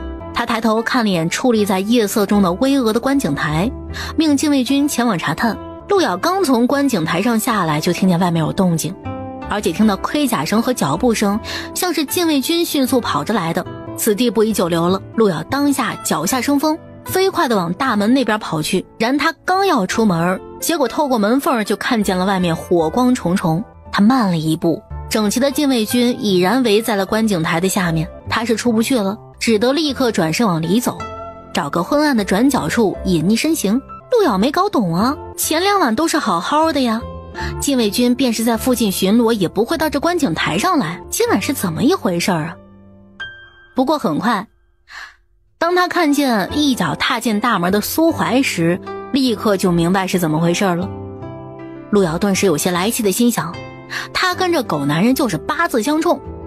苏怀站在火光里，神色过分的柔和，仿佛不是来巡查抓谁的，而是来聊聊天叙叙旧的。他抬头看了看顶上的琉璃屋顶，又四下打量了一番周遭的环形台阶，最后目光就好巧不巧的恰恰精准的落在陆瑶所隐匿的火光照不到的昏暗角落里。相爷，这门锁完好无损，可要我等上去查看一番？其实没人想上去的，这么高，来回一趟耗时不说，还十分费力呢。这就是一个观赏风景的高楼，每天有工人上下洒扫，除此以外又没什么好偷好盗的东西，有什么可查看的呀？而且他们来之前，2扇大门的锁是规规整整锁好了的，要是有人闯进来了，那锁还能从外面锁好吗？私下看看有无异常。是。于是禁卫军们便绕着环形台阶往上走了一段。禁卫军走了一段过后，就靠着外沿的台阶边，举着火把往上照了照，火光能照亮再往上几层的环形台阶，没有发现任何异常。所以禁卫军又折返下去回禀苏怀。事实上，只要他们再往上走一截，可能路遥的藏身之处就比较危险了。既无异常，那就撤吧。路遥暗暗松了一口气儿，屏气凝神地听着禁卫军的脚步声，井然有序地出了大门。今晚各处加强戒备，不得松懈。是。随之就是2扇大门缓缓合拢的声音。路遥兀自等了一会儿，终于听见那铜锁下药的声音，但他也没有贸然走出去，而是耐心地听着外面禁卫军的脚步声渐行渐远以后，方才缓缓地从昏暗角落里走出。结果下一刻晃眼一瞟，他一脸惊悚，立马又后悔了，瞬时闪身重新躲了回去。他没看错吧？苏怀还跟个鬼影似的悄无声息地立在1楼的大殿上，路遥一出来就跟他直直的四目相对，他能不惊悚吗？是你自己出来还是我请你出来？不是锁门了吗？你为什么还没走？我为什么没走你不知道？路遥也没想到昨儿前2晚都相安无事，偏偏就今晚这狗闻着味儿就敢来了。先前那消音是你吹的啊？什么消音？苏怀又看向他，没再跟他多说什么，直接上手便摸他的身。路遥顿时火大，瞬时一耳光抽他时，被苏怀给擒住了双手，被他一手反剪在背后。路遥后腰紧紧抵着栏杆，他又抬脚踹他，却被他给顶着膝盖骨欺上而上。于是路遥整个人就被苏怀毫无间隙地压在栏杆上。苏怀空出一手来扯他衣襟，拨他腰带，他也知道苏怀在找什么。你放手，我们好好说。萧呢？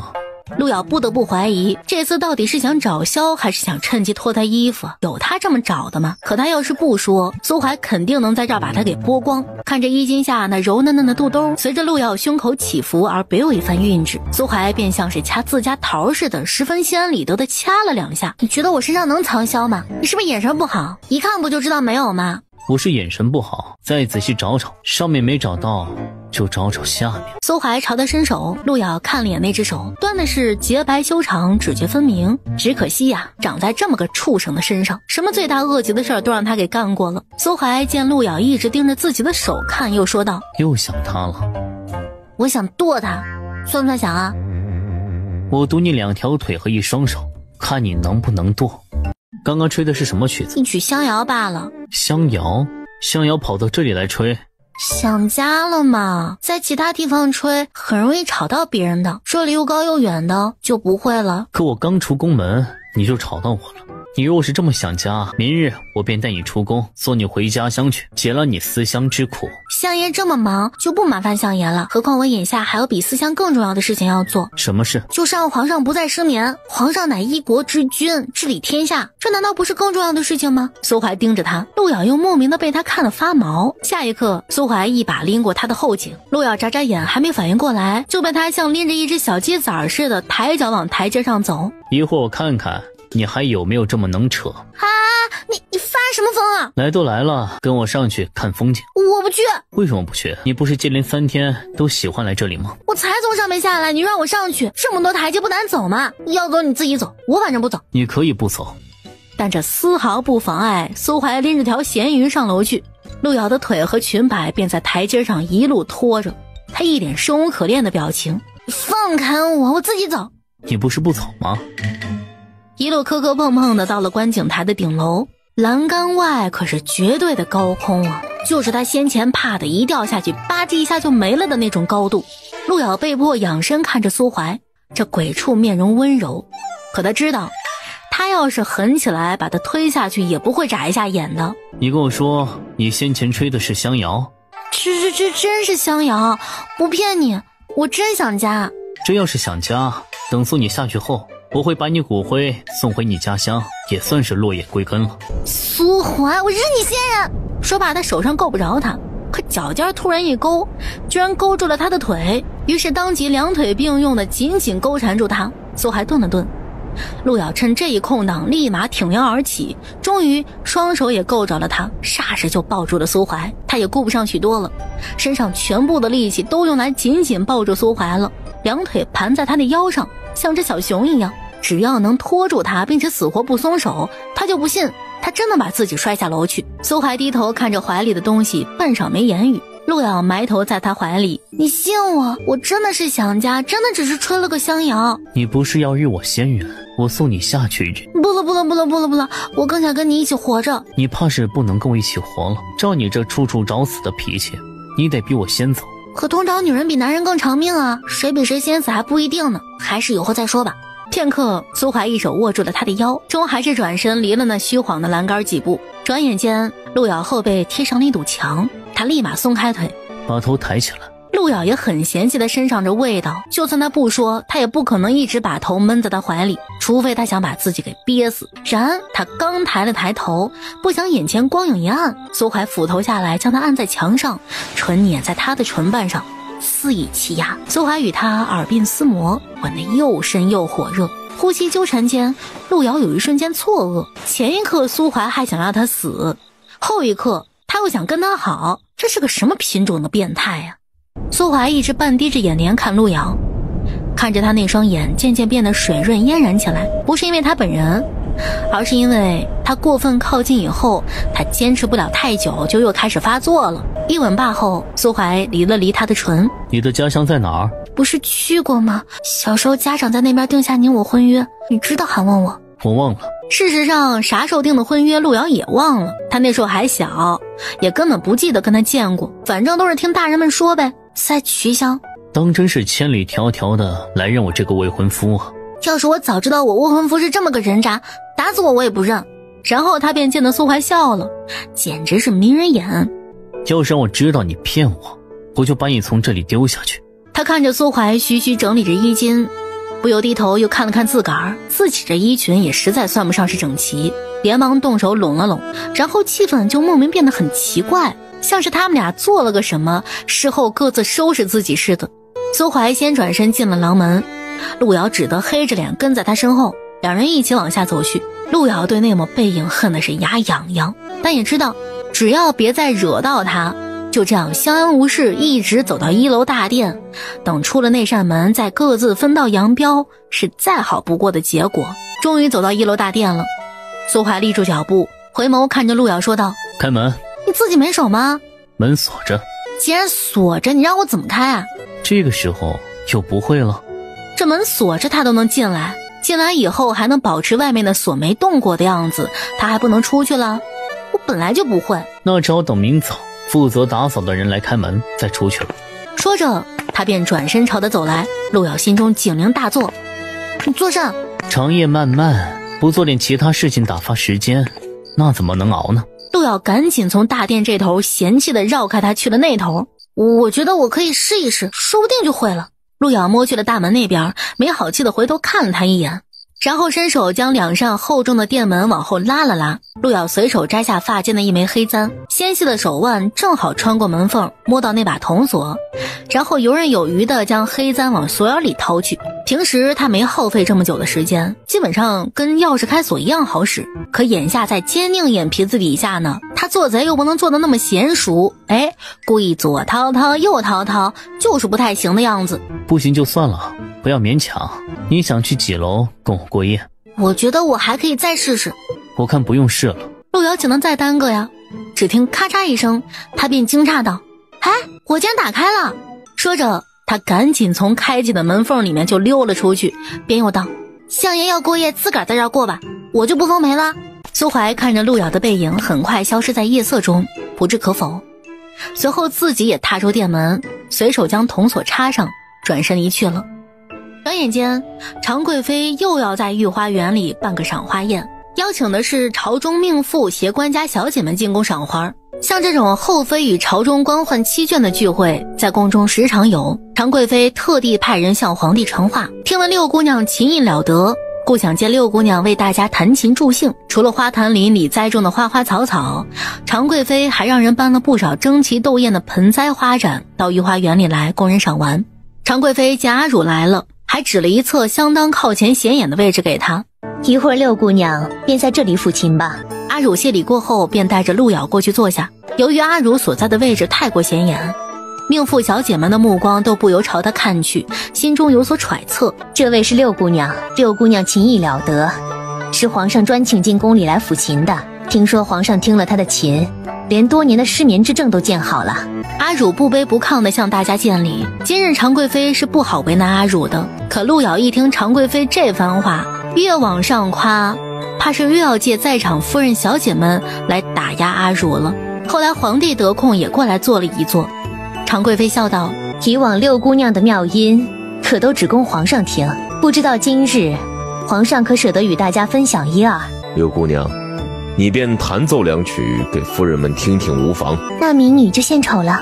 她专心抚琴，单就琴艺而言，其实她的琴艺也是出类拔萃的，在京都远胜过绝大多数会抚琴的姑娘家，所以她一曲毕后余音袅袅。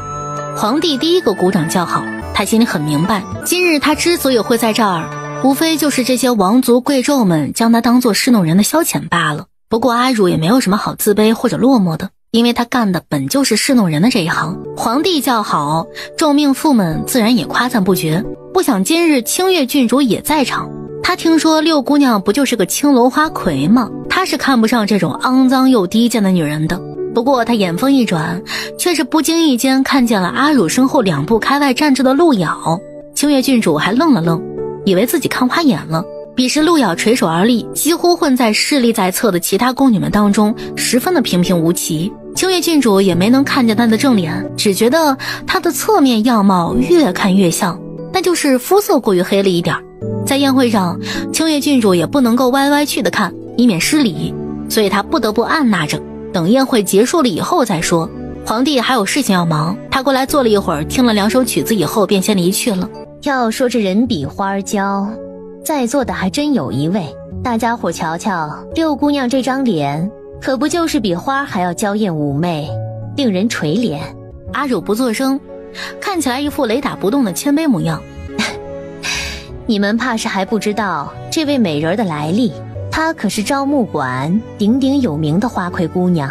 昭木馆是什么地方大家都知道，本宫若是没记错的话，在座的夫人们家里的一家之主可都是这位六姑娘的裙下之客啊。阿汝明白了，这便是常贵妃的用意。她不明着为难她，但是却要在这般大庭广众之下的羞辱她。怎么样，两位姑娘没事吧？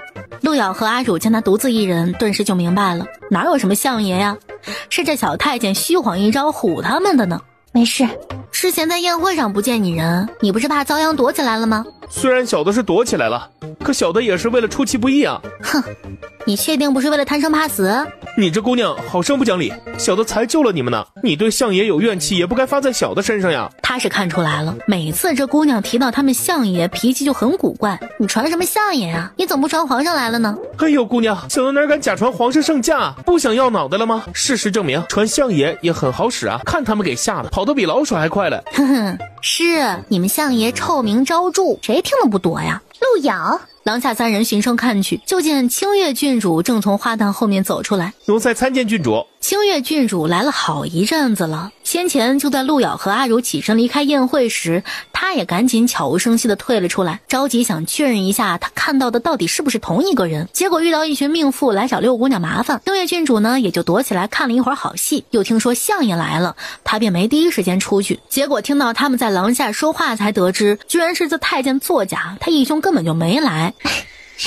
没想到竟真的是你啊！你才被卖去昭木馆没多久吧？怎的就变得这么黑了？怎么样，在昭木馆当妓女的滋味还好吧？你倒是挺能耐，居然能跟着花魁一起混进宫里来。不过再怎么能耐，也终究只是妓。话还没有说完，路遥突然一手扶住清月郡主的头，干脆又利落地往旁边的廊柱子上一撞。只听闷咚一声响，醒耳得很，像磕西瓜似的，磕出些红红的汁水。那清月郡主只来得及撑了撑眼，继而整个人就顺着廊柱缓缓下滑，瘫软了下去。阿汝和小乐子是全没料到，都不禁吓了下，看着顺着廊柱缓缓下滑的还有些粘稠蜿蜒的血迹，陆遥面色平平，哎，还是安静些好。我的小祖宗哎，这可是清月郡主啊！啊，原来是清月郡主啊！她还是相爷的义妹，我还是你相爷的未婚妻，你信不信啊？听起来忒荒诞了。相爷的未婚妻怎么可能是六姑娘身边的一个侍女呢？可怎么回事呢？她听起来不可置信，但又跟中邪似的，居然有点信了。现在怎么办呀？要不要去叫太医啊？我要是你，就像之前在御花园里那样赶紧躲，稍后问起来呢，你就说不知道没看见，否则你就是跟我们一伙的。小乐子看着陆遥的背影，气呼呼的跺了跺脚，这都什么人呢？明明帮了他，还得被他拖累。清月郡主在廊下睡了好一阵儿，后来还是她的侍女找到此处，才把她唤醒的。清月郡主靠着廊柱坐了一会儿，整个人还晕晕乎乎的，抬手一摸，居然满手是血，她恨得咬牙切齿。陆遥这个贱人，居然敢撞她！郡主，奴婢这就去叫太医。清月郡主一肚子火气没处发，看了看自己的侍女儿，突然一耳刮子就甩了过去。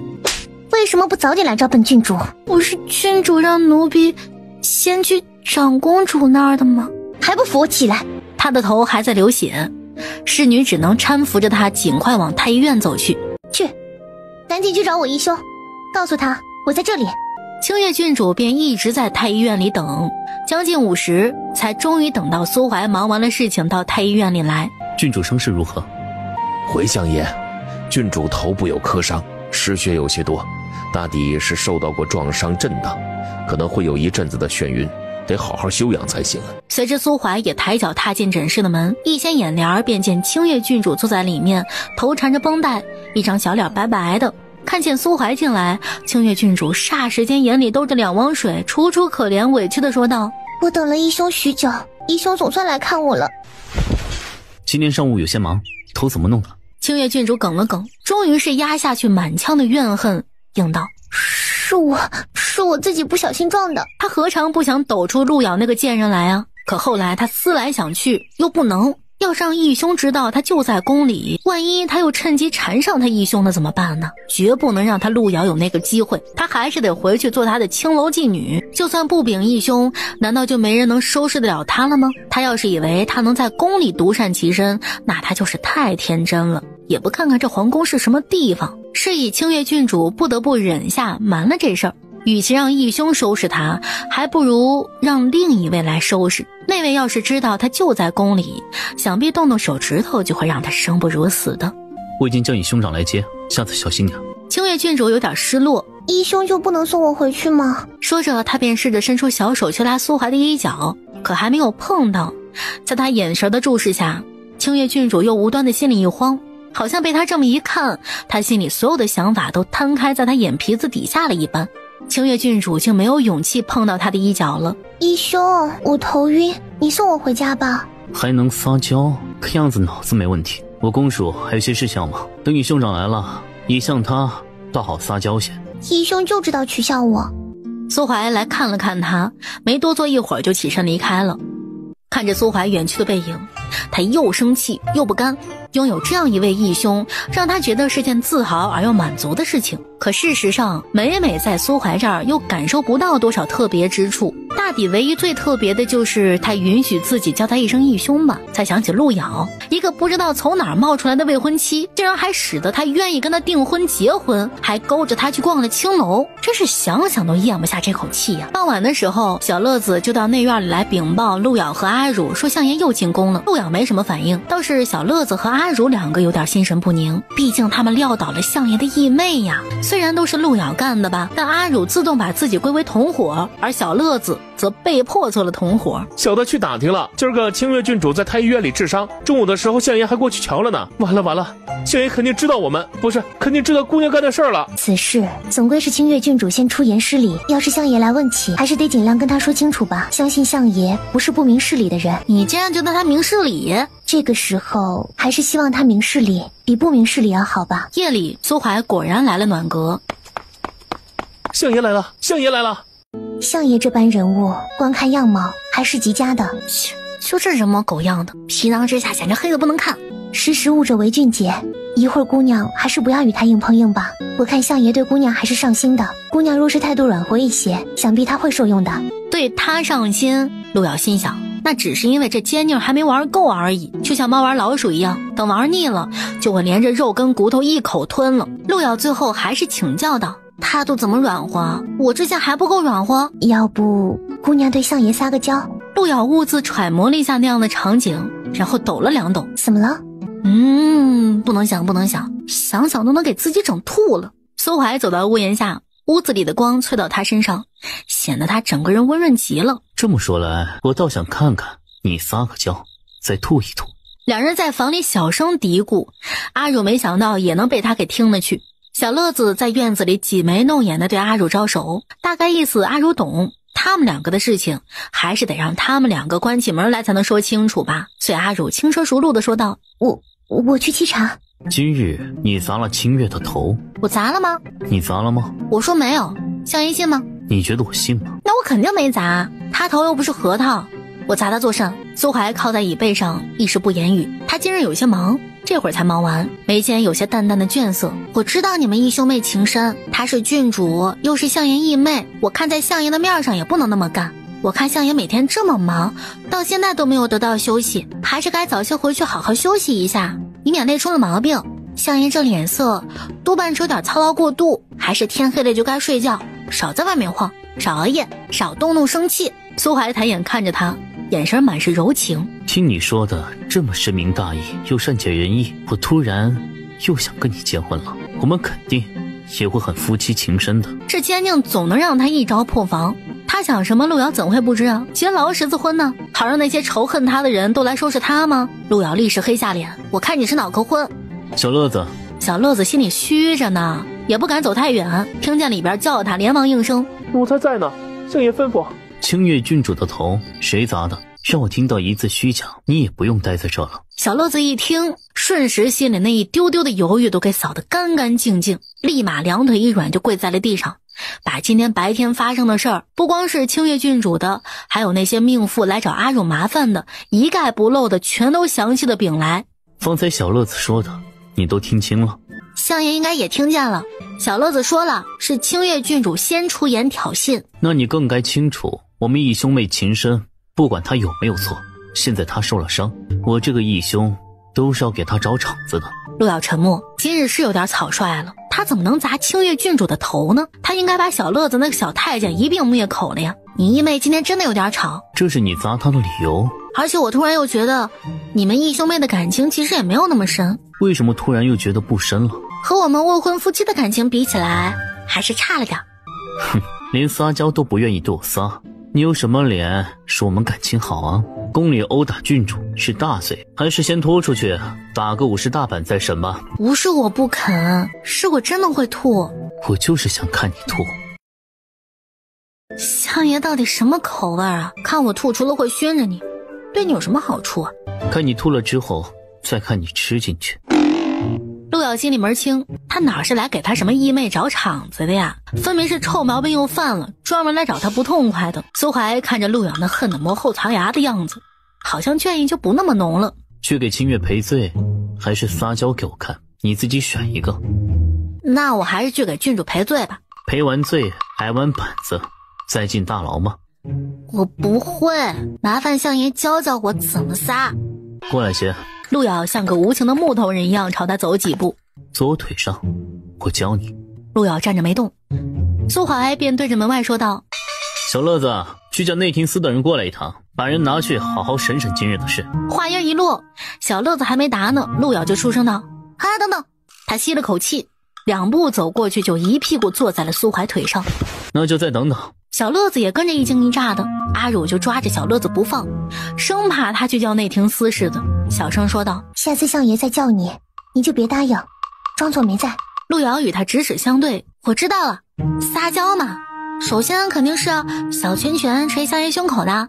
说着他就捏着拳头往他胸膛上一通捶，边捏着嗓音说道：相爷你好坏呀。虽然也不能太明显的往死里捶，但力气绝对比普通姑娘家大。这个时候，陆瑶就好想捶爆他胸膛，就算捶不爆，捶他个粉碎性骨折也好啊。约莫是想得太带劲儿了，使得他手上的力道也失了准，突然给苏怀来了2记重的。只不过这坚硬底子厚，很抗揍，气儿都没喘一下。你想锤死我是吗？说着，他屈着手指，冷不防也往陆瑶的胸口闷了2下。陆瑶感觉胸前肋骨都被这畜生给闷脆了似的，他不由捂胸闷闷咳嗽2下。你告诉我，这是撒娇吗？我都没你这么心黑用力。那是你不敢。苏怀不满陆瑶这么侧身坐着，一把提着他的腰，膝头顶着他的另一只腿，便迫他分腿坐在自己腿上。陆瑶心想，一会儿他要是真吐出来，肯定拉开苏怀的领子吐他满怀。还是我教你，先求我饶了你。陆瑶知道了，这畜生就是想把他的脸面踩在地上来回的摩擦，他自己不要脸，也不准他要脸。变态的心里，陆瑶已经熟得不能再熟了。相爷，我求你饶了我呗。苏怀见他能忍，便说道：抱我。陆瑶机械的俯身去抱了抱他的腰，说你爱我。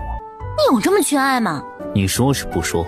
陆瑶忍无可忍，他想他还是直接吐吧。结果刚刚呕了2下，还没来得及抓苏怀的衣襟，苏怀提着他便反身将他抵在椅背上，吻住他的唇。望你如花笑颜，轮回千年与你相伴，少一秒都不圆满，灵魂铭刻了那。后来胸口被他一手握住，他抽了口气。苏怀，苏怀抬头看了看陆瑶，见他呼吸凌乱的样子，他竟觉得还是这种想弄死他但又弄不死他的语气听着顺耳一些。苏怀唇贴着他白皙的耳朵，低低道：说你这辈子只爱我一个，这事儿就算了。陆瑶顺手就勾上他的头，声音又酥又软的，也贴着他的耳朵，恶心他道：香爷，我这辈子只爱你一个。苏怀顿了顿，苏怀抬头看着陆瑶的脸，与他太过靠近，陆瑶总是会发作。清月的事，我且饶了你。皇上夜里辗转难眠，照六姑娘呢。阿若回应了2句，然后刻意扬凉声音说道：那请公公稍后，容我回房更衣吧。这话自是对房里的陆瑶和苏怀说的。陆瑶看向苏怀，都要见他换衣服了，你还不滚吗？苏怀看着他有些红肿的嘴唇，什么也没说，只是俯身下来拉开他拢好的衣襟。陆瑶惊了惊，还来不及阻止，就又被他亲上一口。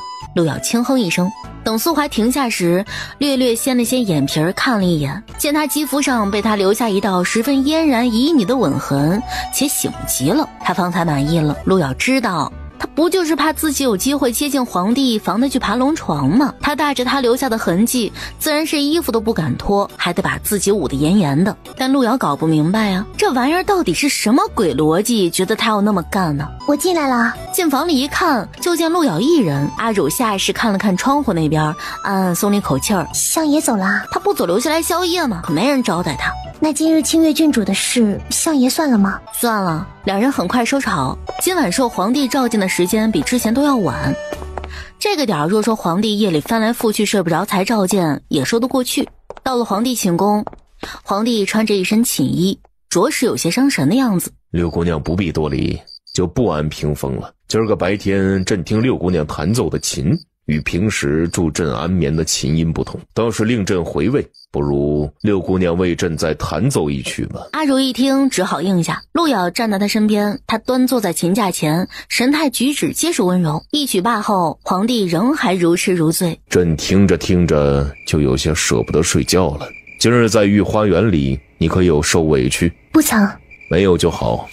贵妃这人跋扈惯了，朕在的时候她还会顾忌几分，朕就怕朕顾不上的时候她欺负你。往后若是长喜宫那边有什么动作，你便叫暖阁的太监速速来报朕。民女万谢皇上恩许。朕突然有些饿了，六姑娘要不要陪朕吃点夜宵啊？陆瑶是看出来了，今晚这皇帝哪是睡不着啊，而是美人当前，他无心睡眠。民女谢皇上。阿汝小口吃了2口，皇帝见他形容，不觉赏心悦目。都退下吧。太监都下去了，但陆瑶还站着没动。今夜你先回去吧。陆瑶便明白了，这是阿汝自己的选择。既然如此，他也没什么好阻拦的，所以陆瑶便跟着太监一起退了出去。你怕朕吗？阿汝摇摇头。随着床帐缓缓落下，阿乳被皇帝放在了床上。他见着阿乳楚楚动人的模样，有些情难自禁地吻了上去。阿乳擦了擦眼帘，以往他遇到的男人都是急不可耐地想要得到她，可没想到皇帝竟有如此耐心，活色生香，仿佛软媚如春水，又仿佛温腻如流沙，忍了好久才终于等他情愿的女子。他手臂紧了又紧，生怕他流走了似的。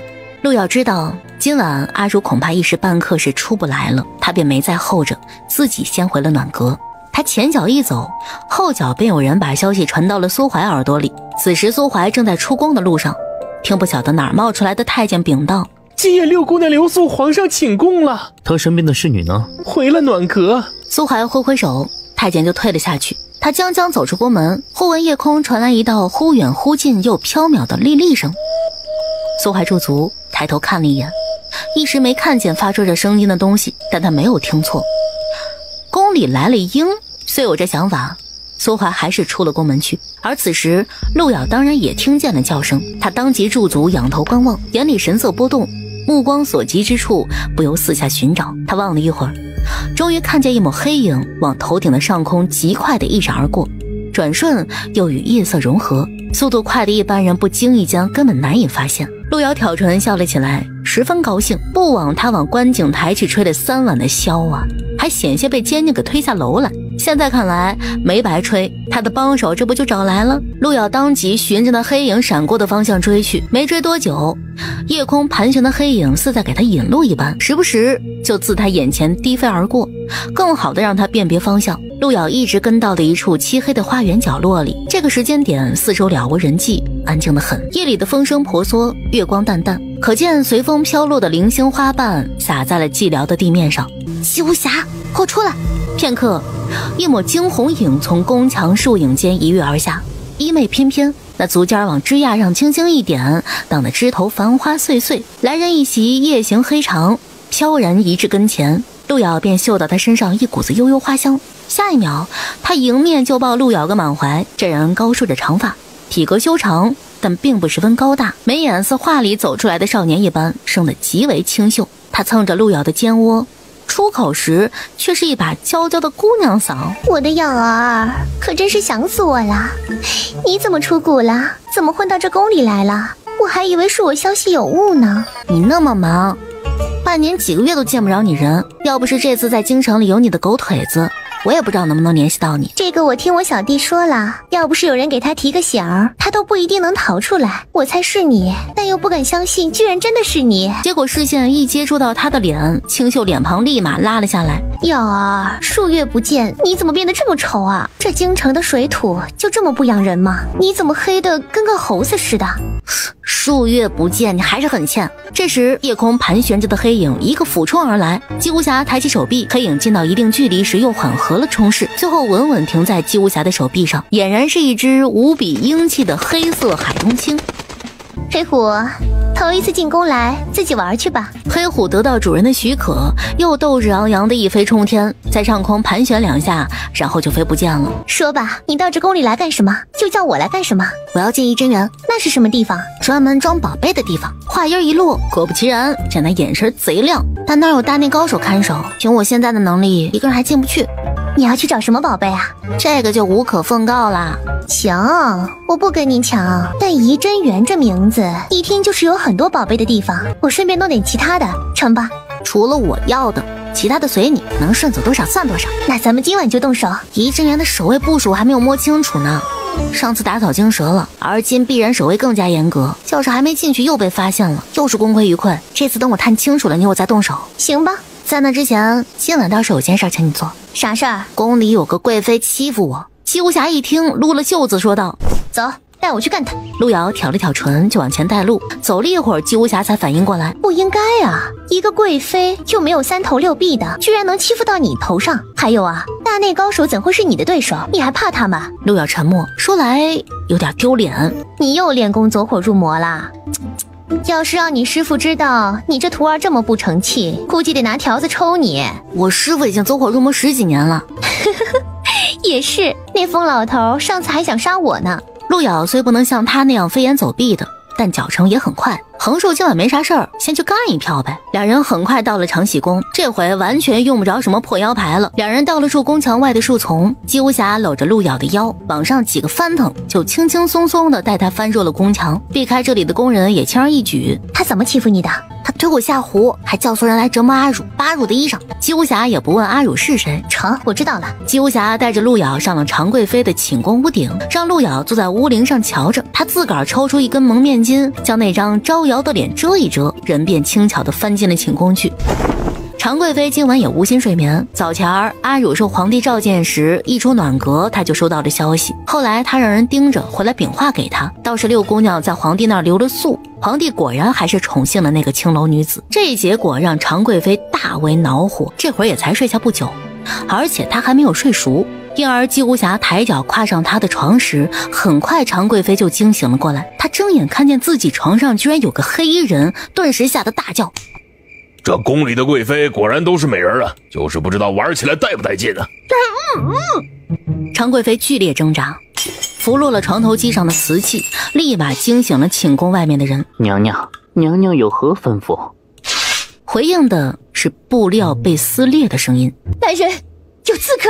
能搞一搞皇帝的女人也不亏啊，就是这皮肤不够水嫩，身材也有点走形，也就勉强凑合吧。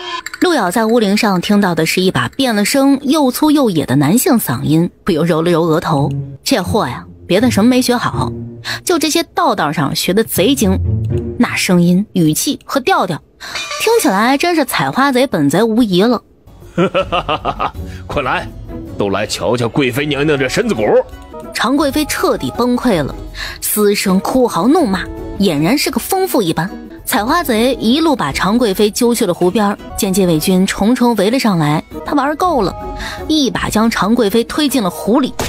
禁卫军见状，立刻蜂拥而上捉拿他，他足下一点，整个人便掠上了湖面，衣袂翻飞，径直踏水而去，只留下一串张扬又猖狂的大笑声。湖边的工人和部分禁卫军手忙脚乱的连忙下湖去救贵妃。常贵妃在水里挣扎着，他们想要把她救上岸，就不得不碰到她的身子。等终于把常贵妃救上岸时，也不知她是惊吓过度还是刺激过度，已经昏死了过去。路遥从长喜宫到湖边，一路跟着瞧热闹去了。姬无暇被禁卫军到处追，估计一时半会儿是没法回来找他叙旧了。路遥也就回暖阁准备洗洗睡。六姑娘今夜辛苦了，你得好生伺候着。好的，小的一定好生服侍。随后房门打开，阿汝以为路遥已经睡了，他吵到他：那皇帝对你好吗？阿汝吓了下，发现他竟然没有睡，一时有些局促。路遥拍了拍床榻，示意他躺下说话。阿汝便动作轻缓地在他身边躺下。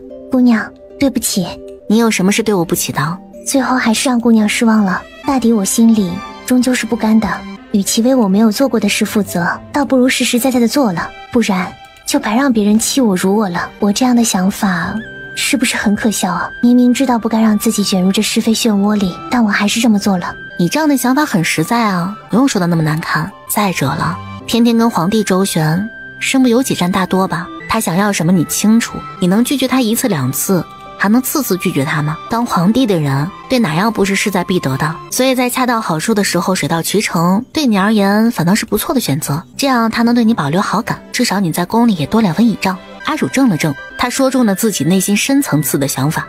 没有我失不失望的，只要你不觉得委屈就好。阿汝一直微微揪着的心随着路遥的话而慢慢松开，他摇了摇头。我不委屈，能与95至尊一掌瘫痪，有什么可委屈的？路遥侧头看了看他，他也看过来，不由相视而笑。那你今晚过得怎么样啊？皇帝让你还愉快吗？阿汝抿着唇笑，也不扭捏。说真的，比以往经历都要好。年纪稍长有年纪稍长的好处，为人处事成熟稳重，又温柔体贴。皇上体格还保养得甚好，比较有力气。那有伤着你吗？可需要上药？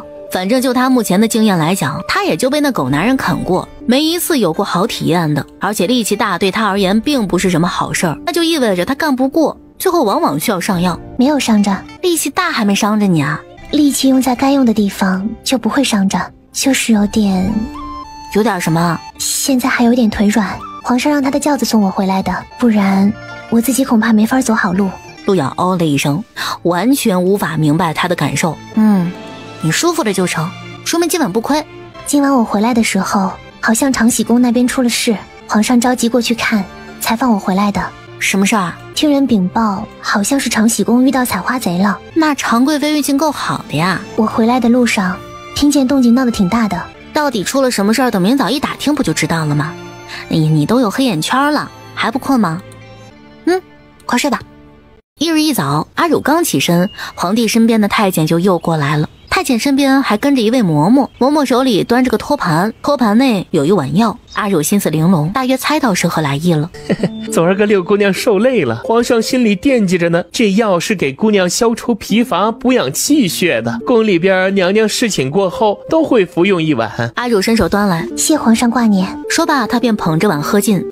那六姑娘好生歇着，咱先回皇上去。阿汝扶了扶底，等太监走后，阿汝回头看了看陆瑶，刚刚那药是避子汤吗？阿汝一闻那气味便知了，他点了点头。阿汝也不消极失落，这样倒免了许多麻烦。男欢女爱一场，过后互不牵挂，在招募馆里也是这样例行公事的。用早膳的时候，阿汝不忘问小乐子昨个夜里宫中发生的事儿，小乐子也憋得难受。两位姑娘可别对外说呀，昨晚是有个采花大盗进了长喜宫里，找上了贵妃娘娘，那可叫劲爆。采花大盗在寝宫里撕了贵妃娘娘的衣裳，把她剥了个精光，外头都是侍卫和禁卫军，他也不能坐以待毙，便挟持着贵妃娘娘出来。贵妃娘娘不着寸缕，被挟持着一路从长喜宫走到了湖边，那么多的禁卫军也只能眼睁睁看着。说的你好像亲眼看见了似的。当时常贵妃都要疯了，她那白花花的身子不晓得给多少双眼睛看去了呢。虽说宫里不得私传，可从昨晚到今日，恐怕已经人人皆知了。对于昨晚的采花大盗，皇帝也甚是恼火，敢堂而皇之的对他的贵妃下手，简直是胆大包天。皇帝一早就召了苏怀入宫，命他全力追拿采花大盗。苏怀询问了长喜宫的宫人，那采花大盗是何体型外貌？宫人能将贼人体型形容个大概，但是外貌却一无所知，只知他蒙着面巾，嗓音粗犷，听起来像是个粗鄙的糙汉。试验，大晚上的睡什么觉？走，跟我去浪。我还没在宫里看过月亮。瑶儿，你陪我看。大晚上的不睡觉就看月亮啊？我遇见你高兴吗？都兴奋的睡不着了。这几日宫里查得正紧，你不躲躲，还敢顶着风声在这走动？他们查他们的，我走动我的，这又不妨碍。陆遥想，所谓技高人胆大，说的就是他这样的吧。宫里禁卫军奈你不何，但你得小心啊，皇帝把这事儿交给那宁相来查了，你别被他逮到就好。宁相？姬无暇也不甚在意，忽听见黑虎在某个远处传来的笑声，他便捏了声口哨。陆遥揉了揉额头，别这么张扬，你是生怕那奸佞听不见吗？毕竟上次自己吹玉骨箫都能引那厮过来，眼下出了这么大的事儿，他肯定还在宫里。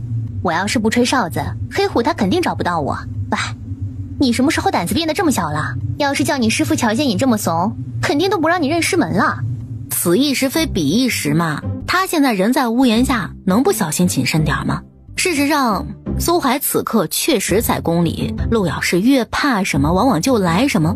早前苏怀就听见了宫里有鹰啸，今晚他又听见了。他驻足抬头望去，整个皇宫里3000明灯渲染之下，他眼力也好，看见远处果真有只鹰影，正平稳飞掠而过。他看了眼那鹰所去的方向，抬脚跟了上去。姬无暇看见黑虎回来了，远远的就冲他招手。陆遥扭头去看，眼角不由抽了抽，只见那傻鹰兴高采烈的很，平稳的滑翔而来，两只爪子逮着的，他没看错的话，应该是只鸡。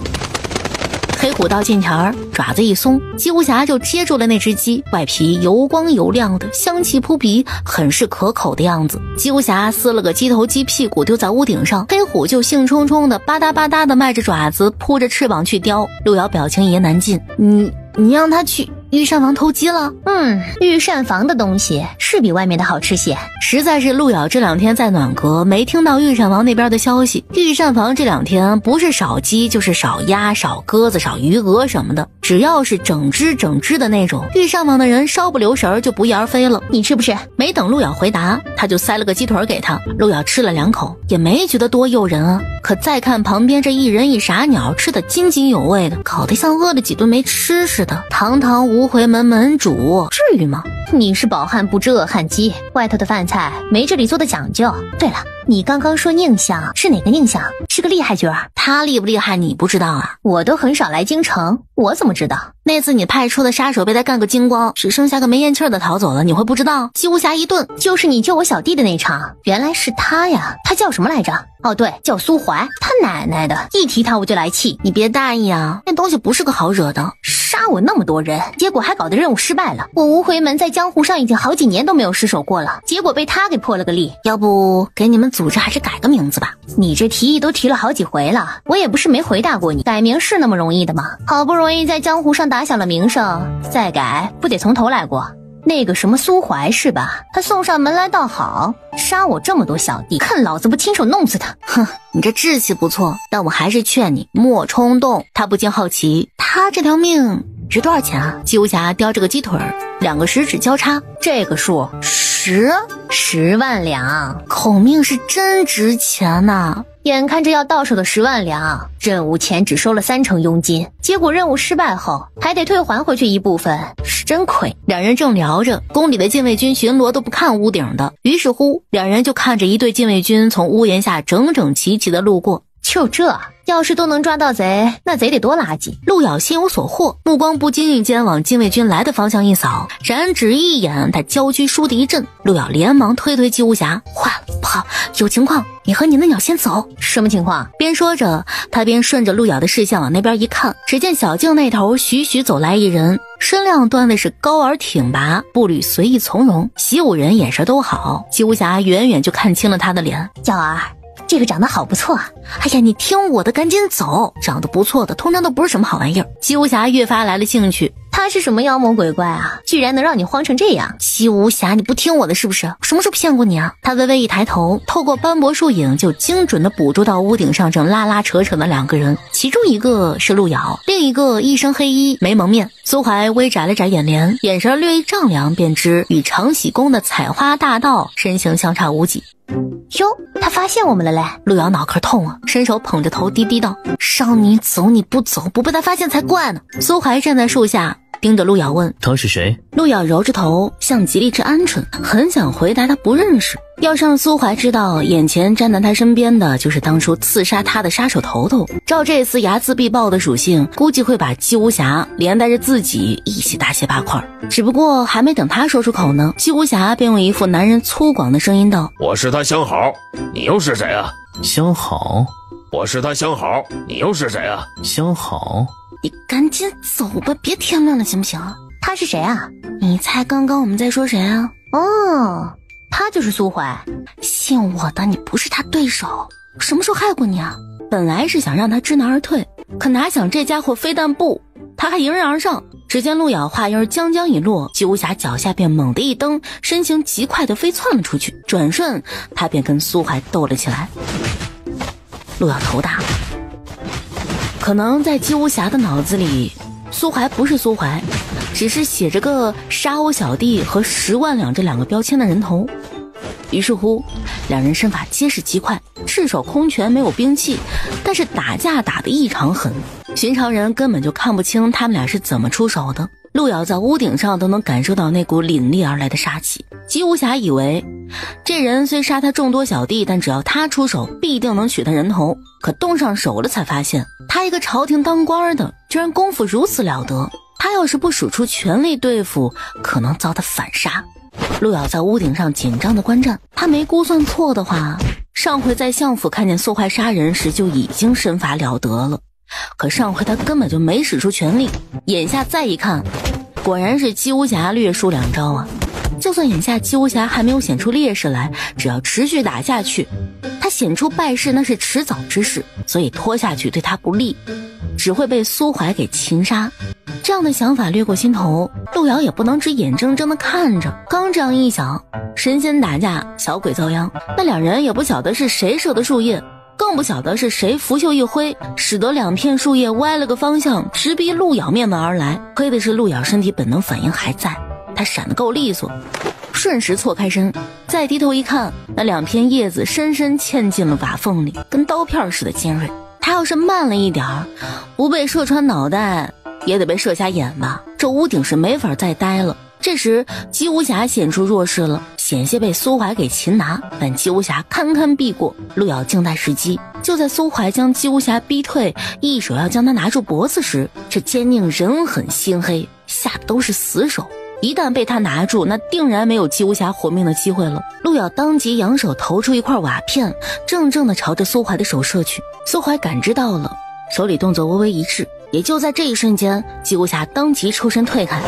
苏怀避开了瓦砾，手虽拿住了姬无暇的脖子，但速度慢了一瞬，使得姬无暇偏头一闪，居然跟只鱼似的脱钩了。苏怀手里拿住的是一块从他颈子上撕下来的假皮，皮上凸起的是类似于喉结的东西。姬无暇退开2丈，看了看苏怀手里的皮，又摸了摸自己凉飕飕的脖子，脖子上哪还有喉结呀，光滑又纤细。我操！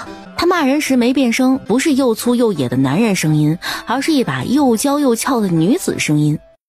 他跑路的速度比他杀人的速度还快，苏怀岂能让他跑啊？当即动身要去追。路遥见状，立刻跑上前，从苏怀身后一把抱住他的腰。苏怀神情顿了顿，结果导致失了先机。姬无暇转眼就跑得无影无踪了。路遥不能让他去追啊，没办法啊，只能顺着他的后背安抚道：别气别气了啊。苏怀气血有些翻腾，随着路遥的手在他背上游走，竟能使他渐渐安定下来。他低头看了眼环在自己腰间的那只手，眼里杀意未退，一手握住自己腰上的手，随后一扯，便将路遥扯到眼前来。路遥将他形容，那神情不动声色，可那眼神倦狂得很，仿佛方才没有打尽兴，需要杀一杀他来助兴。他手捏上路遥脖子的时候，路遥心里想的是完犊子了，他放跑了姬无暇，这畜生要拿他泄愤了。你想好？路遥顿时背上的汗毛都竖起来了，绝对不是采花大盗，可能是吧，我就是被他踩来的。话音一落，脖子上苏怀的手指收紧，霎时一股窒息感传来。路遥被迫仰头望着他这张脸，他一直非常清楚，之前的纠纠缠缠在这男人眼里只不过是一场游戏而已，他要杀自己也丝毫不会手软。路遥缓了一口气儿，苏怀，苏怀盯着他的唇，你怎么？路遥眼神落在他心口的地方，就是不知道只要自己动作够快的话，能不能一下子捅死他。嘴上却也是柔情蜜意的，我好些天没见你了，想你。苏怀眼里没有波动，这种时候想跟我撒娇？路遥对他笑了笑，桃花眼里灼灼其华。啊，你不是想看我撒娇吗？苏怀看了他片刻，倒有些腻了。话音一罢，路遥突然抬手往发间一扶，正准备抽出发簪，便出其不意地往他心窝子里捅去，却在同一时间，苏怀捏着他脖子的手竟然突然松开了。路遥呼吸一畅，手还摸着发间黑簪，在苏怀的眼神注视下，他很识时务地挠了挠自己的头。哎，这几天没洗头了，呵呵，头皮痒。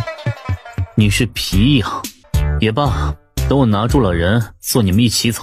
看见苏怀衣袍冷清的扬长而去，姬无暇跟他一见面就是要他命的那种，两人打得你死我活的，还能像以前那样得过且过吗？路遥有些伤神，草率了，不该跟姬无暇提苏怀这个人的，说了他又不听，可不就只剩下吃亏的份吗？那奸佞说要送他俩一起走，那只要姬无暇别被他给抓住，自己应该暂时还是安全的吧。路遥对姬无暇逃命的本事还是很有信心的，只要那货别主动送上门来就成，他得暂且躲一阵子了。再说皇帝沾了阿汝的身后是食髓知味，没2日还想着在夜里召他，只不过被阿汝休养为由给拒了。皇帝深知不可操之过急，但又实在是心痒得紧，以至于处理政务时都有些心不在焉。苏怀在御前见皇帝不得劲儿，身上有何烦恼？朕这次的烦扰，苏青解不了。苏怀不再多问，但皇帝呢，又乐于与他分享。早前听苏青说这女人熄了灯都是一个样，这话着实说的不对。朕后宫的女人兴许如此，可有的女人就是熄了灯，也知道她与其他的不一样。圣上是说六姑娘？什么都瞒不过苏青啊。不过朕想念她，她却是不怎么想念朕的样子。圣上若是想，臣找个法子，让她日日想念圣上。苏青还是不懂，这强扭的瓜不甜，还是你情我愿的更好。是吗？可我就是比较喜欢强扭的，甜不甜得尝了才知道。尝了以后，要是真的不甜，我也能蘸糖，让它必须甜。月参见公主。长公主淡淡看了他一眼，平身吧。我听说前几日你在宫中不慎磕着了，可有好些？好多了。适时宫女捧着香炉进来，在香案上焚了一炉香。清月郡主闻到那悠悠的香气，心有戚戚。这些年长公主就没换过香，一直只用这一种，不过她也觉得确实很好闻。今日你进宫是特地来陪我闲聊的？有件事，清月得禀告公主，我上次在宫里是被个宫女磕破了头。哪个宫女敢有这样大的胆子？就是那六姑娘身边的婢女。六姑娘，这我倒是听说过，听说是最近进宫来给皇上解忧的。她身边的婢女不是普通婢女，是前不久才被卖进招募馆的，她叫陆瑶，正是之前要与义兄成婚的那个。义兄的未婚妻。是她呀，缘何又被卖进了招募馆？她一个乡下女，居然敢说是义兄的未婚妻，如此庸脂俗粉，岂能配得上义兄？能配得上义兄的必然是……所以清月就擅作主张把她给发卖了。可没想到这次她居然混进了宫里来了，她敢磕我的头，照理说我该好好处置她，可我又怕这事儿闹到了义兄那里，万一义兄又因此与她纠缠，就……长公主听着不置可否，清月郡主悄悄看了看她，又道：公主有所不知，那个女人就是被卖进青楼以后也不安分，竟引得义兄到青楼里去宿夜了。这消息长公主早前也听说了，毕竟宰相苏怀夜宿招募馆可是满朝文武都知道的。宿的就是她？肯定就是她，要不是她，义兄以前可从不去那种地方。你这么说，我倒有些好奇了，不知道什么样的女子能让苏相破例。从流云宫出来，清月郡主长长舒了一口气。别人不知道，但是清月郡主知道，她义兄是长公主的底线，谁若是犯了这底线，必定不会有好下场。之前陆瑶住进相府的事儿，长公主肯定早就知晓了，略施小计就能让她在相府的日子不好过。现在长公主知道陆瑶在宫里了，还可能会放过她吗？今日死过一次，且让她缓口气，明日再死。说着又吩咐自己人，带回去，每天都让他死一回，再每天拔他一撮毛，看他最后是先死还是先没毛。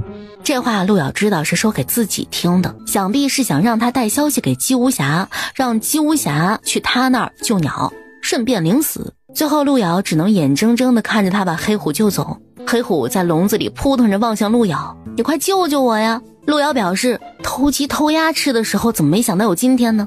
前2天姬无暇不晓得躲到哪里去了，就仿佛他根本没来过似的。可黑虎才不见一日，他就又冒着危险进宫来找陆瑶了。两人在黑漆漆的小树林里碰了面。瑶儿，你看见我家黑虎了吗？陆瑶无语了片刻，哼，他不是跟你在一起吗？怎么问我呢？他生性放荡不羁，爱自由，怎么能随时随地跟我在一起？他不见了。既然他这么爱自由，说不定他自己飞出去浪几天就又回来了。不，他一定是遭遇了什么。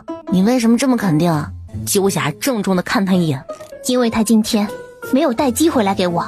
陆瑶忍不住揉额头，真是有什么样的主子就能养出什么样的鸟啊！唉，就是为了给你带鸡，他被抓了。果然不出我所料，他被谁给抓了？还能有谁啊？是苏怀，他妈的敢动我的东西！那你要去跟他拼了吗？姬无暇叉着腰，恼恨的来回踱了2步。我没想到他居然这么厉害，拼又拼不过，现在怎么办？我跟你说了，叫你不要冲动，你不听。现在知道他厉害了，一来就打草惊蛇，后面还不知道能不能顺利合伙弄到他想要的东西呢。陆瑶也是头大，呸，这10万两银子真不是人赚的。哼，不仅不好赚，还得赔上个黑虎。黑虎怎么的也值个18000两的吧？苏还说了，黑虎在他手上每天都得死一死，不死也得掉撮毛，直到把它拔光为止。姬无暇一听，这还得了？不行，我这就去把他救回来。你去吧。你去了以后呢，得死一死的就会是咱俩了。上次你倒是跑得利索了，就不怕他迁怒于我，把我干掉了？你没看他那副鬼样子，我要是慢一步，就直接被他给弄没了。你放心，他要是敢杀你，回头我无论如何也要替你报仇的。呵呵，我真谢谢你啊。留得青山在，不怕没柴烧嘛。不然眼下在你面前的就该是我的尸体了。那你太低估他了，是你先要杀他的，还指望他留你尸体啊？照他那属性，不把你挫骨扬灰，就得把你剁碎了喂狗。上回我走了以后，你是怎么脱身的啊？他想等我俩凑一双再杀，所以暂且姑息我。黑虎落他手里，他正等着呢。你要是这个时候送上门去，他笑都要笑醒了。真是可恶。那我的黑虎怎么办？我不管。瑶儿，你得帮我救他。我也不管，我救不了。我就是来找你商量此事的，你肯定有办法。我没有办法。黑虎毛多，应该耐得住几天拔。虽说他耐拔，可他脾气有点暴躁，会不会比较容易惹火呢？难道？会吧。不过你放心，狗男人不会让他死得太快的，大大不了一天多拔他几撮毛呗。你叫我怎么忍心啊？那你叫他进宫给你偷吃的时候，你怎么忍心啊？陆瑶一脸面瘫的挪了挪腿，姬无暇就跟赖皮狗似的抱得紧，反正目的很明确，要么今儿个他拖着自己走，要么今儿个他也别想走。要点脸啊你，我的姬门主！又不是什么重要的东西，可要可不要。你到底帮不帮我救黑虎？阿汝，有个事儿想请你帮忙。好啊。皇帝下午闲时，太监便进殿细声细气的禀道：皇上，六姑娘来了。皇帝精神一振，自上回以后他就没能再见到她，心里正惦念着呢。快请她进来。不多时，阿汝便带着陆瑶进殿，规规矩矩地向皇帝见礼。不必多礼。民女谢皇上。皇帝眼下看见他，觉得他比之前还要楚楚动人。怎样，身子可好些了？好多了。你不愿见朕，朕还以为是朕那碗太鲁马让你不好受了。阿汝闻言难免有些赧然，毕竟陆瑶还在他身边呢。没有的事。陆瑶跟个木头人一样杵在后面，心想当皇帝就是不一样，说隐私话也这么不见外。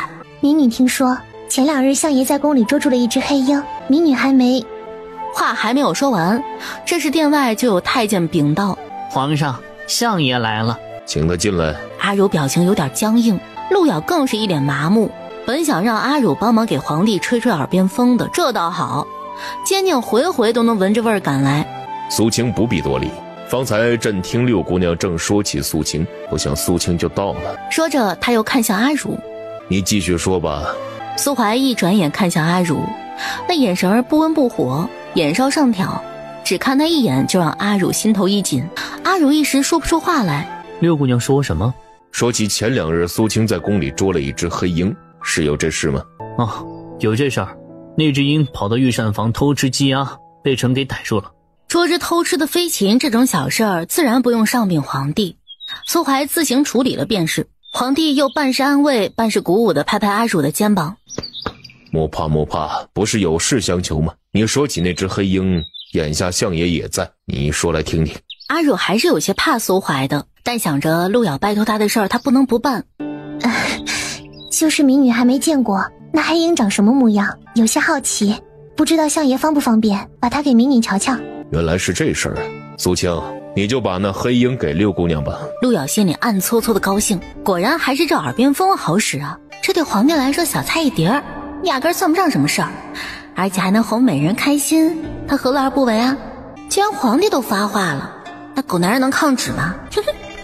看来这事成了。不想他微微一瞟眼的动作，恰恰撞进苏怀微微一侧目的眼神里。苏怀看着他隐隐上翘的嘴角，陆瑶意识到他在看，当即把嘴角一收，又变成面无表情的样子了。他不能表现得太过高兴。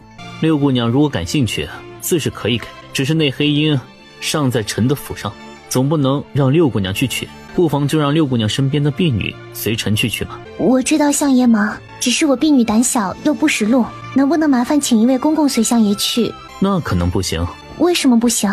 那鹰有些怪癖，着男不着女，得女子去拿才行。陆瑶本就乔装的有些暗淡的脸，此刻更是黑中带绿，且看他那一副一本正经煞有介事的嘴脸，真是比鬼都还能鬼扯。皇帝再一听啊，那是不能让阿汝去。尽管苏怀说那鹰不着女，万一他要是控制不好着女子呢，岂不是伤了阿汝？那就让这婢女去取鹰吧。阿汝回头愧疚地看了看陆瑶，苏怀也看了看他。那就先请六姑娘这婢女殿外候着，我禀完圣上再带你去。去你妈的！真要跟相爷一起去拿那鹰吗？拿个屁！他要是真去了，别说黑虎拿不回来，他也得跟着栽进去。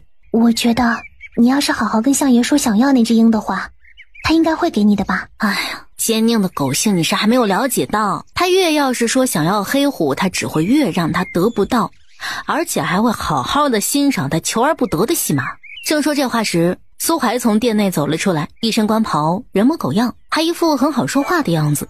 现在怎么办啊？走吧，给你家六姑娘拿鹰去。陆瑶也不怕他听见，回阿汝道：你拒绝他。苏怀看向阿汝，阿汝怂了怂，但还是壮着胆子扶了扶身。对不住啊，相爷，听相爷说那鹰要啄人，我有些害怕，便不敢要了。不要了，你不是没见过黑鹰，感到好奇吗？阿汝别怕，这是在皇上的殿前，他不能为难你。突然又不怎么好奇了。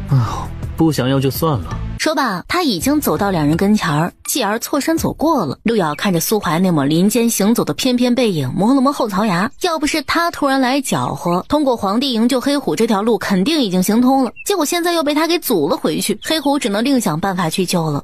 陆瑶和阿汝回到暖阁，远远就看见小乐子正攥着手来回踱步呢。小乐子也看见了他们，连忙快步跑来。哎呦，六姑娘可算回来了。你这么着急，是有什么事吗？流云宫刚刚来人了，姑娘还不知道吧？那是长公主的宫殿。长公主为何派人来？说是也有些好奇六姑娘，想见上一见呢。毕竟有常贵妃在前，阿汝一听这事儿便心下一紧，又一头雾水。她应该没得罪长公主吧？一进流云宫的大门，立刻就让陆瑶和阿汝感觉到与进长喜宫时不大相同。只是陆瑶甫一进殿，闻到了殿上燃着的熏香，他面上不动声色，心里却是沉了沉。以毒活为主的熏香，乍一闻起来，他下意识的就想起那狗男人身上的气味。他的身体唯一敏感的就是那个东西。陆瑶跟着阿汝有模有样的见礼，不必多礼，平身吧。随后又给阿汝赐座。皇上受此事困扰了好些年，眼下倒好了，找到了可以助眠的法子，还有这么一位温柔体贴的美女子相伴，他是高兴了。天底下真有琴能引人入梦吗？我听闻普天之下能有这般出神入化的琴艺者，非行渊莫属。民女岂能与那样的传说人物相提并论？民女的琴也并没有什么过人之处，只不过是让皇上感到放松，自然而然就有了些睡意了。长公主点了点头，眼神落在阿汝身后的陆瑶身上。是我这殿上热吗？怎么六姑娘这婢女满头大汗的？阿汝回头看了看陆瑶，见她形容再熟悉不过了。不过阿汝一时也不清楚是因什么而起，只知道这种情况不可耽搁，得赶紧回去处理才行。平时她就比常人更易流汗，这副模样也着实惊人，还请长公主准许她退下。长公主却没松口，终于打量起陆瑶来。我以为招木馆的姑娘，即便是个婢女，虽不要求貌美如花，但至少该清秀才是。实不瞒长公主，招木馆的姑娘没几个愿意身边带个清秀丫鬟的。长公主温婉一笑而过，说不清那笑容里什么含义。你且进去候着吧，长公主稍作就来。陆瑶站在门口往里面看了一眼，见这偏殿空荡荡的，并没有多少摆设，可见平时应该甚少派上用场。可是需要咱请你进去？长公主召见，她人在屋檐下就不能不守这里的规矩，眼下到了这儿又有侍卫和太监守着，这门她进也得进，不进也得进。陆瑶便说道：不劳烦公公了。她抬脚踏进了这偏殿，安静候着。不一会儿，外面响起了重重的脚步声，殿门半开半掩着，只见一对整齐婀娜的宫女儿手执球形提炉鱼贯而入。随着他们进殿，一股子悠悠香风扑面而来。陆瑶盯着那一只只球形提炉，那是香炉，香炉里正焚着香，是毒活香。今晚来都来了，哪有一帆风顺的？这些是用来干什么的？这是长公主惯用的香，长公主在宫里都会用到它。一会儿长公主要来，便先将这殿上熏一熏。一股毒活特有的香气在殿上弥漫开来。陆瑶转身往殿外走，还没出门口就被侍卫拦下。他们熏殿，我出来等候。既已进殿，在长公主来之前，哪里也不得去，还不进去？这流云宫是什么地方？岂容你随意走动？这里的人不知道他闻不得这样的燃香，只将他的行为当作是不识好歹。随后太监就让侍卫把殿门关上。渐渐的，他浑身就起了汗意。他不由得想起之前素怀那狗男人在他那儿睡了一夜，他不也硬生生的扛了一夜？也不知过了多久，终于偏殿的门缓缓打开了。他缓缓回头看去，长公主经过陆瑶身边时侧头看了他一眼，见他鬓角汗意。今日我这殿上也还觉得热吗？如六姑娘所说，民女是一寒体质。长公主点了点头，她坐进来坐下之后，约摸着是着实喜欢这毒活香，殿上的香炉也没撤，香气愈加的馥郁。尽管陆瑶身上佩戴有可以干扰的香囊，可量十分有限，也只不过是她用来干扰素怀一人身上的气味的。不知长公主召民女来所谓何事？也没有什么特别，就是宫里年年如一日，无甚差别。眼下你和你主子住进了宫里，倒有些新鲜。且不论出身，只要能给皇上治病，那都是好的，只是我对你不禁有些好奇。见此女乍一看肤色暗淡无光，有低眉顺眼，十分普通。六姑娘是樟木馆的花魁，却一心护着你这丫鬟，这是为何？陆瑶不得不承认，这长公主的观察能力很强，不然她也不会察觉到她的不适是来源于她殿上的燃香。陆瑶可以肯定她已经察觉到了，否则不会这般大张旗鼓的满殿的都熏香。六姑娘心善，一直十分关照我。我见你面貌虽黑了些，这眉眼五官却是耐看的。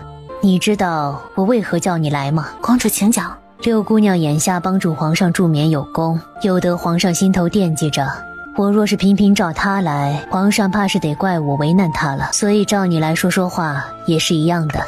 回头你转给你家六姑娘便是了。宫中无后，因而常贵妃平日里是嚣张跋扈了一些，但那也无可厚非，她是有着资本和底气的。她兄长镇守南怀，是南怀一方的大将军，所以皇上也格外的宠爱她。但似乎自打六姑娘进宫以后，常贵妃宫里就频频出事。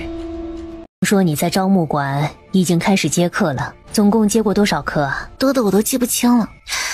听你这语气，似乎不以为耻。毕竟樟木馆是开门做生意的，我也得混口饭吃。我还是第一次听人把这一行当说得这般理直气壮。长公主能通过这毒活香猜到陆瑶可能身体不适应，陆瑶同样也能通过毒活香猜到她在计较什么，或者说她想问她接的客人中具体的某一位，只不过碍于身份，她不能直接问出口，只能沾些边边角角，不过彼此都心知肚明。常贵妃这次受的委屈不小，多多少少有些你家六姑娘的因素在，皇上还需六姑娘，六姑娘不能有差池，便由你来替你家姑娘在此思过一夜吧。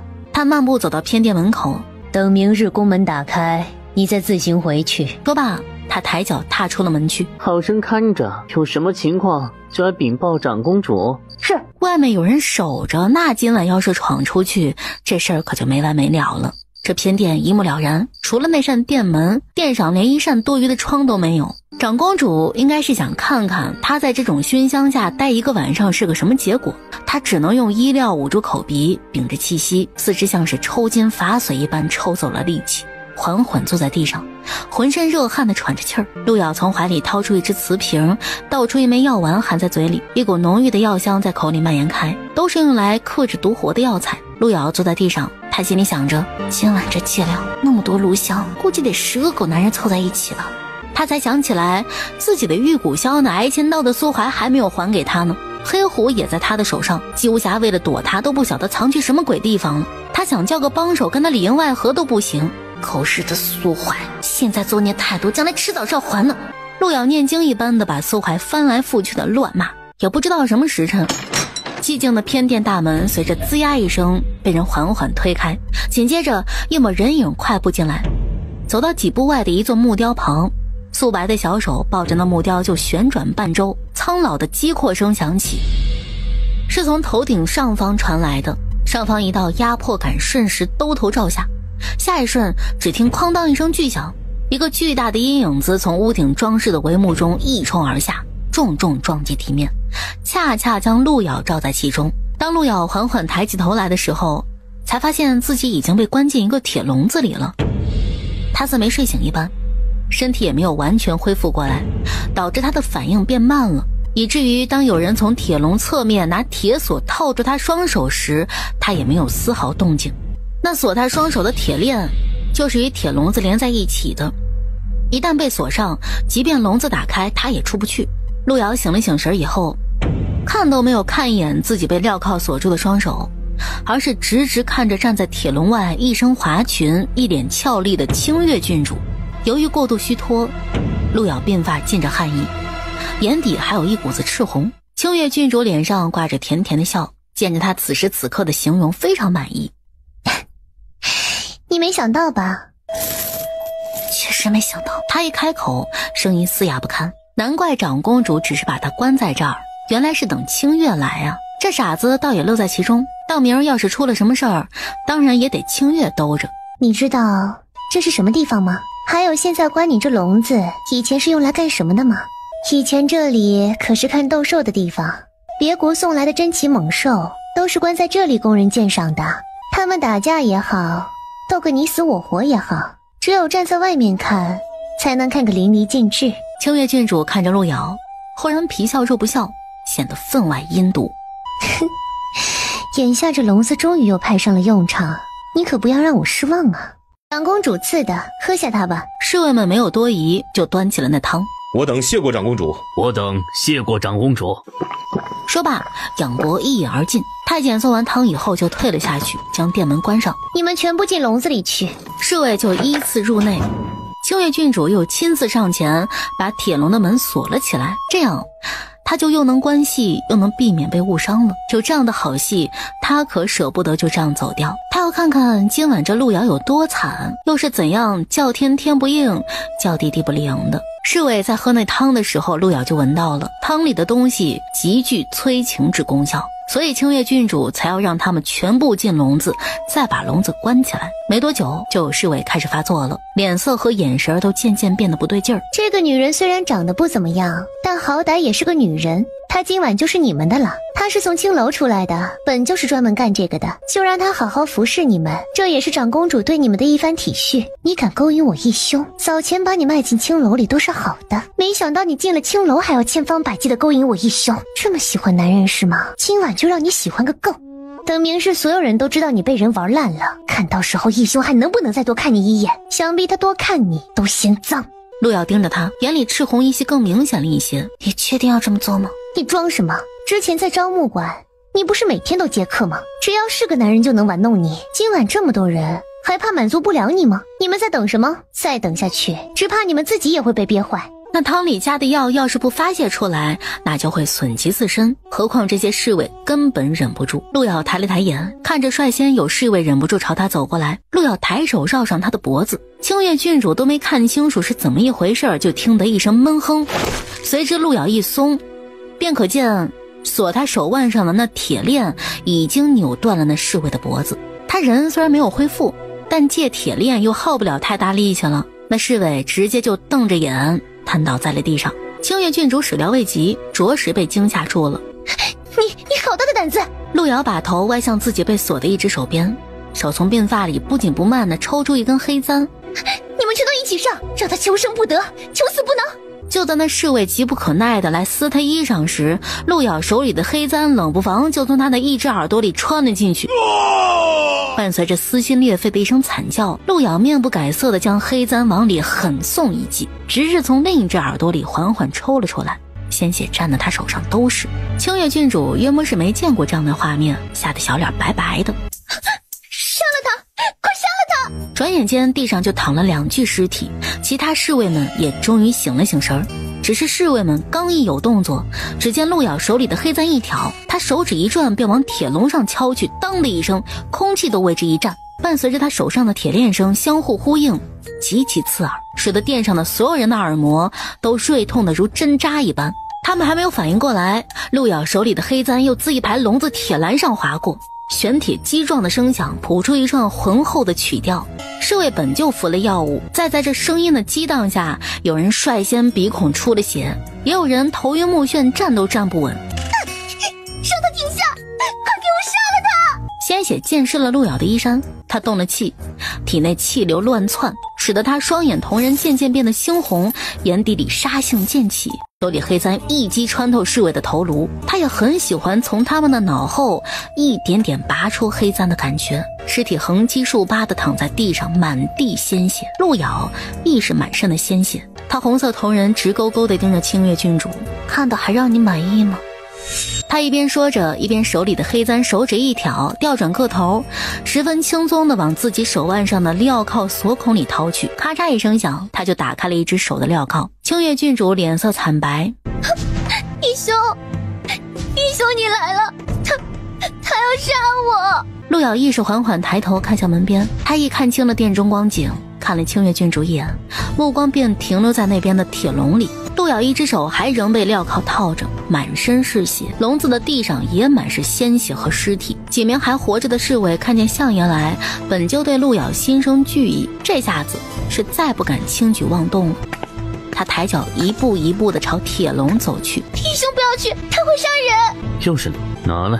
苏怀把锁打开，抬脚走进笼子，他踩着满地尸血走到陆瑶面前，那如狼似虎的眼神紧紧盯着苏怀，丈量着他离自己的距离越来越近。苏怀看了一眼他仍被套着的那只手，陆瑶不动声色，可那双红色桃花眼却仿佛在引诱他。来，救我以后，我一定会好好的报答你的。空气里都是血腥气。苏怀终于是拿住了锁他的那只镣铐，说而用力猛地一扯，带着雷霆万钧之势将铁锁镣铐给生生震断。陆瑶获得自由的那一瞬，杀性突然暴涨，当即对苏怀狠下死手。苏怀立即闪身回击，两人在铁笼里大打出手。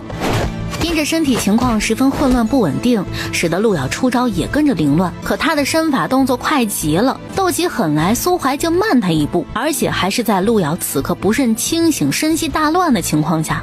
他要是清醒的，苏怀绝对不是他的对手。殿上回荡着的是铁链和铁笼的晃荡声，两人缠斗十数招，陆瑶一脚踹在苏怀的胸膛上，苏怀抬手格挡，卸去他脚上迅猛的力道。陆瑶转而一拳击在他带有旧伤的那处肩膀上，苏怀身形一致，陆瑶顺时绕他身后扣他后肩胛骨。苏怀要是动作慢那么一点儿，就会被陆瑶像抽那些侍卫骨头似的将他的肩胛骨给抽出来。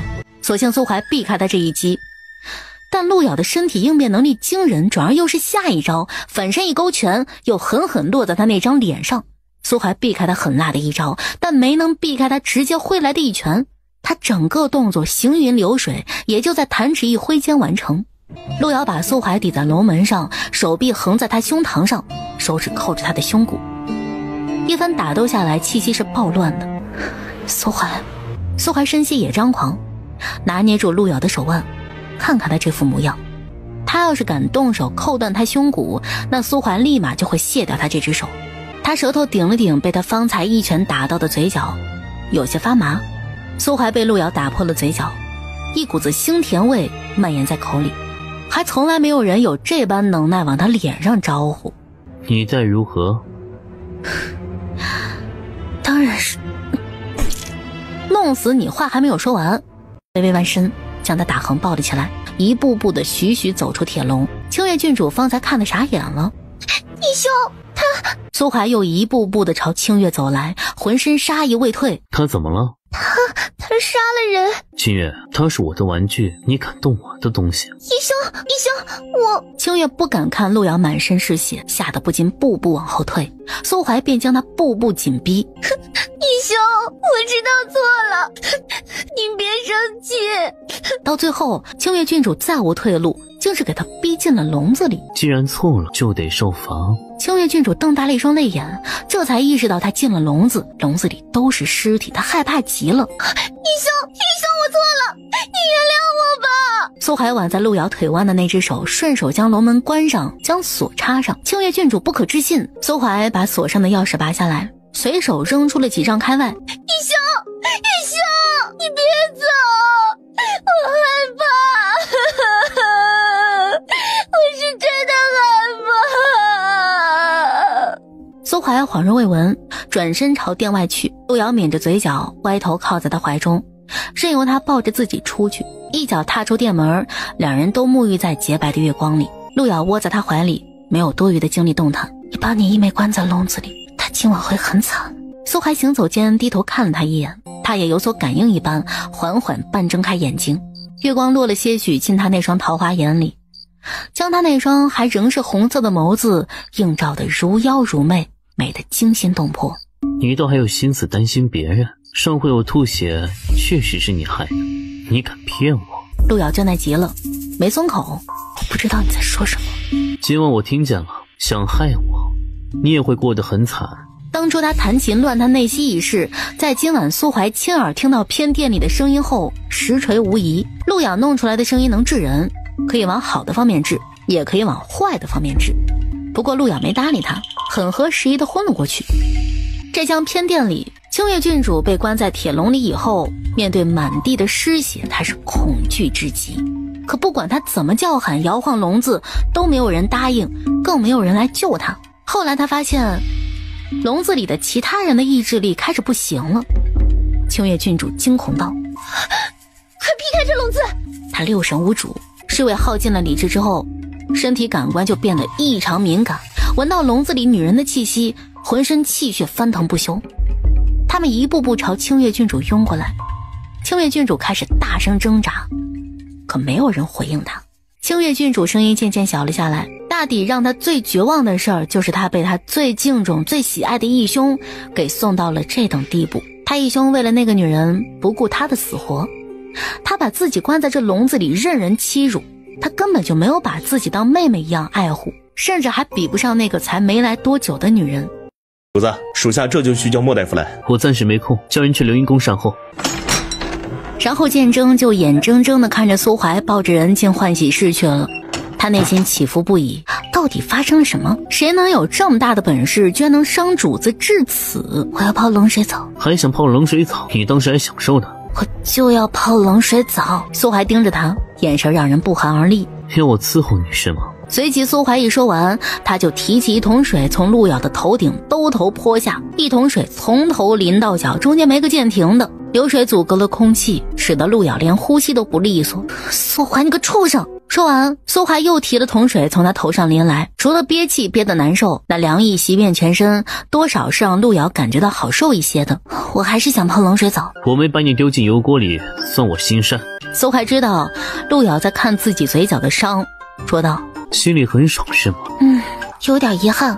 遗憾什么？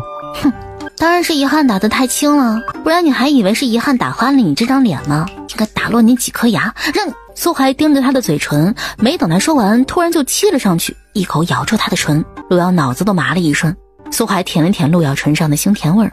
让我怎么？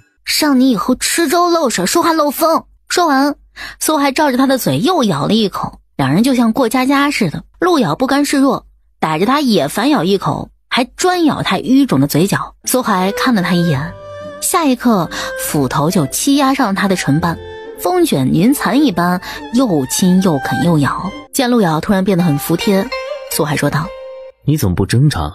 打我的时候不是很起劲吗？你应该还在流血吧，不先处理处理吗？你都要杀我了，还在乎我流不流血？难道你没想过杀我吗？你之前还捏我脖子差点掐死我。那我掐死你了吗？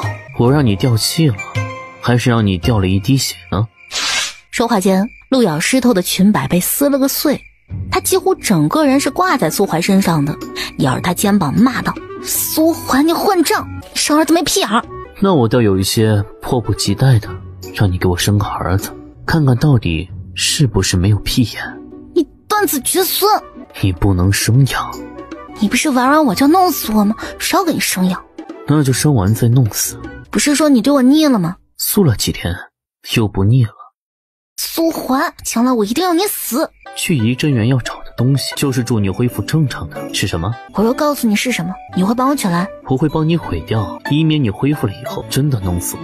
莫看陆瑶平时骗人骗鬼，真要是下起狠手来，绝对会把他往死里整。今晚不就是那样？只可惜他没能坚持得了多久而已。要是再让他得意一会儿，估计苏怀就不是现在这个样子了。两个平日里都是腥风血雨里面不改色的人，眼下从没碰过异性的身子，从没有过亲身经验。苏怀便斧头亲吻陆瑶，他吻得又紧又深，手里抚过她的肌肤，指腹下陆瑶还是起了一层鸡皮疙瘩，她脸颊泛起潮红，不知道是因为苏怀的吻，还是因为他的抚摸，还是因为身体对他的气味在持续性发作。在他的印象里，这狗男人做畜生时对他多半是猖狂而又势在必得的，做人时他又是禁欲寡性的，却从不曾展现出像现在这样欲的一面来。随后两相思谋盘桓，既然反抗不了，不如换个角度去想。苏怀的人渣属性暂且不提，光他这副容貌和身材也够够的啦。他不是无数女人所幻想的最佳床上对象吗？又是当朝权相，呼风唤雨的，能睡一睡他貌似也不太吃亏。黎明到来，主子该去上朝了。苏怀起身披衣出房冲澡。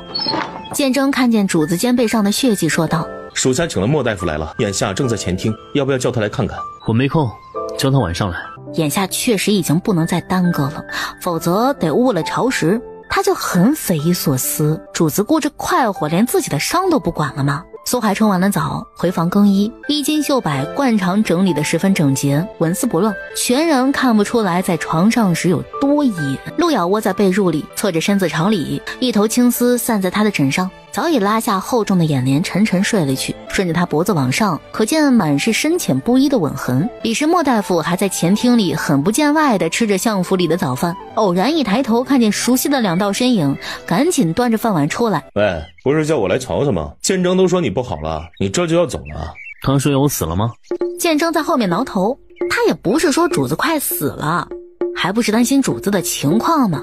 可显然主子并不领情啊。莫大夫连忙端着饭碗快步走近了一些，瞧清了苏怀的面容，震惊道：我还以为我看花眼了呢，相爷嘴角怎么了？是被谁打的？怎么，你要去帮我打回来吗？能打相爷脸的肯定本事了得，我可打不过。你昨晚干什么去了？没睡觉吗？怎么一副纵欲过度的样子？你还能治我纵欲过度？我可以开点补肾的药，但最主要的还是得靠相爷自己节制。是哪家姑娘能把相爷缠成这样？相爷这嘴角还是擦擦药的好，好好的一张脸，伤得这么明显，实在有损形象啊。苏怀也没说什么，接了药瓶就出了大门上马车。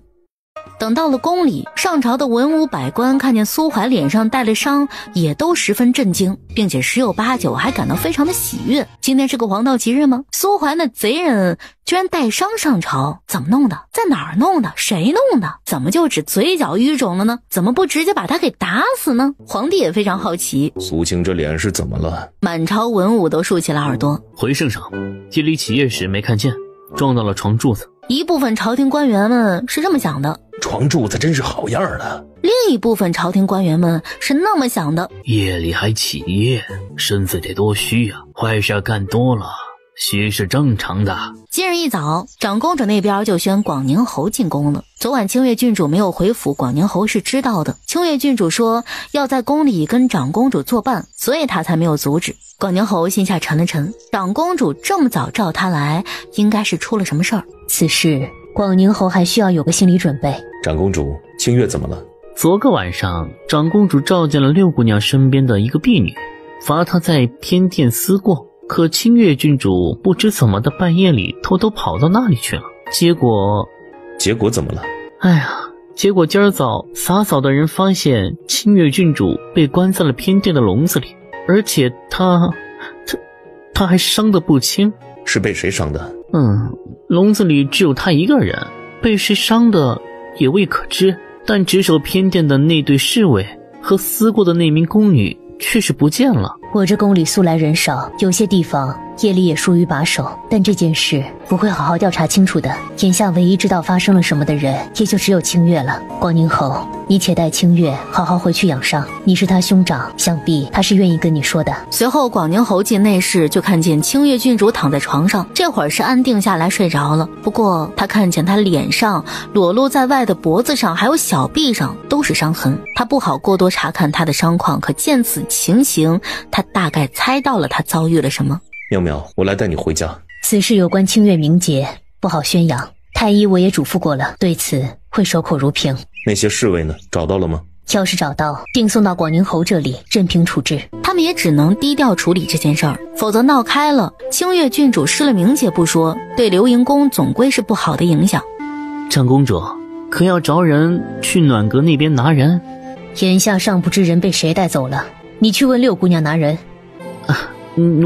奴才多嘴。何况清月郡主的伤最主要的是丢了身子，失了清白，岂是那婢女一个女子所能造成呢？今儿一大早，长公主就宣了广宁侯进宫，还有太医往那边出入，好像是清月郡主出了什么事。清月郡主出现在流盈宫，绝不是为什么好事儿，说不定正是因为知道姑娘在那里才去的。甭管了，只要出事的不是侍女姑娘就行。江陆瑶睡了一个长长的觉，在睡梦里也有一种虚脱无力感。他似乎听见了黑虎的笑声，时而急躁，时而暴躁。后来长梦将醒，黑虎的声音越来越明显。陆瑶睁开眼时，首先映入眼帘的是斜前方的一排门扉。陆瑶看着，一时间还有些恍惚，不知道自己身处何处。他慵懒地动了动眼帘，扫了一眼这间房，不是暖阁，而是一处陌生的房间。再看了看自己所躺的这床上，凌乱的不成样子。床上有种狗男人身上独有的气息，还残留着事后旖旎的气味。陆瑶抬手拢了拢亲背，惺忪地歪了歪头，在枕上和舒软的亲背间蹭了蹭，试图换个比较舒服点的睡姿。结果一动，陆瑶便吸了一口气。也不晓得是哪处牵扯出来的，浑身都酸痛。以往他连一天一夜的工都没这样累过。回想起昨晚上的事儿，他好像昨晚跟狗男人在床上相互争讨了半晚，眼下的这身体的状况就属于争讨过后的后遗症。虽然想想不亏吧，他还榨到了一点他的元气平息内乱，可还是有种日了狗的心情。这床上的气味也挥散不去，他躺在床上就像吸了毒似的，始终浑身乏力，精神不起来。他得起身了，然刚撑着身坐起来，陆瑶低头一看，脸上的表情就有点麻木了。狗男人是不见外，这是恨不得把他啃得只剩下骨头吧。他浑身上下就没一处好的。紧接着陆瑶又听见了一两声鹰叫，这回他听得分外真实，就在门外。他连忙就下床，然后问题来了，昨晚的衣服在盥洗室里就被撕掉了，他没衣裳穿啊。陆瑶抬头又扫视一番这房间，看见衣架子上挂着一身男人的衣袍。他现在回想起来了，难怪昨晚一到这院子就有点点熟悉，原来这是苏怀的院子。只不过他的寝居陆瑶是第一次进，衣架子上的男人衣服自然也是苏怀的。衣袍够大，袖摆完全遮住了手，衣角也拖在了地上，衬得陆瑶像个偷穿大人衣服的小孩似的。陆瑶十分嫌弃，但凡他要是还有别的选择，他也不会套他的这身狗皮。打开了门，顿时外面的暖绯色的斜阳翠亮了他的身姿。一看天色，陆瑶也有点头大了，他居然不知不觉睡得快一整天了。他循声看去，果不其然，屋檐下挂着个鸟笼子，笼子里关着一只黑鸟。黑鸟见他终于注意到自己了，在笼子里蹦跶得欢实不已。黑虎，是我。陆瑶走进笼子边，仔细看了看他，要不是认得他的叫声，他简直不敢相信他就是那只雄赳赳气昂昂的极品海东青黑虎。一些天不见，直接差了几个品种啊！他仿佛变成了一只毛发凌乱又邋遢的乌鸦，身上漂亮的毛都给拔得差不多了。鸡还好吃吗？好吃，还是好吃。嘿，为了口吃的你都快秃了，还不服气啊？你快救我，快救我啊！眼下他都在自己眼皮子底下了，没有道理不救他。遂习惯性的歪头拔头上的黑簪，结果没摸着，这才意识到自己的头发是披散着的。他没有作案工具，也不能徒手打开啊，所以他先转身回房间去找自己的发簪。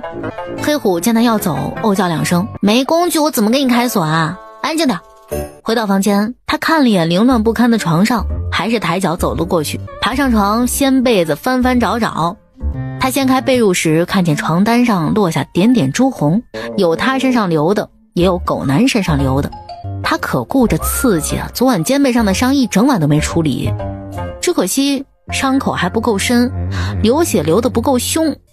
后来陆瑶把床上翻来覆去都找遍了，床上居然没有，难不成是掉在半路上了？不应该啊！陆瑶又动作轻缓地下床，拢着衣袍出门去了盥洗室找，结果只在角落里找到一身被狗畜生撕得惨不忍睹的弓长，除此以外什么都没有。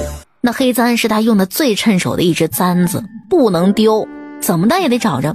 陆瑶郁闷地出来，满院子的溜达。黑虎急得不行，你还在等什么呀？他扑腾着翅膀，娘，我的娘，救我呀，我的娘！嘿呀，你这副死皮赖脸的德行，真是深得你主子的真传。一时找不到黑簪，陆瑶也不能错过这个解救黑虎的绝佳时机，便先去掐了根纤细的木枝，走到廊下，拿着锁头看了看，然后用木枝伸进去掏。木枝有一定的软韧性，不太好操作，结果锁没打开，木枝先弄断了2根。你以前开锁那么厉害，你是不是不想救我？我都说了，先找我的簪子，你不听，没硬东西我怎么给你开锁呀？我不管，我不管。你赖定我了是吧？信不信我也不管了。你不能像你主子那样死皮赖脸，你是鹰，你的骄傲和尊严呢？不要了吗？黑虎歪了歪头，那是什么东西啊？我本来应该有吗？苏怀回府来，一脚踏进自己院子里时，抬眼就看见陆瑶正在廊下一边掏锁，一边跟黑虎讲道理。他身上套的很明显就是他的衣裳，裹得紧，将他身子骨勾勒得十分曼妙。手里动作下意识一顿，木枝啪嗒一声断在了锁孔里。眼下一见到他，就不由得勾起昨晚疯狂的那些画面。你怎么回来的这么早？我觉得不早。可以往这个时候，你不是还在宫里霍霍吗？宫里没惹事的东西，我也清闲些。陆瑶沉默，他的意思是，他就是那个惹事儿的吧？陆瑶看了看他的嘴角，还有淤青。哦呦，这对他来说可真养眼呢。他压了压快要忍不住翘起的嘴角，相爷流了不少血吧？怎么看起来像没事人似的呢？他应该失血过多猝死啊！你也弄出了不少血，怎么不见你有事儿？只要话从他苏怀嘴里说出来，就跟他这个人一样，显得很禽兽。你想救他？我没想，我要是想，他早飞走了。你只是没有趁手的工具。我那根黑色簪子呢？你用来穿人脑的那根。呵呵，相爷真会开玩笑。那发簪是我用来挽头发用的，哪穿什么人脑子呀？你张口就知道骗我。那发簪上的白浆是什么？难道是豆腐脑吗？就是豆腐脑。要不要我拿来给你舔干净啊？你恶不恶心啊？还让不让人好好吃饭了？豆腐脑有什么恶心的？明早的早饭就吃红油豆腐脑。豆腐脑就豆腐脑，还红油豆腐脑，这狗男人就是存心恶心他。我簪子呢？你总得还给我吧。苏怀一边吃着东西，一边随手往桌上一放。陆瑶就看见自己的黑簪正稳妥地躺在桌面上，他暗舒一口气，没丢就好，真要是丢了，找起来还比较麻烦。只是陆瑶正要伸手去拿，那黑簪就又被苏怀给收进了自己的袖中。什么意思啊？我只是让你知道，在我这里，我有说要还给你吗？不还给我，你留着有什么好处啊？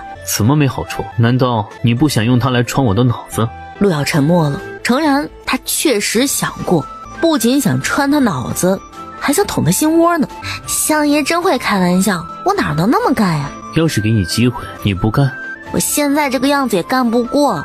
但也不能不防我寻求刺激的时候，你趁我不备，突然往我脑子上来一下，那种时候防备弱，很容易就叫你得逞了。这狗畜生说话根本就没法跟他交流。我总得要一根簪子挽头发呀。飞艇用玄铁打造了簪子挽，你这头发丝是铁丝做的，外头那笼子里锁的，是不是还等着你用这簪子去掏呢？那还用说吗？他的簪子掏锁可是最好使的，那本来就是我的东西，你管我头发丝是不是铁丝做的？再说了，你那屁锁就那么点小，我簪子头塞都塞不进去，怎么掏啊？不信你自己拿出去比比看。掏，一天就知道掏。苏怀放下碗筷，重新把黑簪取出来观摩一番。这根黑簪簪身是细长笔直，也没有特别细，那锁笼子的小锁他确实插不进去。陆瑶趁着他观摩之际，瞅准时机，突然扑过去就动手抢，结果苏怀扬手避开，陆瑶抓住他手臂就伸手去够，可这厮就是不让他如意，陆瑶始终够不着，怒从心起，反手操起桌上一菜碟子就从苏怀面门上砸去。苏怀抬手挥开，那碟子落在地上摔成几块，他刚一挥开，陆瑶动作忒快，第二碟又砸来了。这厢见证利落的大步进了院子，一来就听见房里瓷器碎裂的声音，他忙快步上前，结果他还没有来得及开口说话，迎面就是一张桌子夹着雷霆之势朝他飞来，那速度快的桌子杯盘都没有来得及全部落地，见证也没能躲得过去。见证实在是来得不凑巧，这种事儿都能给他赶上。他再抬头一看，见主子将陆姑娘拽到腿上，两人不知道在抢个什么东西，正拉拉扯扯的扭在一处。何事？莫大夫来了。这时陆瑶好不容易两手绕到苏怀椅背后面，抓住他的手，正使劲从他手上拧自己的黑簪。此时要是不趁着坚定的注意力被分散之际拿回东西，那稍后就更加不可能了。后来苏怀手一松，终于被他抢了回来。陆瑶竖着根手指在唇边，他会意，立马安静了下来，还来回张望打量着，似在帮忙看有没有人发现。此时不放他更待何时啊？他手里拿着黑簪，簪子尖端确实塞不进锁孔里去，可随着他扭动尖端的螺旋纹，这黑簪就一圈圈的从里面拉了出来，且愈加尖细。陆瑶手指及时捏住锁头，以免发出开锁的声音。还等什么？还不走？别乱叫啊，小心那狗又给你逮回来。陆瑶站在屋檐下看着，陆瑶把龙锁归位，发簪也拨回原样，随手挽在了发间。听见书房里继续在说话，闲着也是闲着，就敛了声息，稍稍靠近去听一听。建庄早上就来找我，你要等到晚上才让我看，想必也不是什么大问题。结果一诊，好像比不严重又有点严重。相爷跟人动过真格的了，怎么体内气这么乱？以相爷的脾气，也不能任由人打脸，必然是动了真格的。我背上旧伤裂了。你旧伤复发怎么不早说啊？居然还从今早拖到了晚上。今天忙。宽衣，我瞧瞧。苏怀便宽了上衣，露出上半身来。只见他前胸后背竟是许多挠痕，肩头还有几排带血的牙印。你主子这是忙了一晚上公务的样子吗？我只知主子是在忙公务，又不知他具体是干什么，还说不是纵欲过度。我看你脸色就知道了，什么时候伤成这样的？昨晚你为什么不叫我来？昨晚没空。忙公务是吧？命都不想要了。我不是还能活2年吗？照你这么长，要是伤势再恶化，最多还能活个半年至1年。不是我跟相爷开玩笑，必须得尽快找到医圣，否则等你毒入心脉以后，怕是连医圣都难救你了。医圣不知在何处，但是他的嫡传弟子已经有些眉目了，那就尽快找到他。陆瑶抓住了那个什么莫大夫说的话的重要信息。狗男人被他打的旧伤复发，还本身中了毒，要是找不到医圣或者医圣的嫡传弟子，他最多就只能活2年。陆瑶嘴角就翘了起来，连他都找不到他师傅，他们又怎么可能找得到呢？果然呐，这就是报应。莫大夫先给苏怀施了针，抑制毒血蔓延。昨晚相爷是在家吧？没去招募馆吧？相爷竟把姑娘带回了家里，在外面睡不好，带回家里好睡一下。到底是什么姑娘能让相爷带回家里来的？而且还这么的激烈？这种事不激烈点有什么意思？相爷玩的野，这我没话说。不过相爷这情况还是能省精力元气就省一些，消耗过度没有好处。你要是不加节制，原本2年的活头肯定大大缩水。那不是挺好的吗？这时就听苏怀吩咐剑征说道：去把外面的人弄进来。陆姑娘请吧。上你给我拿的衣服呢？没衣服我怎么去啊？主子，陆姑娘说她没有衣服，你都不让人家穿衣服的吗？你这样会不会太禽兽了？让她自己找。相爷让陆姑娘自己找。穿好了就滚进来。偷听有风险，他都那么小心了，结果还是被苏怀给察觉到了。我不进来又怎的？皇宫也不想进了。陆瑶冷着脸踏进书房，抬头就看见苏怀正坐在榻边，身上披着衣袍。莫大夫回头看见他，一时又震惊又惊奇。相爷还真是留了姑娘在院里，不过这姑娘脸色也不太好啊。给她看看，看她还能活多久。哼，肯定活得比你久。不必了，我自己的身体自己清楚。这位大夫看了也无济于事。你要死是不是啊？我要死，你也要死，人都得死。莫大夫觉得自己平时言行就已经放得很开了，但显然不及相爷1/10啊。我都给你按住了，你却只顾着咳。莫大夫一脸感叹，还是相爷生猛直接，我等自愧不如。他一看这姑娘就有点心不甘情不愿的呀。可惜遇到了相爷，是位强取豪夺的主。姑娘体内乱气竟比相爷来的还要凶猛，且姑娘脉象异于常人，如若是没有功夫底子的人，这种情况早就爆体而亡了。有功夫底子的人，就是不经脉寸断，也得走火入魔。陆瑶心想，这不废话吗？不然他大老远的跑京城里想方设法的进宫找药引作甚？那大夫能治吗？这个我不擅长，确实无能为力。他能活得比我久吗？这个说不准，要是姑娘体内乱气失控，很容易伤及筋脉啊。你放心，我绝对活得比你久。就算我伤势比你重，但我情况可比你好得多了。我知道什么东西能治我的伤，但你找医生的事儿还没影呢。你不可能活得比我久。哼，那是你能决定的吗？我死前先把他送进我棺材里陪我。莫大夫和剑征都无语了，两个都有伤的人纠结的竟不是怎么治，而是谁比谁活得久。这种事儿也可以拿来做比较的吗？相爷的伤还有待处理吧，我看我还是先出去。莫大夫便在药箱里配备药物和绷带，给苏怀的肩背上上药包敷一下。相爷得多狂浪人，姑娘才能把你挠成这样。等包扎好以后，苏怀把今天早上莫大夫给的瓷瓶又丢还给了他。相爷不用了吗？可嘴角的淤青还没全散呢。1天都散不了，我还用它做甚？2、3日可全消，这已经很快了。上回你那种药呢？剑征反应了一会儿，才意识过来，主子说的是上次他颈上有咬痕那回事儿。那个用完了。你没痛没痒的，用完了？是被你吃完了吗？偶尔有磕着碰着，所以常在用。什么药啊？相爷这么稀罕，便是能1天消瘀散痕的药。莫大夫便唏嘘道：这么好，你怎么不交给我瞧瞧啊？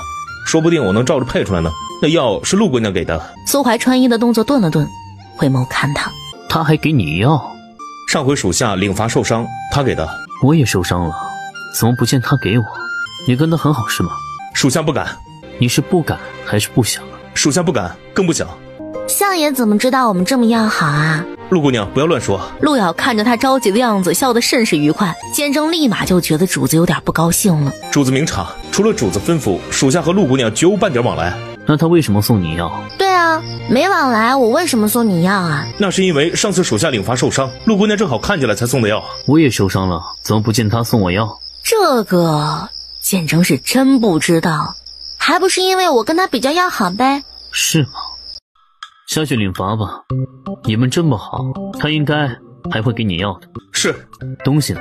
只见廊脚下挂着一只孤零零的空荡荡的笼子。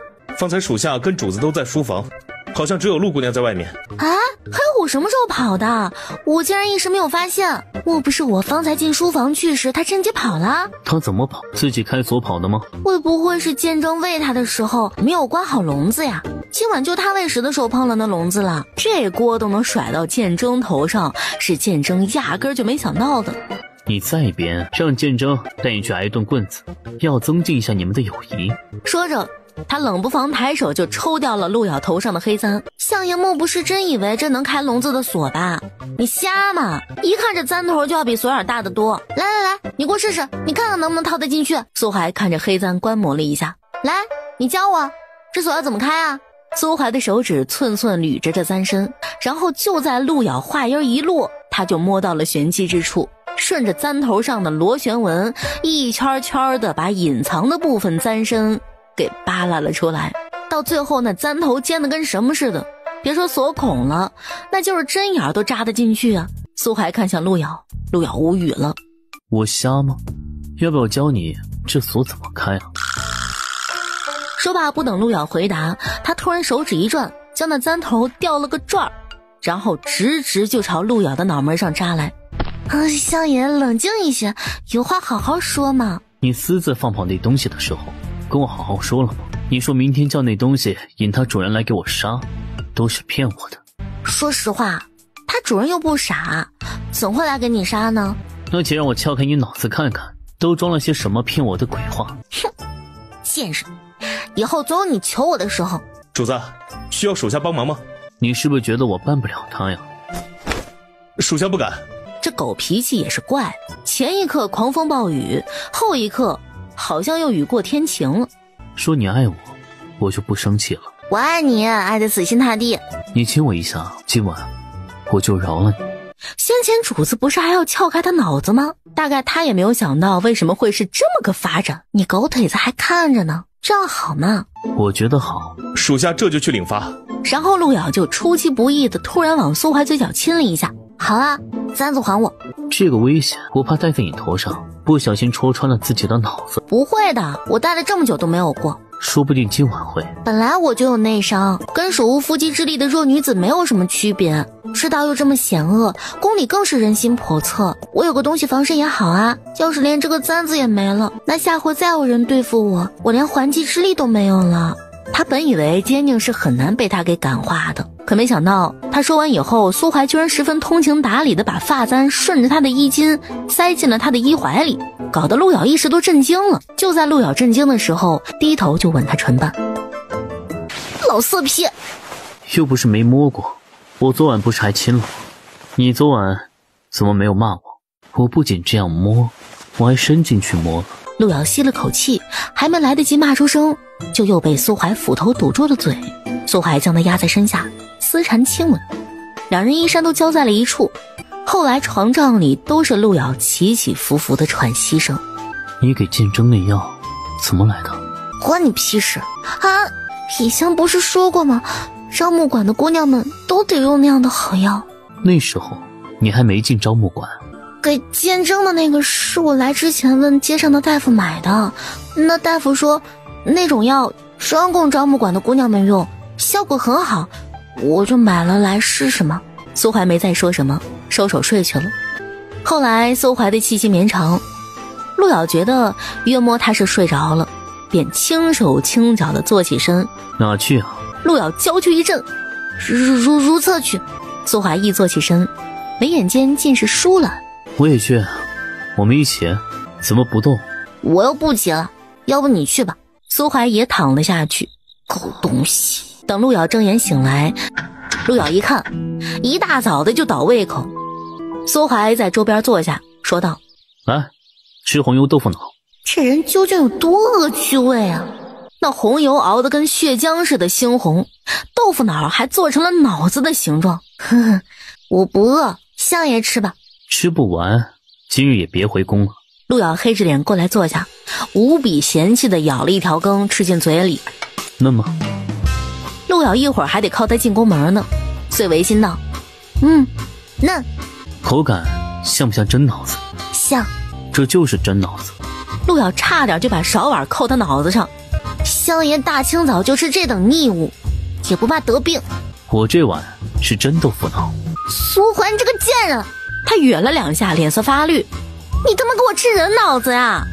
想吃人脑，那我中午现杀一个掏给你。我谢谢你，别人的我不吃，要吃就吃你的。那你就有点得寸进尺了。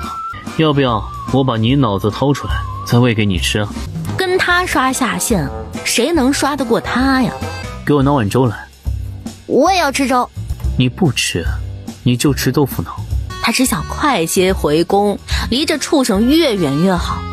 陆瑶愣了愣，见苏怀寄的是他平日里佩戴的香囊。陆瑶觉得香囊的分量有些不同，果真里面有他的玉骨箫。下回你需要帮助，就把你同伴招来，叫他帮你。哼，然后好给你杀吗？我可以留他个全尸。到了地方，苏怀从马车上下来，牵了牵衣摆，去招募馆问问他们常用的伤药是哪个配置的，把人和药带来见我。说起清月郡主，昨日被广宁侯带回家以后，就把自己关在房间里，不吃不喝也不见人。苗苗，不吃东西怎么行啊？你若不肯告诉我到底发生了什么，我又怎么为你做主呢？清月郡主还是不作声，但就是眼眶红了，不知不觉就蓄满了泪水。师兄，他做什么了？他把我关进笼子里，和那些臭人在一起，他任由他们欺负我。他不是我义兄吗？是哥哥的好朋友，为什么他要这么对我？那些人呢？长公主说今晚一个人影都没有。我不知道，好像他们是一个一个的被水拖走了。当时他已经神志不清了，只隐约感觉有人在笼子里移动，又哪有力气抬眼多看一眼啊？我该怎么办？哥，我以后该怎么办啊？你不是进宫跟长公主作伴吗？为什么又会去那空置已久的偏殿？清月郡主只是流泪。你到底做了些什么，才让苏怀把你关进笼子里？苏怀这个人他多少有些了解的，他这个人虽然疯，但一定不是没有来由的疯。清月郡主还是不答话。你不说是吗？不说我怎么帮你？不管我做了什么，有人这么欺负我，难道哥哥不是应该先找人算账吗？为什么却要来质疑我？我都已经这样了，难道你还想要逼死我吗？找人算账？不见的那些侍卫估计全都被苏怀的人善后处理了，我找谁算账？找苏怀算账吗？清月，你不要忘了，我们是从南怀到这京城的，京城里没人真把我们当回事，此生能不能回得去，还得要靠他，你懂吗？清月郡主有些被他的眼神震慑住了。我不管你动了他什么东西，但他的东西一定轮不到你去动，知道吗？现在告诉我，你在流萤宫都干了些什么，又是怎么惹到他的？清月郡主不敢隐瞒，一五一十的道来。暖阁六姑娘身边的那位侍女，果真是她的未婚妻。广宁侯沉吟着，看样子他那个未婚妻在他那儿还是博得了个特殊啊。事已至此，难过也无用，只有先养好身体。可我以后怎么办？我这辈子都毁了。这件事没有传扬开，以后的事以后说。就只是这样吗？不然你以为你还能怎么样？找苏怀报仇，还是找长公主泄恨？你在那么做的时候有想过以后？你以为长公主在那空置的偏殿召见那姑娘，又留你在流萤宫过夜是何用意？你一股脑冲在前面，有的是人在后面看个热闹。以前我提醒过你，你不听。既然这样，便也只有你自己来承担苦果。这厢见证效率高啊，下午就带着人到苏怀跟前复命了。这些都是招募馆常用的药，这人也是专门给招募馆配药的大夫。小人参见相爷。苏怀打开这几只药瓶，一一闻了闻，那那药味儿比莫大夫给的还要粗糙苦涩，显然与之前陆瑶给鉴证的那瓶药差别更大。就这些了。供给招募馆的伤药全在这了。之前有人在你这买的药，膏体雪白，闻之芳香，你是不舍得拿出来给我看是吗？相爷，小人真的所有的药都在这里了，招募馆的姑娘们也都是用这些，千真万确，小人绝不敢隐瞒，小人也绝对没有卖过相爷说的那般药啊。鉴证大概是听出来了，主子是在追查陆姑娘药的来历。约摸陆姑娘说那药是招募馆的姑娘们常用的，所以主子才让她去把给招募馆供药的大夫弄来。结果眼下一盘问，陆姑娘在撒谎。这日，陆瑶正在仪真园附近溜达，就遇到一名宫女儿也在附近溜达。陆瑶打算上前去与她搭个话，然走近一段距离以后，陆瑶再定睛一看，看清了宫女的模样，就不由得面上一瘫。宫女也看见了她，裙角如飞地朝他走来。姬无暇，你还敢在宫里这么招摇？不知道奸佞正到处找你吗？那他定然是想不到我也进了宫当宫女，最危险的地方就是最安全的地方。哎，咱们找个僻静处说话。瑶儿，我这身打扮咋样？他已经知道你是个女子了，你要是乔装成禁卫军可能会更安全点。我无回门的杀手凑一堆儿就已经很味儿了，要是跟群人数更多的禁卫军凑一堆儿，岂不是要熏死我？瑶儿，没想到你真有办法帮我把黑虎救出来，我就知道你出马就没有不行的。哼，他主人丢下他不管，我不救他能怎么办啊？眼睁睁的看着他被拔光毛炖一锅吗？我怎么没有管？我不是求你去救他了吗？我要是不舔着脸来求你，他也脱不了险啊。你还有脸了是不是？哎呀，别气别气，以后等我找机会把那10万两赚回来，再分你一半。姐们儿也不是白让你帮忙的，趁你营救黑虎这段时间，我已经把仪真园里的情况给探清楚了。找个时间机会，我们就可以动手。这还差不多。你是不是要找药材啊？藏那些极品药材的藏宝楼就在进仪真园左边第2座。谁说我要找药材了？也是，我就有些疑惑，你在药谷的时候什么药材没有？咱们不缺那玩意儿。那你到底要找什么？找藏那真兽鳞角的楼。那就在第4座楼里。你找真兽鳞角能治你的情况吗？能做药引啊。成，那就去找那个。哎，是不是找到以后不仅能治好你走火入魔，还能治你师父的走火入魔啊？但愿如此。姬无暇撸了袖子，干劲十足。那怎么的？咱们今晚就动手吗？不急，上回仪真园打草惊蛇以后已经加强了守备，苏怀又知道我要去那儿找东西，定是等着我们自投罗网呢。如此，只有分开行事。我替你引开守卫，你进去找到赶紧出来。怎么，不想进去撸宝贝了？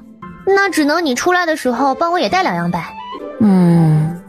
我先把消息透出去，让奸佞以为我要找的是药材，那重兵呢应该就会被他安排在藏药楼的那边，如此我俩就能轻松一点。成，那你那里安排好，在你住处屋檐下挂块红布，我就知道你万事俱备了。两人商量好，姬无暇再学着宫里人那般对陆瑶行了个公礼，然后就先一步出了小树林儿。陆瑶回到暖阁，姑娘想去仪真园的藏药楼里找东西。上回仪真园闹出了动静，惊动了禁卫军到处搜捕，听小乐子说那边的守卫也一再加强，这会不会太危险了？我会想办法的。要不姑娘想要什么，我去跟皇上说，求他赐我吧，别的赏赐都不要，等治好皇上的失眠之症，咱们就要那一件赏，怎么样？没你想的那么容易，但凡皇帝能轻易赏出去，必然是他不缺的东西。倘若我要的全天下只此一件，那就不一样了，要不然他也不会这么费力气了。我明白了，姑娘到时候需要我做什么，吩咐我便是。两位姑娘，相爷过来了。就好像在说，你继续编，编不出来，我把你头拧下来。你告诉相爷，就说我们已经歇下了。说罢，阿汝就赶紧熄灭了灯。相爷，六姑娘说他们已经歇下了，但往常他们绝对没有睡得这么早，要不要小的去把他们叫起来？睡死了吗？不能够啊！方才相爷来之前，房里的灯还是亮着呢。一听相爷来了，就立马熄灯了。我来传圣上口谕，相爷携皇上口谕而来，两位姑娘若是还不出来相见，那可就是藐视君王，是杀头的大罪啊！我看我还是去开门吧。敢问相爷，皇上是何口谕？圣上夜里难眠，让你过去陪夜。阿汝一时无言。皇上若是宣阿汝，以往都是让身边的贴身太监来接的，怎会让相爷传话？今晚我正好在。阿汝发现相爷来了以后，好像目光就只落在陆瑶一人身上，再没转目看过其他。相爷亲自来传话，阿汝今晚不去怕是不行。那我先去准备一下。收拾收拾我们就去吧，别让皇上久等。我们？皇上叫你去陪宴了吗？我是六姑娘的侍女，当然得我陪着她去了。皇上只让她一个人去，你非要跟着去，什么居心啊？啊？莫不是想让皇上注意到你，多看你两眼？你想去跟他争宠？陆瑶不知道这奸佞脑子里都在脑补什么狗血大戏。阿汝去内室更衣时，苏怀就问陆瑶：我再问你一遍，你给建征的药哪来的？不是说了吗？在外面买的。在外面专给招募馆供药的人那里买的是吗？对啊，我上次不是说清楚了吗？需要我把供药的人弄来，你们比比看谁唱得更好听吗？这狗男人的疑心病果然比谁都重，连这种屁大点的小事都要怀疑摸查一番。招募馆供药的大夫多了去了，相爷说的是哪个？招募馆供药的人就一个。那相爷就有所不知了，官方供药的虽然就一个，可招募馆楼里多少姑娘啊，哪个没有自己的小金库啊？有钱当然就想买更好一点的药啦。就好比阿汝，他是花魁，能用那些粗制滥造的药吗？他要用就用好的。是时阿汝换好衣裳从内室出来，显得温柔又娇媚，漂亮极了，是吧阿汝？是的。这么说来，你那药就是常在他供药的那人那里买的。阿汝瞅着相爷的眼神怪让人胆战心惊的，就好像在说：你继续编，编不出来我把你头拧下来。可不是嘛，所以说这就是缘分呀。哦，是这样吗？阿汝便尽量维持着淡定。是吧？你的药是向谁买的？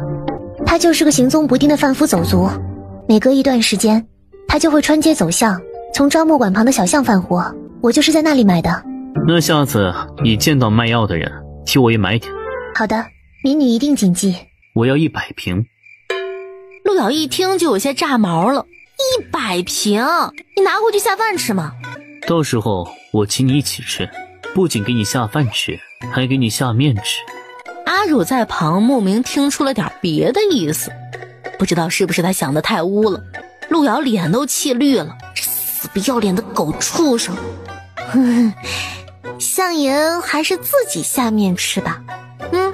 我自己下面不喜欢吃。这是再无耻的话从他狗嘴里吐出来，就跟吃饭喝水一样稀疏平常啊。阿汝表示他听的都有点不好意思了。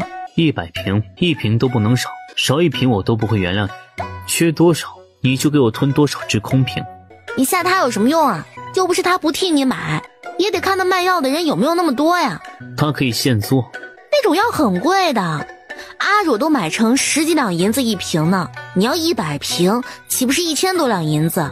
照这厮逛招募馆啥啥都嫌贵的狗属性，1000多两银子无疑是在抠他的肉。这样，你把那卖药的人给我，我跟他谈谈价格。可我也不知道他何时会再来，又家住在何处。他长什么样子你也不知道？我叫人回去问问你那丫鬟，总该知道吧？阿汝感觉到压力了。陆瑶听着这狗男人就是咬着不放了，便说道：阿汝不是还得要去皇上那儿陪夜吗？不好让皇上久等吧。那我的100瓶药。陆瑶磨着后槽牙，眼下他在宫里怎么能买啊？至少得出宫以后再说吧。那就出宫以后交给我。他是花魁，你跑了他跑不了。对，贱人。带六姑娘去皇上那边。六姑娘，咱们快走吧。侍女姑娘这么大个活人，你还怕相爷吃了她不成啊？阿汝便只好先出门去了。小乐子及时地关上了房门，房里的气氛莫名的诡异。陆瑶觉得他不能轻举妄动，可他又不能跟苏怀久待。吃点什么？不想吃什么，但我想吃点什么。说着他便转身往门那边走，真一副想去弄点什么东西吃的样子。陆瑶本能地抓他的手腕，下意识狠狠拧他的手腕骨，前一刻还和风细雨呢，后一刻立马就大动干戈。从敌不动我不动到干架干得你死我活，基本上不需要任何过渡，只需要一句话一个动作作为导火索就足以了。于是乎，陆瑶败于下风，就被狗男人拖着反手一把丢在了椅子上。骗我？你一天到晚张口闭口就知道骗我，你当我是这么好骗是吗？我真要去吃东西，我问你了，你自己不吃还不扔我去吃吗？你要去吃什么？你管我吃什么？吃什么我叫人给你弄来，要是吃不完我鼻子眼睛给你塞进去。说想吃什么？他才吃过晚饭不久的，能吃得下什么呀？这畜生也晓得他不过是想找个借口开溜，他真要是说出个吃的来，照他的作风真能给他塞鼻子眼睛里。鸡鸭鱼鹅吃哪样？看见你我就饱了，说我成天开口闭口的骗你，也不照照你自己，跟疯狗似的，逮谁就乱咬。我拿什么照？当然是撒泡尿照了，难不成还用镜子照吗？我现在没尿，你撒泡尿给我照上，要不要我给你脱？你现在给我撒呀！陆瑶第一时间捂紧了自己的腰带，跟苏怀刷下线，他显然又一次失败了。你说我乱咬？苏怀不等陆瑶回答，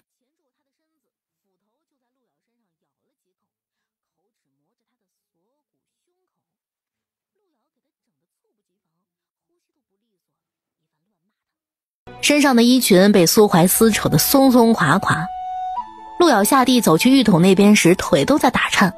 这厢小乐子狗腿的送苏怀出了暖阁，路上小声禀道：相爷，小的今晚听到两位姑娘在说怡真园的事儿了，好像他们要去藏药楼找什么宝贝。是藏药楼？小的没听错，是藏药楼。他前脚刚一离开暖阁，后脚消息就送到了流云宫。今晚相爷又去暖阁那边了，这会子才离去。那六姑娘呢？六姑娘今夜在皇上那儿侍寝。原来如此。随之他挥挥手，大宫女便安静地退下。自上自过后，皇帝心里想了许久，眼下美人在侧，他岂不想尽情地跟她好啊？还是苏相知他心意，不需他派人去请，六姑娘就自个儿过来了。皇帝知他累得不轻，身子骨娇弱，怜惜道：朕派轿子送你回去。谢皇上体恤，民女自行走回去便是。真要是坐了皇帝派的轿子回去，不知道得多招摇呢。他受不受得起不说，那不是在向后宫的嫔妃们炫耀吗？等天亮以后，就有皇帝那边的太监过来了，又送了碗汤药过来。太监还是和上次一样，本要亲自看着阿乳服下汤药的，可临时不知道什么事儿被小乐子给岔开了。只不过就算没人看着，这碗汤药阿乳也是要喝下去的。给我也留半碗呗。阿乳身子一顿，昨晚相爷就在这儿，除了他还有谁呀？阿乳什么也不多问，只要姑娘不嫌我喝过的就好。陆瑶接过来一头喝干净。等太监来拿空碗时，看见阿乳正拿着手帕试了试嘴角，也就无所疑虑地退了下去。我是没有办法，可姑娘也没有办法吗？阿乳明显感觉得到，相爷对陆瑶和对别人是不同的。若要是最后陆瑶能与相爷在一起，组建一个家庭，育有3、2个孩子，那不是很幸福的事儿吗？啊，要是不防患于未然，以后会很麻烦的。你不也清楚这点吗？他才不想给狗男人生狗崽子呢。可是姑娘与我不同。哼，有什么不同啊？无非就是自己的选择。你选择独善其身，而我嘛，江湖那么大，等这里的事一了，何处去不是逍遥快活？其实我比较想看看相爷爱而不得是个什么光景。你指望他爱而不得？切，他那种人没有爱，顶多只有占有，等他烦了就随手可弃。这可说不定。陆瑶又想起上回在苏怀府的那一次，他都没有机会做防范措施。不过他眼下这种身体情况，能中标才怪了呢。可即便如此，他还是得再防一防。